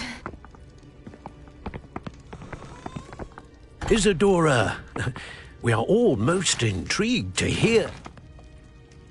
We're ready. I've something to show you. Father, these are my colleagues from Hogwarts. Father hasn't spoken since my brother died. On my travels, I confirmed that which I've always believed. That we have the power to take away pain.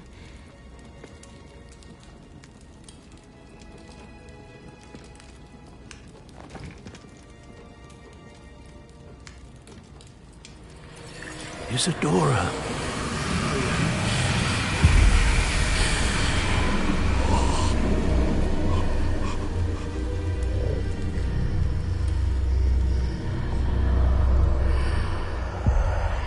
What have you done?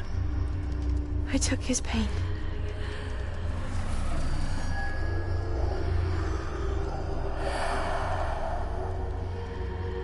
Thank you.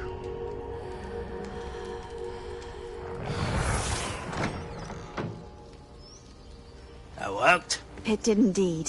Of course it did. It's goblin silver. I need something much bigger. All right. It would help if you could tell me more about what it is you're storing.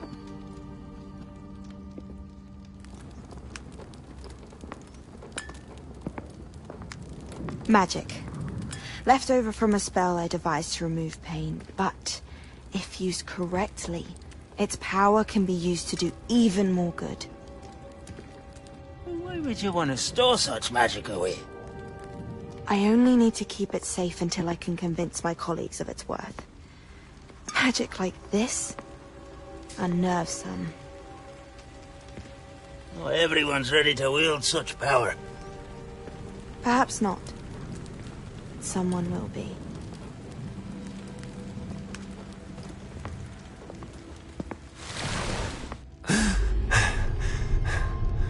She took away the pain. I knew it. I knew there was a way to help Anne. Something isn't right, Sebastian. What do you mean? You saw what she did. No, not the memories, the portrait. I think the reason Isadora hasn't appeared is because she can't. I don't follow. We have seen that view before. The abandoned home in Felgroth, the destroyed painting. It was her. So someone destroyed a bit of enchanted canvas, but we found the memory. Yes, you're right. We saw what she wanted us to see. We saw what she could do, what you can do. But I don't know how to do what Isadora did. Well, then you shall learn. The Keepers can teach you. I'm not sure that they would. The Keepers believe that removing someone's ability to feel pain, it's a highly complicated, unpredictable form of magic. One that should be wielded with great care. If at all. If at all? You've overcome all of their challenges. You've more than proven yourself. You can wield it. You have the ability.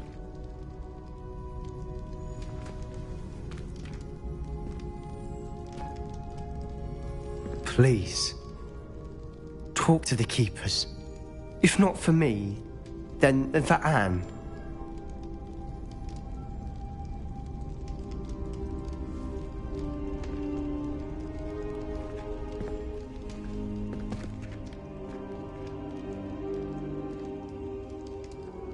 Why did the Keepers want to keep Isadora quiet? Why destroy her portrait?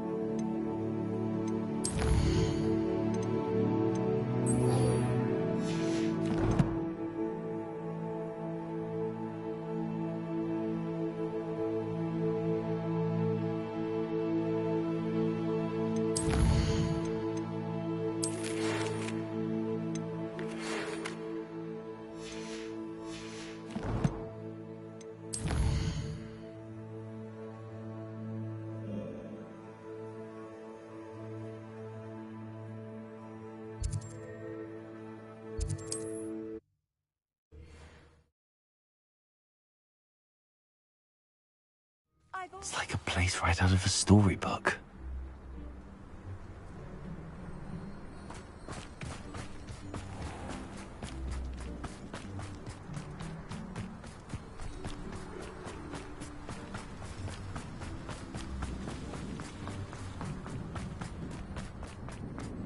Sebastian, a lost relic from a catacomb which requires a dark sacrifice.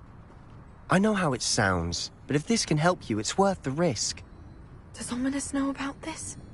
He helped find the scriptorium where we discovered Slytherin's spellbook. Very well. If Ominis will be there, I'll meet you. We don't have much time, Solomon wants to leave Feldcroft. What? Leave? Never mind. You need to stall him. Buy us time, Anne. Please. I shall do.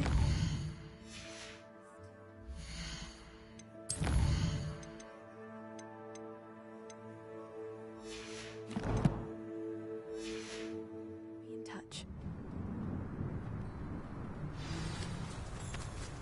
Solomon can't take Anne from Feldcroft. Where would they go? When would I see her? Sebastian. I can't believe my uncle wants to leave Feldcroft. Anne's going to stall him. She must. We need time. Time?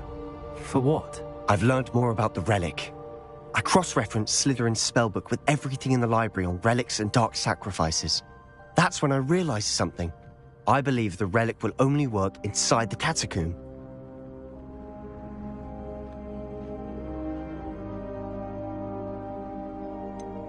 We just need to get Anne to the catacomb and work out how to make a dark sacrifice. Our biggest hurdle may be convincing Ominous.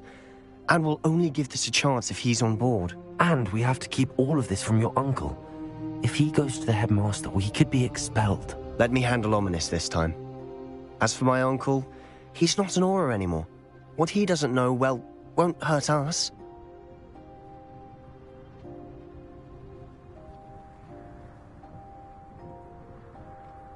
Good luck with Ominous. Until we meet again. I shall let you know when the four of us should meet at the catacomb. Look for my owl.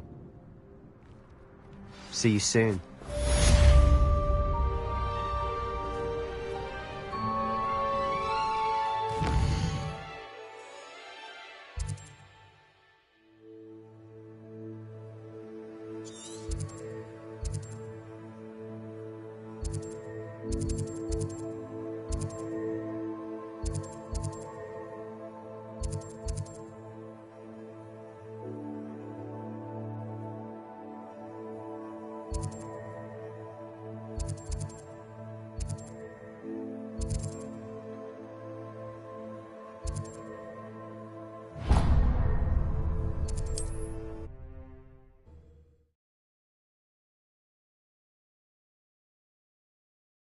You can't imagine how inconvenient travel was before I invented flu powder.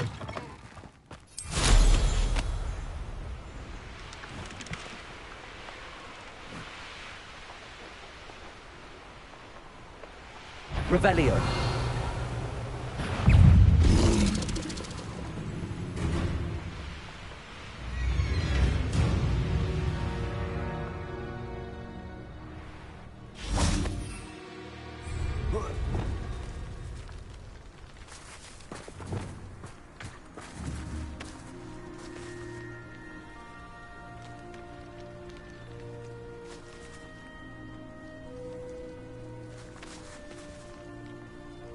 Leviosa!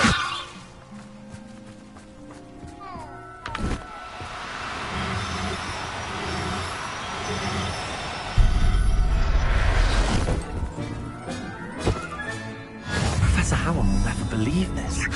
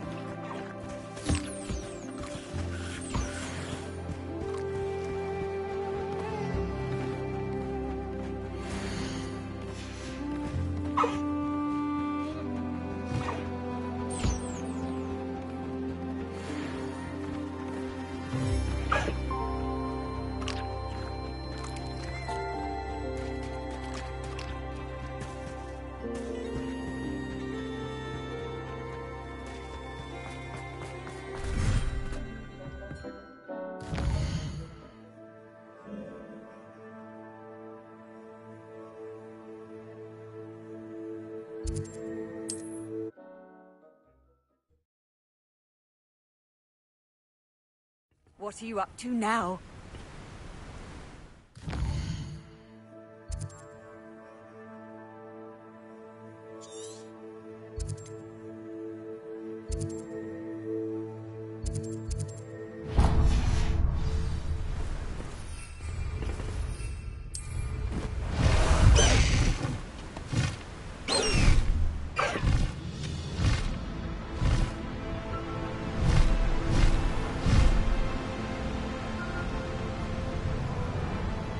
These rocks have seen better days.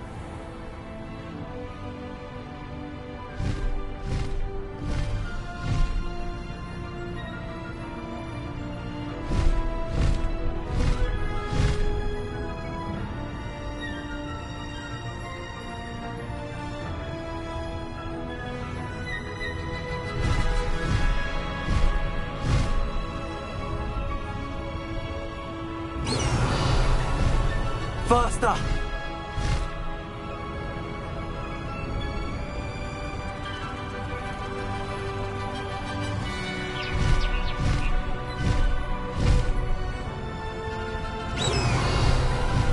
Time to go a little quicker.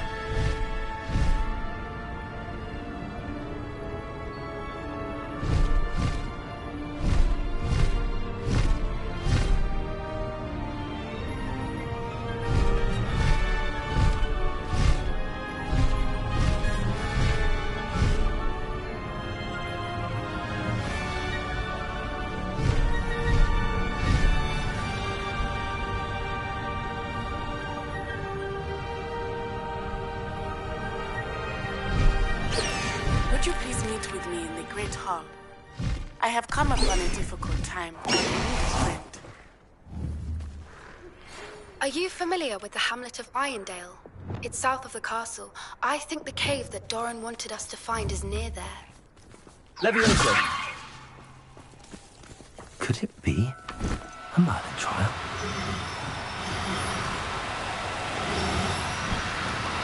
Do cooperate, won't you?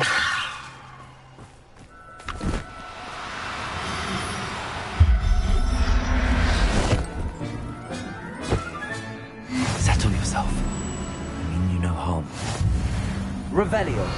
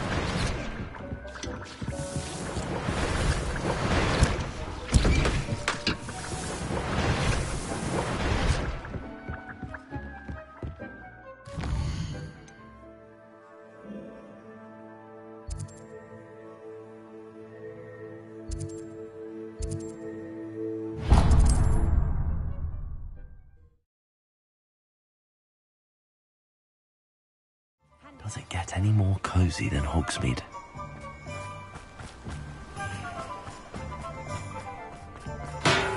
Thank you again for delivering those potions to Madame Lawing. Saved me a lot of time and trouble.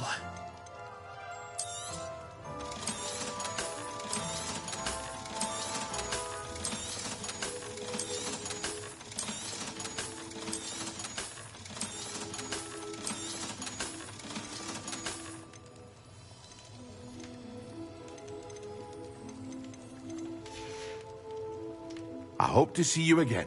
Farewell for now.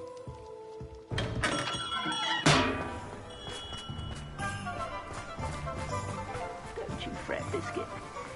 I shall sort something out. Greetings. Please, take your time looking about.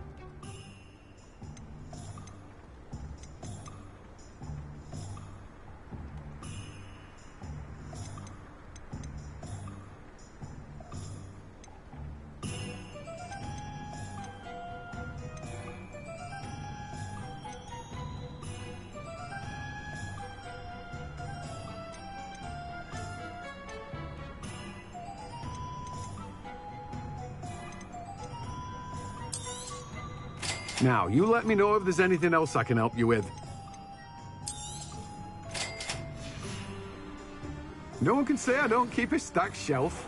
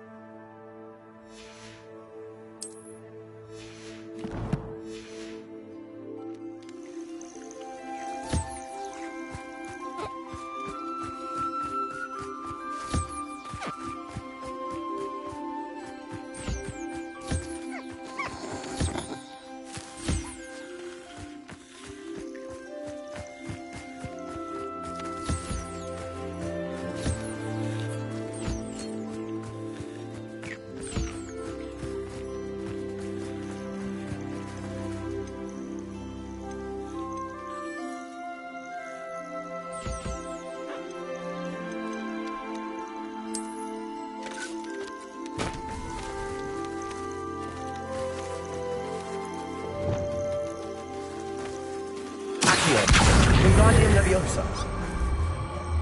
Repulsor.